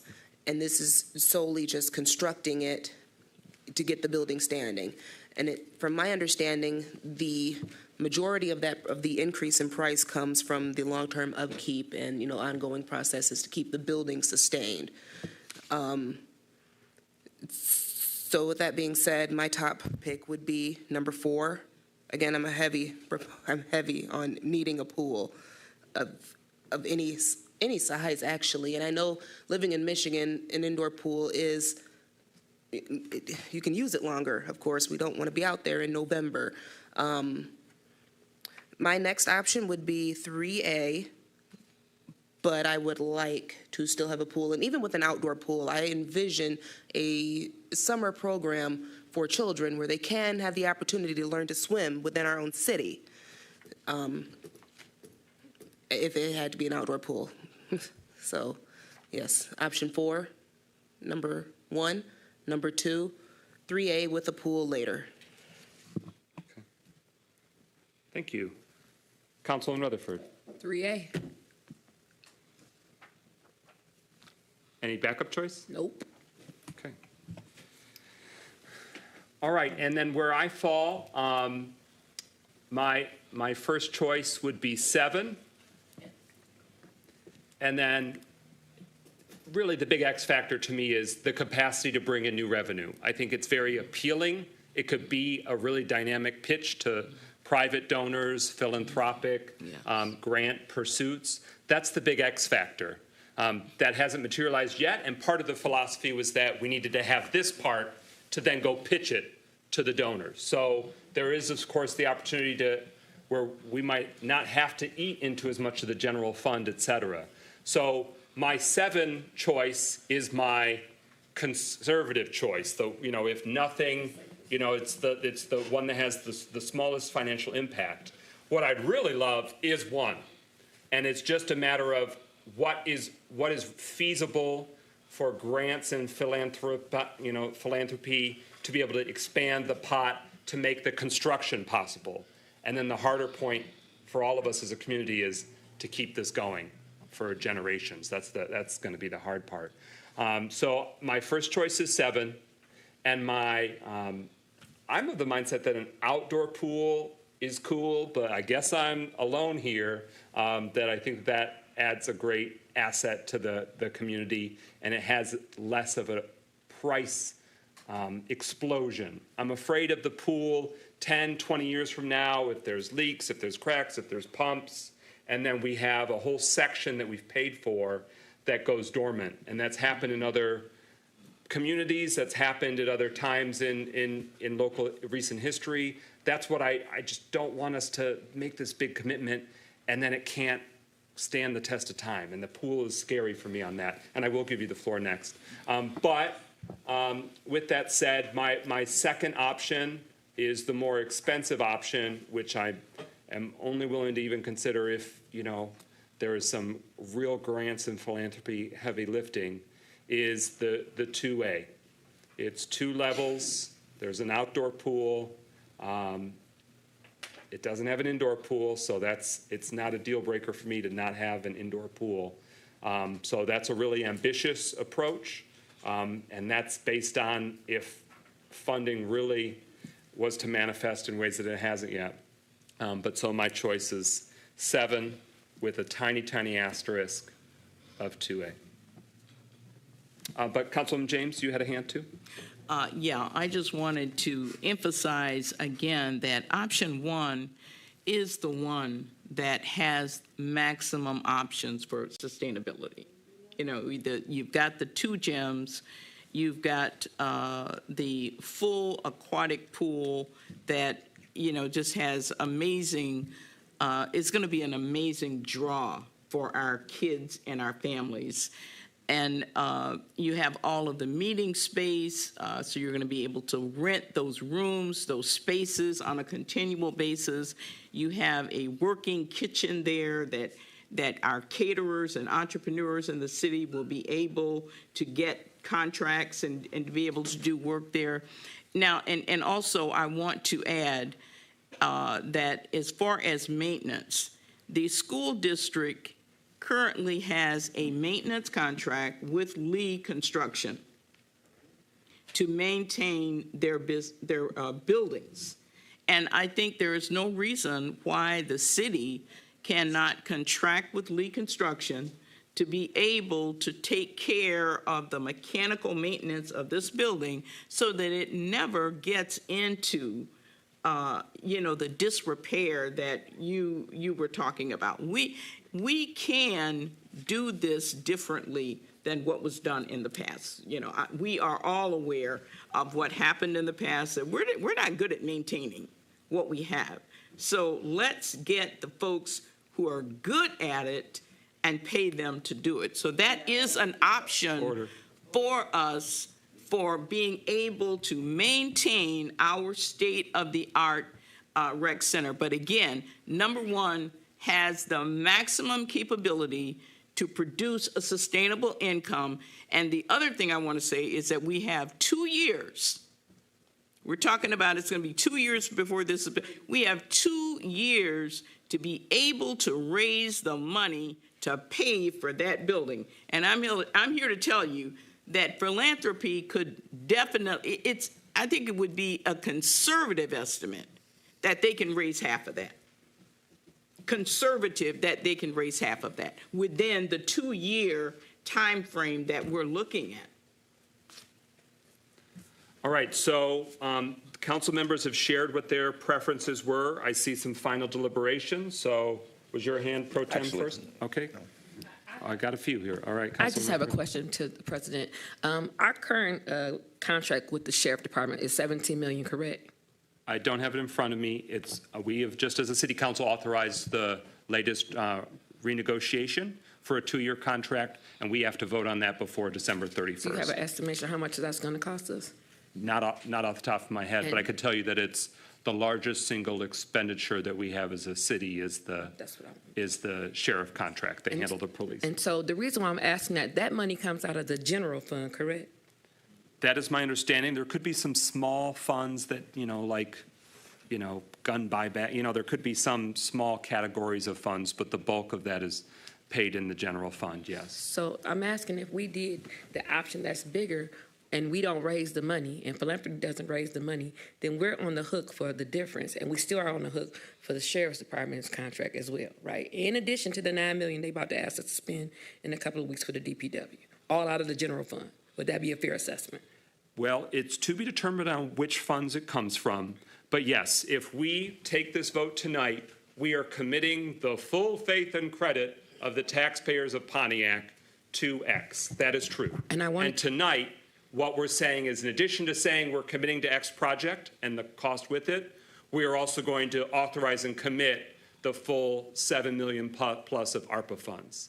Over the course of the years, we have some time to determine, will there also need to be a municipal bond issued and for what length of time? There's time to build in those different financial mechanisms. And so right now, with the current budget that we have, could we undertake that whole price that we don't have if there is no philanthropy whatsoever? Or would it not send us into an emergency management deficit?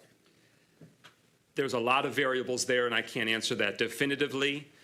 The administration has indicated they wish to issue a municipal bond, essentially kind of view it as a mortgage, so that way we have the funds now, and then you spread it out over a period of years to pay it back.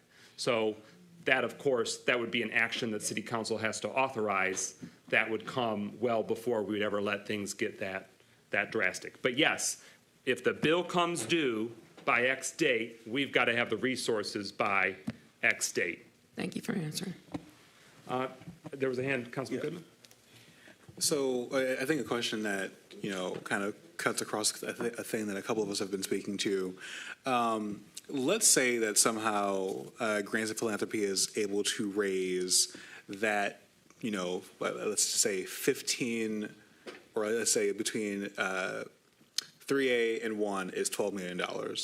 Let's say that in the next year, somehow Grants of Philanthropy is able to bring in $12 million, somehow. How difficult is the process of pivoting and doing that other phase essentially at the same time, opposed to obviously tearing it out and needing to incur that cost? Again, only if we're able to bring that money in, but how difficult is that change? I think I know the answer, but the mayor has a hand. Yeah, I think the short answer is that's one of the nice things about 3A is that it can be expanded as funds become available. Now, I don't want to speak for the construction manager here and the architect here in terms of what that process looks like, but you would obviously need to build an additional foundation. You need to make sure that there's not a wall separating what would no longer be an exterior wall if that expansion occurred. But it's at least doable and still ending up with 1 if you start with 3A. Is that fair? You're the experts, more obviously. Can you go to the microphone, please?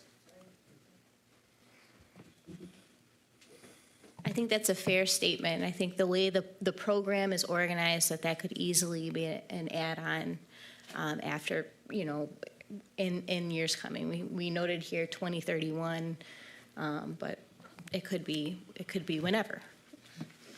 There's a man in a blue shirt that's been back there the whole time. I want to give you the opportunity, if there's other, insights or observations as this conversation has gone forward that the council should be. Chad with Clark Construction.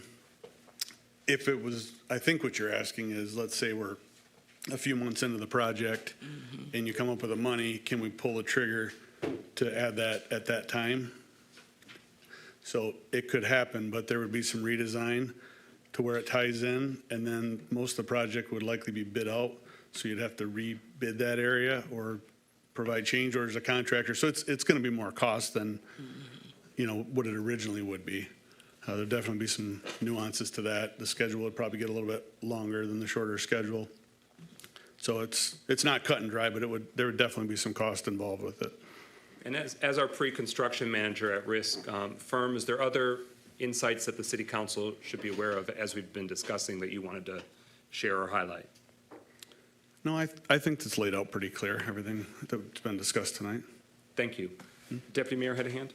Yeah, so I just want to really put a punctuation on what was just said. If we build 3A and at any point in time after we start building, we say, hey, we've now decided to add the pool and actually get to the full 1. It's not going to be just a $12 million difference. It is going to be more than a $12 million difference. How much more it's going to be depends on how far along we are in the process and what inflation is and different things. But simply just ordering it ordering all of the building materials in 2 different phases is going to create a larger difference than $12 million. I just want to make that clear. Pro Tem, Parker, Goodman. I guess I'm sorry, yeah. I'm sorry. Go for it. You sure? All right, since you stopped, Councilwoman Jones Yeah. was next. Okay, I understand that 3A is versatile and there's some wiggle room in there once we get into the construction. I'm wondering if any of the other options are as versatile, if, like say, can option 4 be expanded later on, or is that more, difficult? Does that present more problems? If you're talking about adding the second gym type of expansion, would that be? Yes. The building design, the way it's laid out, it would make it a little more difficult than the pool because we're kind of setting up the pool to be added on. Okay, so follow-up question then would be, can the outdoor pool be added to any of these designs? I would say yes in some configuration. Okay, thank you.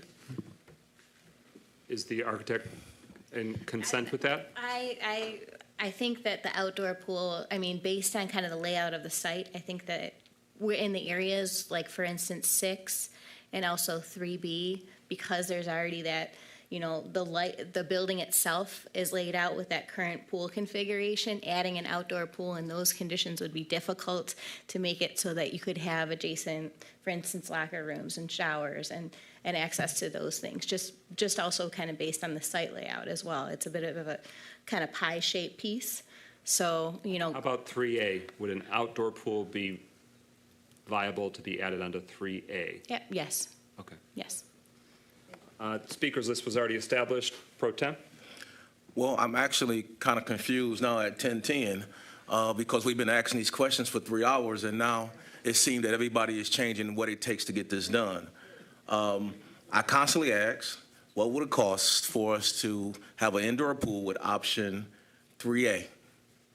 And then at the 3 hours later, I'm getting pushback from the administration as well as our architects when it comes to the same questions that I asked over an hour ago.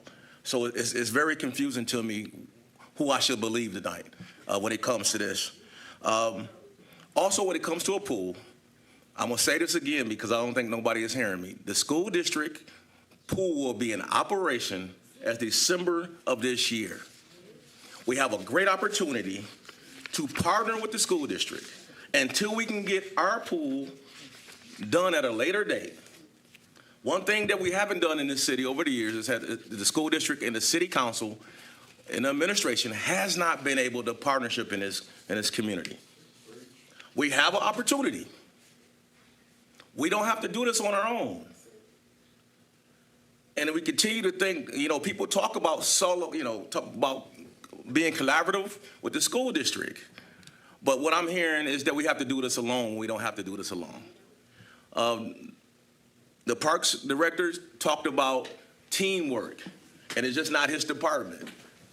Either we're going to practice teamwork with our community partners, or we're going to do this alone. We be successful alone, or we may fail alone, right? But from what I've seen, doing it alone, this city hasn't phased well, and institutions in the city hasn't phased well. So, I was actually at 24 million because a pool wasn't my concern. I'm just going to be truthful as the president came in tonight because I really think $17 million on a pool is actually not being fiscally responsible to the city, our city residents. So I did come in midway because it was one of the options that the administration said they didn't have a problem with.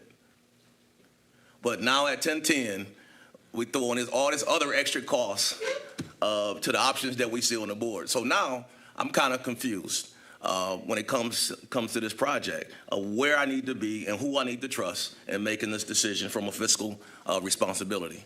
Thank you. All right, the speakers list is Parker, Goodman, Grimel, and I'm gonna, what?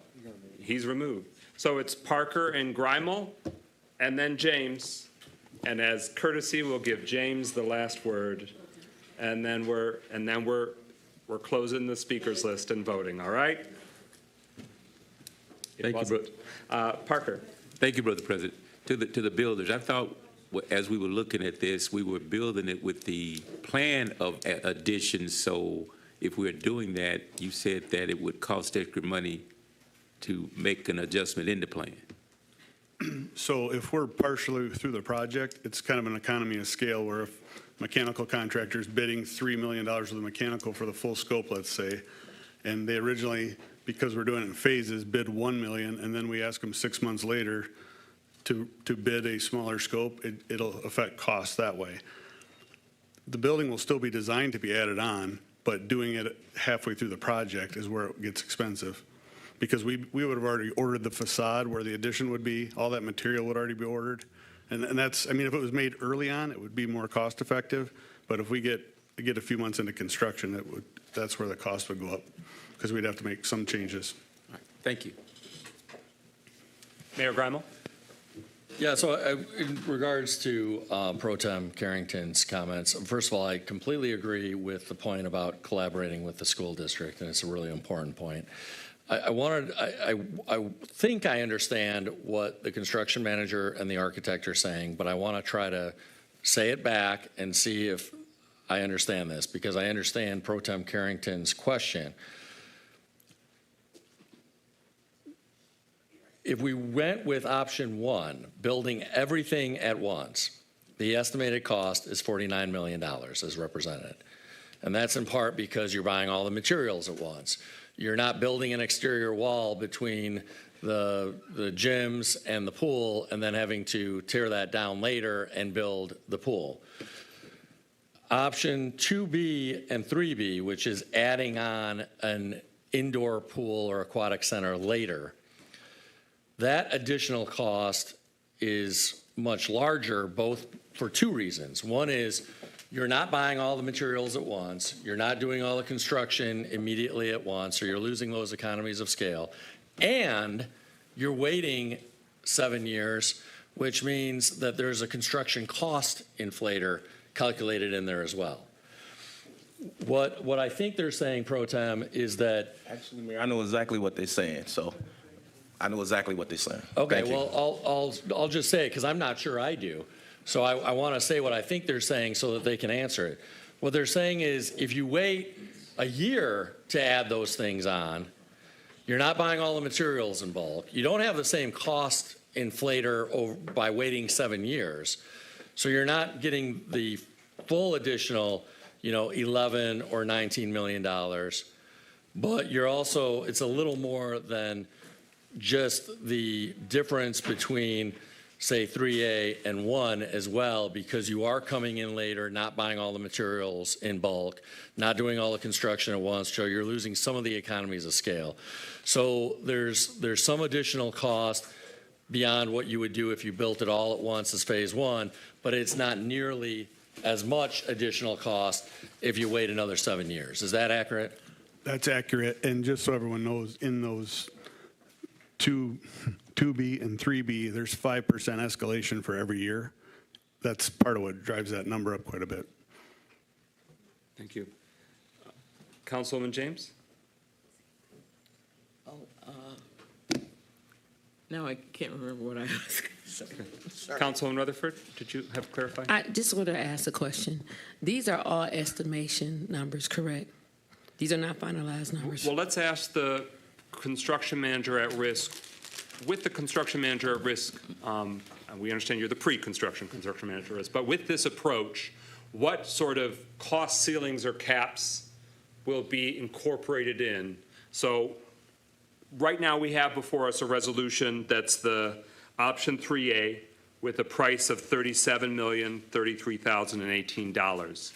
How close or how different should we be expecting that with the construction manager at risk approach? Well, I think the key is us being on board with Racer Hobbs, that if that's the target, then we have to work within that number. And, if we have to change some finishes or different things to get to that number, that's our target, if that helps. But this is a conceptual budget based off of, obviously, some renderings and some floor plans. So to her question, it's still a conceptual figure.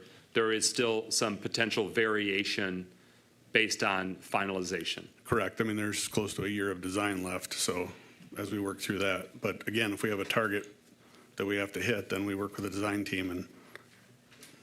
And is there what are the protections in terms of the construction manager at risk working to keep it there? And if there is substantial overruns, we've heard that spoken about broadly, but is there some percentage there, or? So once we get to a final guaranteed maximum price through the bidding process, then we would have a contingency within our contract. But if unless there's a major design change or owner request change, then it would all fall within the guaranteed maximum price. Okay, so I want to make sure everyone's clear on that on council and the community. When we are going through and approving the construction manager at risk, after they've bid that out, that's going to have that price guarantee with a contingency. So we will have a more final number. And we are also acknowledging what was said, that if there's owner requested changes, that's a potential balloon cost. If we come in midway through and said, you know what, let's make it 3 levels. We've requested that, and therefore it's not realistic for the dollar amount that was stated. Councilman Rutherford, you still have the floor. So I'm asking that to say, is this the final cost for that, for 37A? Like the 37 million, if we say that's what we spending, that's it. You guys can't go over it, can't go under it, right? That decision will have to come in a few months when it's bid out and we're approving the bid for the construction manager at risk. So that number can still change. So the number can go up, correct? Or, No. I guess the question now for administration is, who sets that amount when the bid package goes out? Is it what they come back with the number, or are you going to build into your bid request what your, maximum amount is for the project? Yeah, there are a couple of questions here. One is that's one way to do it, and we're open to making that a hard cap. So I want to be clear about that, and that's something that we can build into the bid, and we want to do that in consultation with council. The other question, though, is understanding that there might be some variation. How confident are you? Because I know you were involved directly in putting together these cost ranges. How confident are you, and what kind of variation do you think we're talking about? Because I know that the conversation has always been about being conservative in these estimates and cautious. Well, I'm very confident in the numbers that we have, and it's our job, again, to, as we're going through this, we're reviewing materials, design, and we're letting the architect design team know if we think something is running over. We're going to do full estimates about halfway through, and then about 75% through, we'll do a detailed estimate once we have most of the drawings. And then to answer the other piece, I guess, when we bid, let's say that the target's $37 million. That's the budget, that's what we have to work with. When we bid the project out, we're going to have a full estimate before that, and we'll have a lot of confidence. If for some reason the market goes crazy and bids come in high, at that point, we sit down as a group and talk about where we might be able to make some changes to offset that. And that's a process, we work through all the time. But the goal would be our estimate is very accurate before we go out to bid, and we have a pretty good track record with our estimating. Okay. All right. I hear no further discussion, so speakers list is concluded. What we have before us now is a motion for option 3A, $37,033,018. That's where 4 city council members said was their first or only choice. 1 had it as their second choice. Those were not binding answers. But we have this now, a motion before us, this resolution. Are there any final amendments? Someone trying to substitute a different option and price tag? I would like to have a motion for option 4 as well. So Councilwoman James proposes an amendment where substituting option 3A with instead option 4. Is there a second? Second. It's been moved by Councilwoman James, seconded by Councilwoman Jones, that option 3A be replaced with 4, and therefore the price also striking $37,033,018 and replacing it with $37,422,309. So, for the sake of time, I think I'm going to not allow too much debate here, but we can just quickly read. 3A has 2 levels. Indoor pools are removed. All other scope remains. It's about 58,000 square feet. So that means there's 2 gyms, 2 gyms, full kitchen cafe, full offices, 2nd floor, running track. That is what 3A has. The amendment before us right now is to substitute with it a 1-level structure that goes from 2 gyms down to 1 gym court. The full multi-purpose is there. The reduced aquatic program, reduced media production and office, and kitchen and courtyard. And that's just under 45,000 square feet. That's the option 4. Councilwoman James, seconded by Councilwoman Jones, moves to insert that as, replace 3A with 4. Any clarification needed? Any clarification needed? Okay, so the motion before us is, do we want to instead choose 4A as the option. Everyone clear? Roll call on the amendment proposal for option 4 instead of option 3A. Clerk Doyle. James, Yes. Jones, Yes.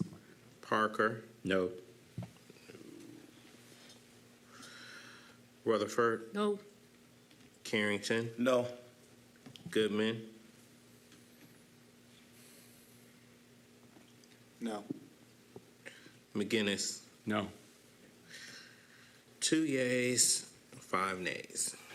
That amendment is not successful. Are there other amendments from the body? Other amendments from the body?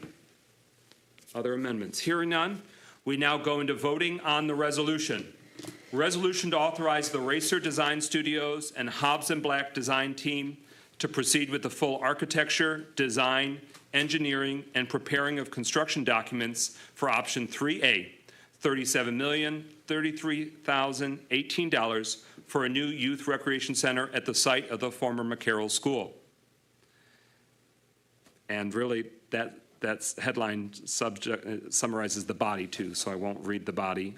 But 3A is 2 levels, $37,033,018.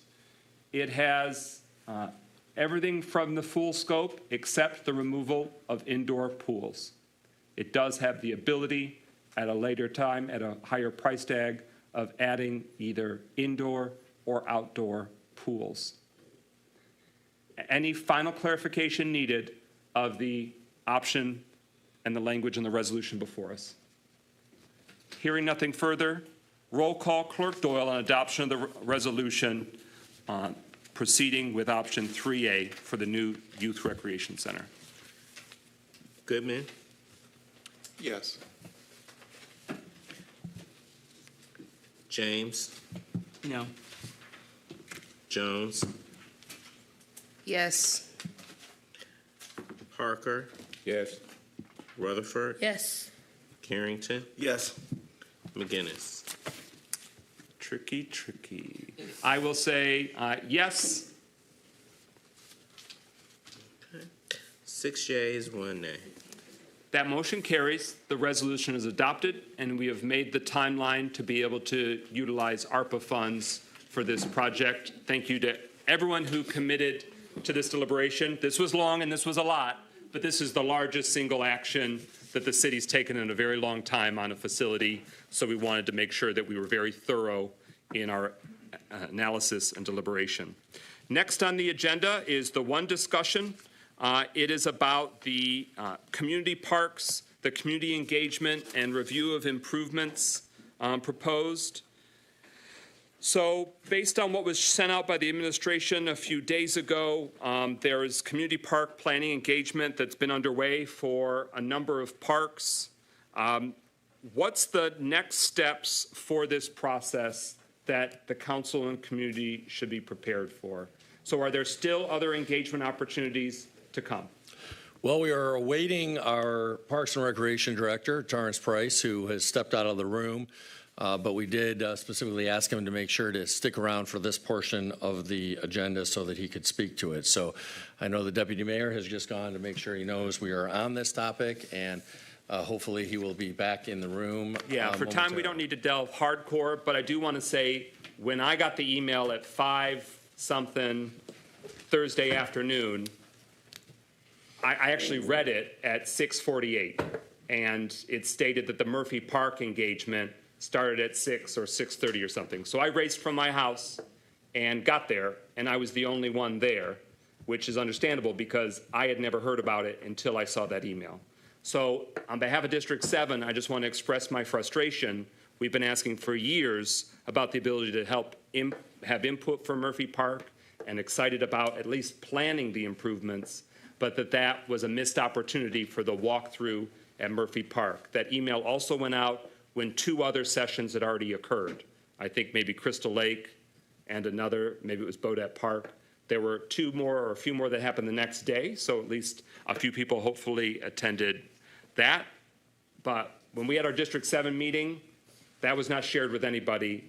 I would have happily made calls and, hit the pavement to at least get some people that have always been telling me that they want to provide feedback. So I extend the invite, if it works within the contract, that representatives from DLZ can come and be the main focus of the September District 7 meeting.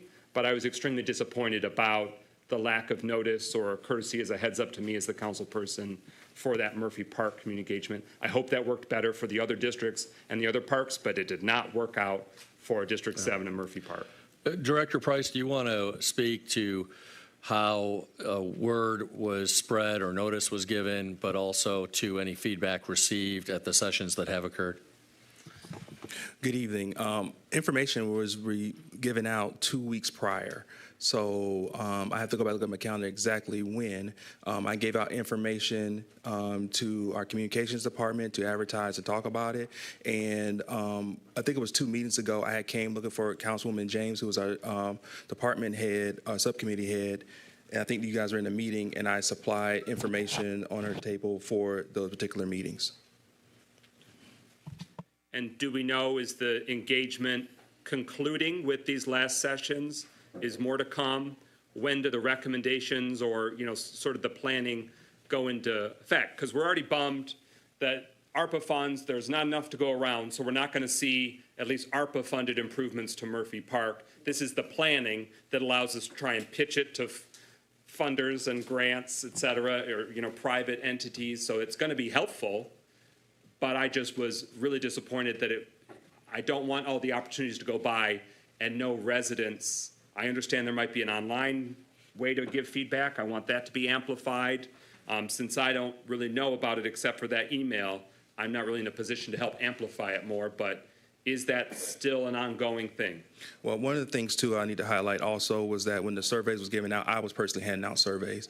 I came to district meetings and handed out surveys. I also stood outside of here for a couple of council meetings and talked to residents and handed out surveys as well. As I get a chance to talk to DLZ, it's going to be based on how much information, feedback they feel like they have. They don't have enough. They're going to have to go back out for more engagement because they want to make sure they get this right also. So I'll be touching base with them, find out how much feedback they have, what they like to do to move forward, and then I'll be in contact with everybody. Councilman Rutherford? How much money do we have now for the Parks program because we allocated so much of the ARPA dollars for the youth center? And so what I'm referring to is the mini parks were supposed to be being repaired. They now are not going to start until next year, correct? So what's the downfall or the money that we don't have to repair them now that we've given so much money to this? Well, what was obligated for parks when I came in was $6 million. $4 million for the neighborhood and mini parks and $2 million for the major parks. For the neighborhood and mini parks, we were just in deliberations talking today. That RFP is going to get up tonight or first thing in the morning. So that will get up and that will start the process on that. Out of the $2 million that was obligated for the major parks, $977,000 of that was used. $32,000 for the bathroom assessment for those parks and $945,000 for the actual design and draw of those particular parks. And so my follow-up is we don't have the money to do any of those repairs. We're just doing the layout, correct? What we're going to do now is, let me back up. The bathroom analysis was to decide what all was going to need to be done, because when they did the design and draw, we didn't know if they was going to need to move the bathroom or go through that. $6 million in total with parks that have been not cared for years is not going to fix anything. The mini neighborhood parks was talked about being done in phases. So phase one, which was everybody was obligated X amount of dollars for their park, that's what that will get done. To get 2, 3, 4, or whatever else needs to be done for that, you're going to have to come up with ways, whether it's grants or fees, to be able to subsidize that to fix and do everything that needs to be done for the parks. And we currently Mayor have. Brimel Go is ahead. next on the speaker's list. Yeah, so first of all, I want to acknowledge your point, President McGinnis, and I think we could have done a better job of getting word out about those engagement sessions earlier. And if folks would like to have some additional opportunities to weigh in, we're certainly open to scheduling that. I will note, and this does not change that point at all, but we are having DLZ do the concept design and the construction design, or engineering design, I should say, in conformity with the master plan, meaning the amenities identified in the master plan. So what we're really talking about is where to put some of those amenities, how to lay out the park. That's still very important to get community feedback on. So like I said, that doesn't change anything, but I do want the community to know that we're talking about doing the concept design and the engineering design in conformity with the master plan that was approved, 4 years ago now? And including the amenities identified in the master plan. The other thing I want to touch on in terms of the dollar amounts is the money we're looking at allocating from ARPA funds for the Youth Recreation Center is not reducing the $6 million already allocated from ARPA for the parks. That $4 million for the neighborhood and mini parks is enough to do the design and engineering and the construction work in those 10 parks. And so when that contract is entered into, which will be this year, yes, the work will be done next year, but that $4 million will cover the work in those 10 parks. So I want to really emphasize that. The $2 million for the larger community parks is for the design and engineering and the bathroom assessment, and will be enough, we believe, to actually get 7 bathrooms up and running in the 7 community parks other than Hawthorne Park. So I want to just be really clear about what's covered. So the $2 million, enough to do the concept design and engineering and get 7 bathrooms up and operating next year in the 7 parks other than Hawthorne, which obviously is the county's responsibility based on the agreement we entered into with them to invest millions of dollars in that park from the county and to manage and operate that park. So I just want to be really clear and concise about what that $6 million is covering. It was never intended to cover all of the construction needs in the community parks. Just Galloway Lake Park alone has an estimated construction cost of about, I think, almost $10 million to do the full concept design implementation there. But the $2 million was budgeted for the community parks to do all of the design work, the design engineering work, and to get the bathrooms up and operating. Okay, so I'm emphasizing anew with new information now. I'm holding the Parks and Recreation Master Plan of 2021-2025, and it's middle of 2024. So you're telling me this is the plan for Murphy Park, and the community engagement's just additional window dressing? What I'm saying is that we are following the master plan in terms of the amenities. And so, yes, in terms of the list of amenities in each of the parks, yes, that's what we're following. Now, that was just a list of amenities in the master plan. That didn't show where those amenities would go in the park. It didn't actually do any of the design or engineering work for those amenities. But that is right. We want to follow the master plan. I don't think anybody's ever talked about reinventing the wheel or changing the master plan. It's about implementing the master plan. And to do that, we need to determine where those amenities will go in each park. And we actually have to do the construction documents and design documents to actually be able to go out to bid and hire firms to do that work. All right, well, the administration was not able to extend the councilperson for District 7 the courtesy of acknowledging or notification of when that engagement opportunity was for the residents. So despite that, I'm still extending the olive branch that if you'd like to utilize the existing District 7 meeting, which has not been consulted, advertised, promoted, announced about that opportunity, that still extends, if it works for your time window, the second Monday in September. And I will communicate with the city council colleagues further about our mutual understanding of when we voted to authorize these community parks planning and design. Anyone further on this discussion? I just have one question. Councilman Rutherford. Currently, how much funding have we received from the private sector in regards to our parks to the administration for philanthropy? How much? It wouldn't be fair to make them answer that right on the spot, unless you've got it. Hypothetically. For the community parks, which I think is what your question's about, is that right? We have not received any, but that's in part because it's almost impossible to raise money from the philanthropic community without at least a concept design, which is why about $1 million of that $2 million is going towards concept design and design engineering, because without that concept design, we have nothing to go out and show the philanthropic community to actually raise those private dollars. Final discussion? Hearing none, public comment. Any requests? Actually, I'm gonna call some names. Marcus Bowman, I don't see. Miss Billy Swazer, I don't see. Miss Claudia Filler, yes, yep.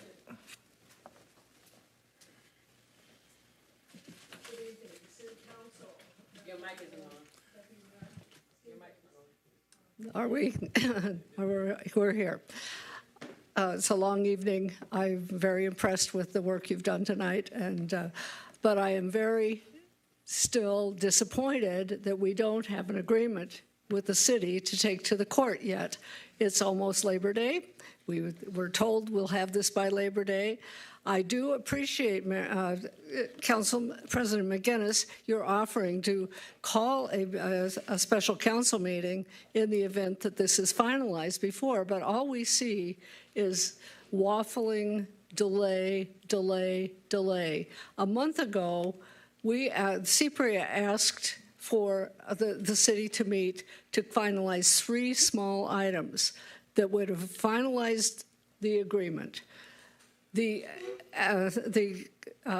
excuse now is getting the exhibits right. Well, let me tell you, the city provided the list of people for the exhibits in December. Again, they provided the same list in May. This is city attorney to our attorneys, the same list of people for the exhibits. The city has reached out and to VIBA, and its administrative arm Benesis, to GERS, to CPRIA.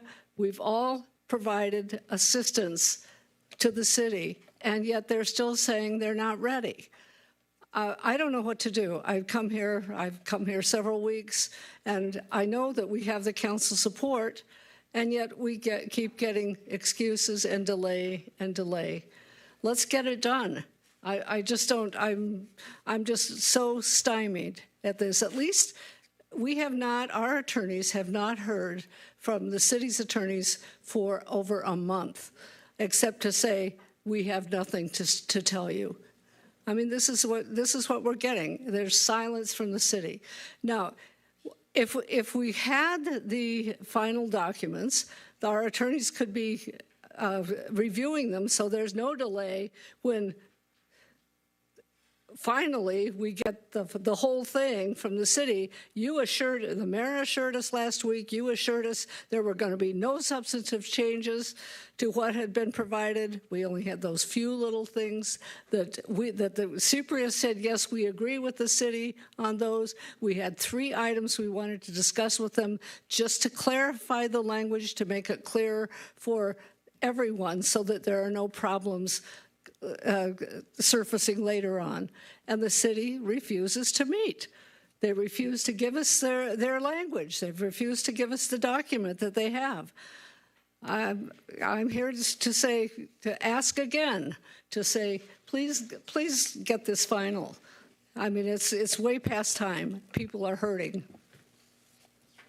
All right, thank you. Mr. Randy, is it Edgerol? August, thank you.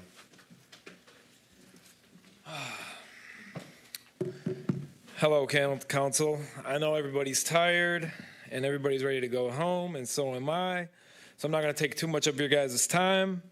So I'm going to make this quick. There was an unexpected raffle last week on regards to the Walton District for the medical marijuana provisionary centers. And unfortunately, my company, which has been in the running since day one, was booted out of my license. Basically got stripped from me out of nowhere when we spent all our money on our building already. Our entire place is built out, ready to go, unlike any other dispensary in this city. There's maybe a couple of them that are started building, but we are completely all set up and done. And I'm just trying to get the council's help because what was done was completely wrong, and we were putting into a raffle unexpectedly, and unfortunately, the 20% chance that I had to not get chosen, between 4 out of 5, we were the fifth one. So that being said, I'm trying to get the council's help. An email was sent out from my team last week when this happened. So I'm just trying to see what can be done about this problem because, like I said, we've already spent the money. We got all the permits. The entire place is all set up and ready to go. And then, boom, out of nowhere, we can no longer have a dispensary or a provisionary center, or whatever you guys want to call it, legal terms. So just wanted to come out here and let that be known. The rec license is being released September 9th, so we're trying to figure something out, obviously, before then. I mean, there's easy ways to amend the applications where we could still apply, but obviously, I don't know how the exact process that needs to be done, but we have the legal teams to get it done if whatever we need to do. So I'm just trying to see, honestly, get some help around from you guys so I know what we need to do to go forward with this thing because, like I said, what was happened was just not right at all, and we're just trying to fix the wrong. That's it. Thank you, sir, for coming in. Shaquana Davis-Smith.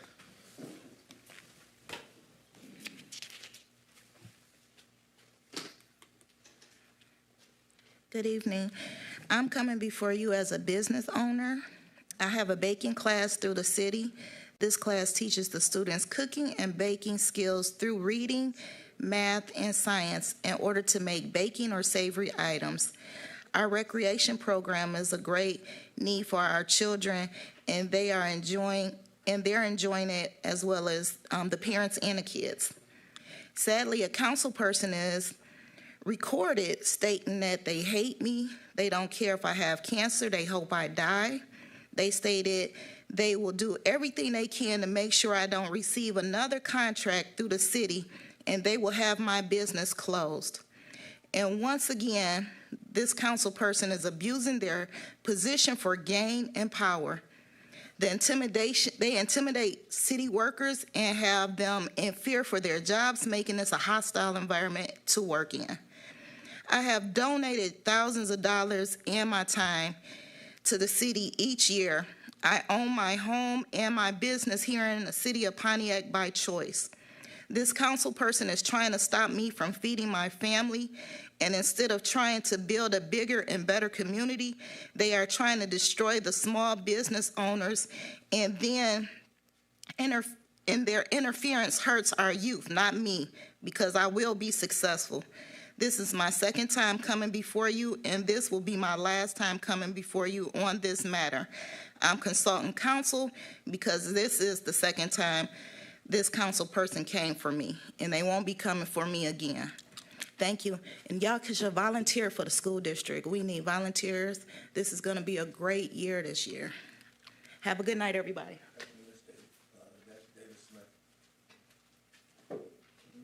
Dr. Deirdre Waterman.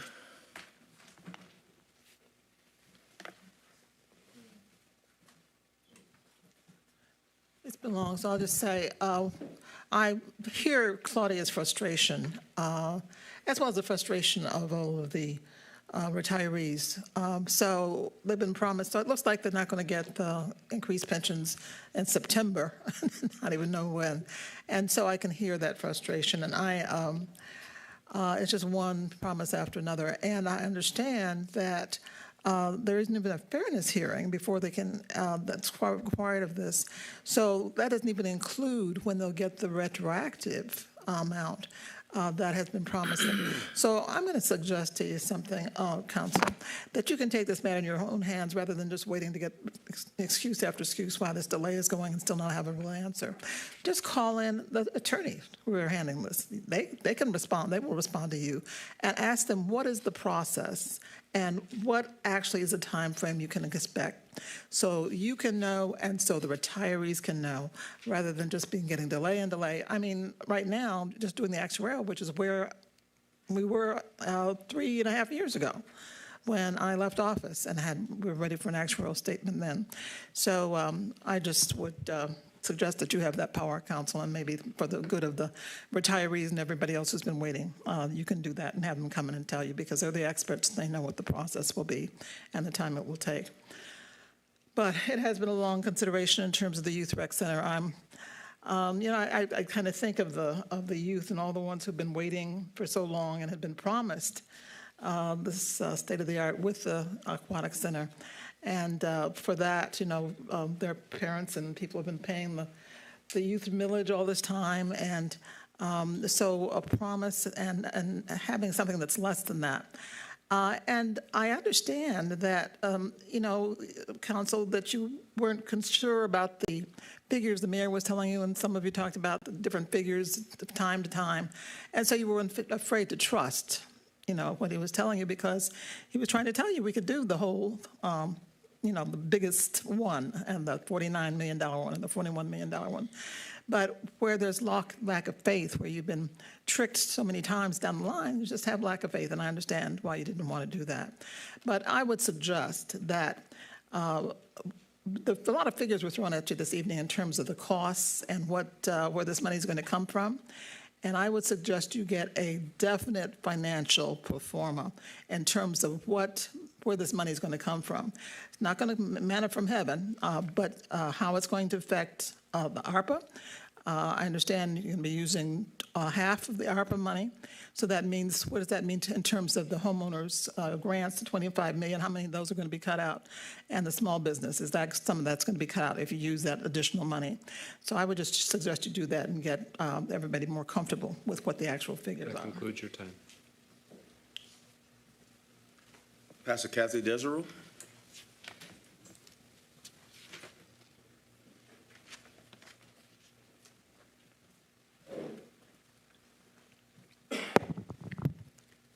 My word tonight is hope. Your current situation is not your final destination. Some of you have lost hope. Sometimes you have to act in faith and hope and reach out and trust that you've got what you need. I polled all week long, every place I went, wanting to see how people felt about the multiple choices that we had last week. 86% of the people that I talked to wanted a pool. They thought it was an important piece for the city and for the kids. And they gave me a whole list of different things we can do with the pool. But I thought it was important that you know that, and there was a defined gradation in age, which age groups wanted what, which I found very interesting. We grandparents were much more willing to pay for the pool than the parents were. When are we going to hear more about the, what's the word I'm going with, the redistricting that the Charter Commission has put into place? We're going to lose a council person. You're going to change how our districts are divided up, and yet we don't know anything about it. Don't you think maybe we ought to? I drove by Avon Donuts the other morning to grab a donut. They're all boarded up. What's going on with Avon Donuts, and do we know?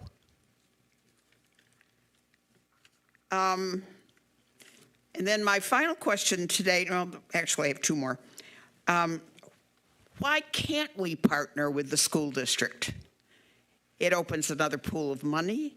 It opens another multiple ways to do things together. And it's those kids that we want to do this for. I don't understand the reluctance between the two. Every time this comes up, it makes sense, and then it never happens. Why? What is the issue there? And then one more thing, with the carbon monoxide detectors, is that something the city will provide to multiple housing dwelling and or apartments in town?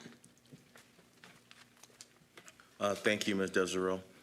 Ms. Darlene Clark, and that's the last name on our public comment tonight. It's late and God knows everybody's ready to go home. But this is for listening ear. Once again, council, your strategy in trying to put the trust in administration is really falling short. The people of Pontiac, as well as other states and cities, have actually saw the reflections that you have presented here. First, let me say this. I need to clear this up, too, so we can have clarity. Councilman Parker, last week you said that the people, now I don't know if you were speaking for your whole council, but I know you were speaking for yourself. You said in 13 years that the people will see what changes and appreciate what has happened to the city of Pontiac. Please give clarity on that, because if people have to wait 13 years to see any progress, then we really are in bad shape, and you put it out there. And let me say this to the Mayor Grimo. Mayor Grimo, I have given you since last year documentations to show you that it's the city of Pontiac that's holding up the GURG funds. I have been very open and front with you guys to show you these documentations. He also went out when closing on his court date in November to dismiss without prejudice, which means he can bring it back at any given time that he chooses to. The Judge Lawson has told him to move forward because these people deserve to have their money and to live a comfortable life. And thus he has proven to you guys over and over again that he is the city of Pontiac and he is the one that's detaining the progress for the GURG money. And with that being said, also realize this once again, the more money you spend, the more responsibility you have. I have said that over and over again. Now, getting a $37 million facility, hey, if you can afford to do it, good, get it. But can you afford to keep up with the upkeep? Can you afford to manage it? Because in the budget that the Rex showed you, he didn't show you changes for raises. He didn't show you changes for security. And he showed you bare minimum of everything that has to offer for year to year to maintain these properties. And another thing, you're putting it in a community that's very low. The conditions around this $37 million is going to make other questionable, are you going to tear it down? So once again, the question to our Mayor, Tim Grimo, what are you going to do for the taxpayer where you don't put them in distress? You are putting your council in distress. You are asking for things from the council, and they are pleasing you. But they are the ones who's going to take the butt of the problems that fall behind, and they are the ones who the people are going to blame because they trusted you. In actuality, you have not done anything for the people of Pontiac. Thank you. That concludes our public comment. Thank you. One question from somebody in the audience might be one that we have to respond with an attorney or through the clerk's office, so that way we give you the right information. But we hear you. And when you sent that email, was it sent to the clerk's office, or was it sent to all of council? Sent to everybody. Okay. Everybody should have got it. All the council, the mayor, Okay. the clerk, everybody got it. All right. Thank you very much. And to the question about redistricting, that process has not begun.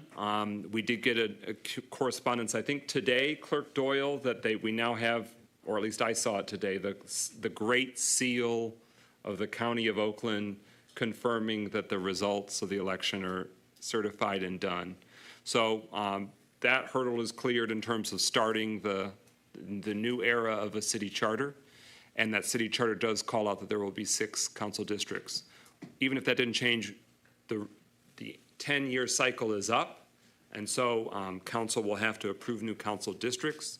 And that'll be a months-long process over the next few months as we know further when that falls. We've reached out to Oakland County, who 10 years ago helped with the mapping, because we've got to make sure that the population is equal in the districts, and that'll be a major factor. And we'll need technical support to make sure we do it right, just like they did 10 years ago. So we'll keep you updated. But through the end of 2025, there are 7 districts, and the 7 district lines remain the same and through the end of 2025. We are at communications. For time, you can see what's printed from council, but clerk's office, do you want to give your communication?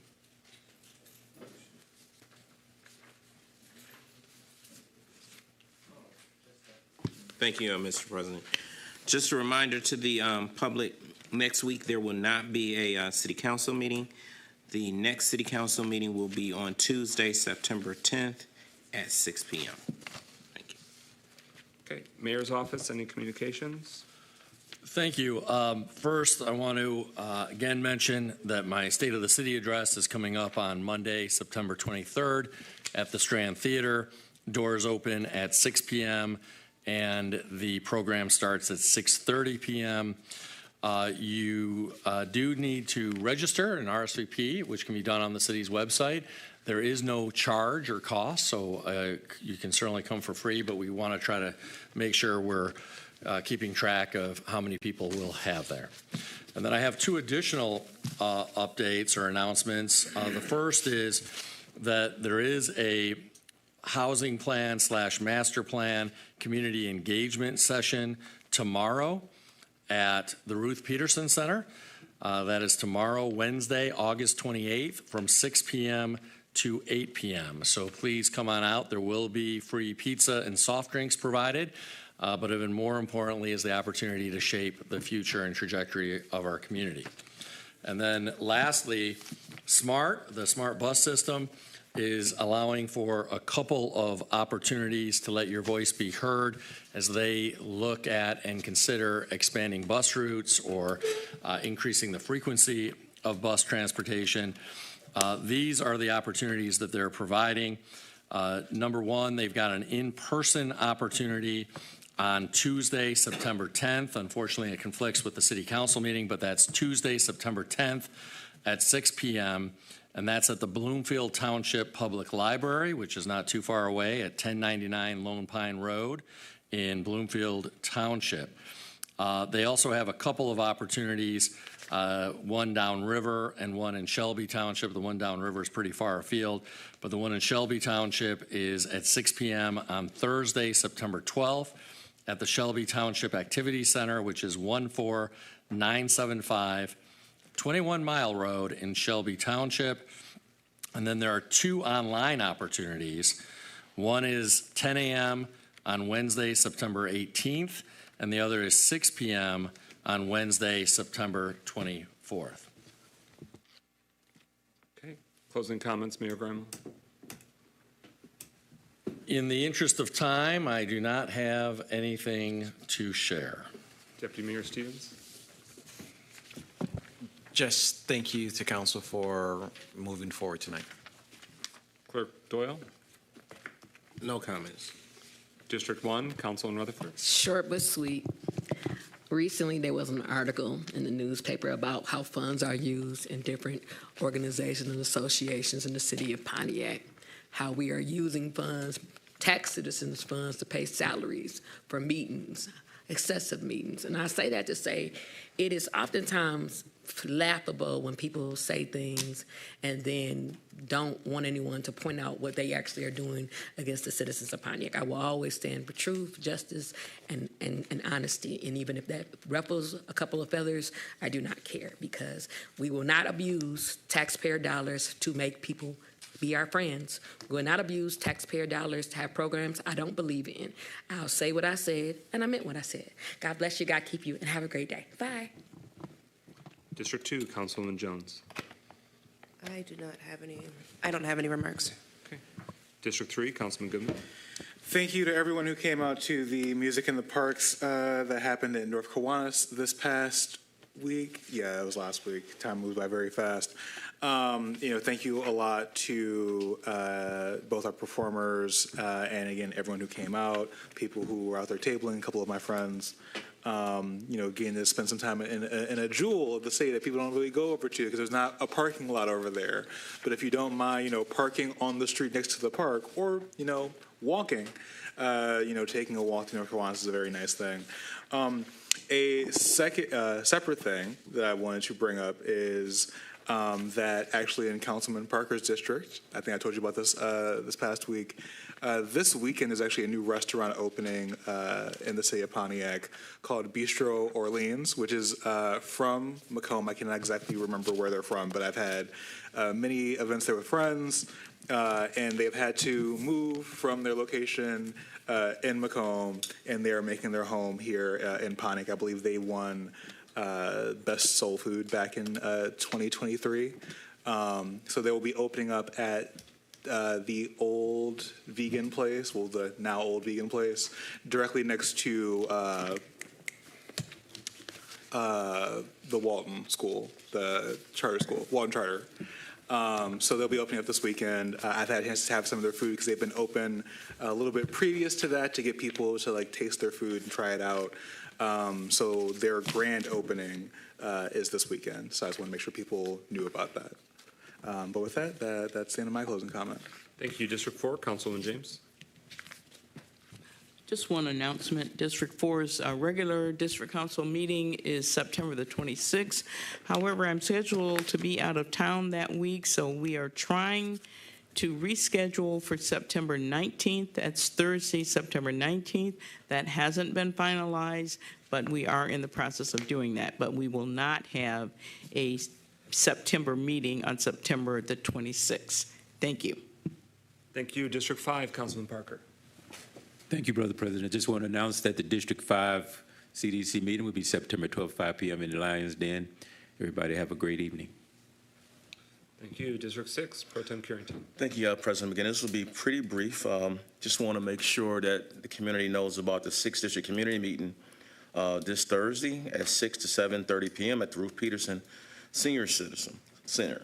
Also, I'd like to thank my colleagues. Tonight was definitely a very tough decision from those that supported a full-fledged center, as well as those that suggested that we move in steps. But also, hope has been really talked about tonight, and I kind of want to talk about hope. And there's a crack in everything. That's how the light gets in. Tonight, we did not stop believing. We allow some light. And the light is that we still have an opportunity to have option 1 in the city of Pontiac. We just want to make sure that the Grand Central Logic Department can actually come through with, I have hope, because I definitely believe that option 1 can still happen. So we did not take that off the table. Any other option that we voted for would have took that off the table. So we did not take option 1 off the table. We just want to see it in steps to make sure it's financially salvable for this community to withstand. Thank you and good night. Thank you. The next District 7 City Council community monthly meeting is Monday, September 9th, 7 to 9 p.m. at Prospect Missionary Baptist Church at the corner of Sanford and Prospect. And I'll leave it at that for now. Is there a motion to adjourn? Is there a second? It's been moved by Councilman Rutherford, seconded by Councilman Parker, that we adjourn this evening's meeting. Hearing no discussion, roll call, Clerk Doyle. Carrington. Yes. Goodman. Yes. James. Yes. Jones. Yes. McGinnis. Yes. Parker. Rutherford. Yes. 7 yeas, no nays. We stand adjourned at 11:06 p.m.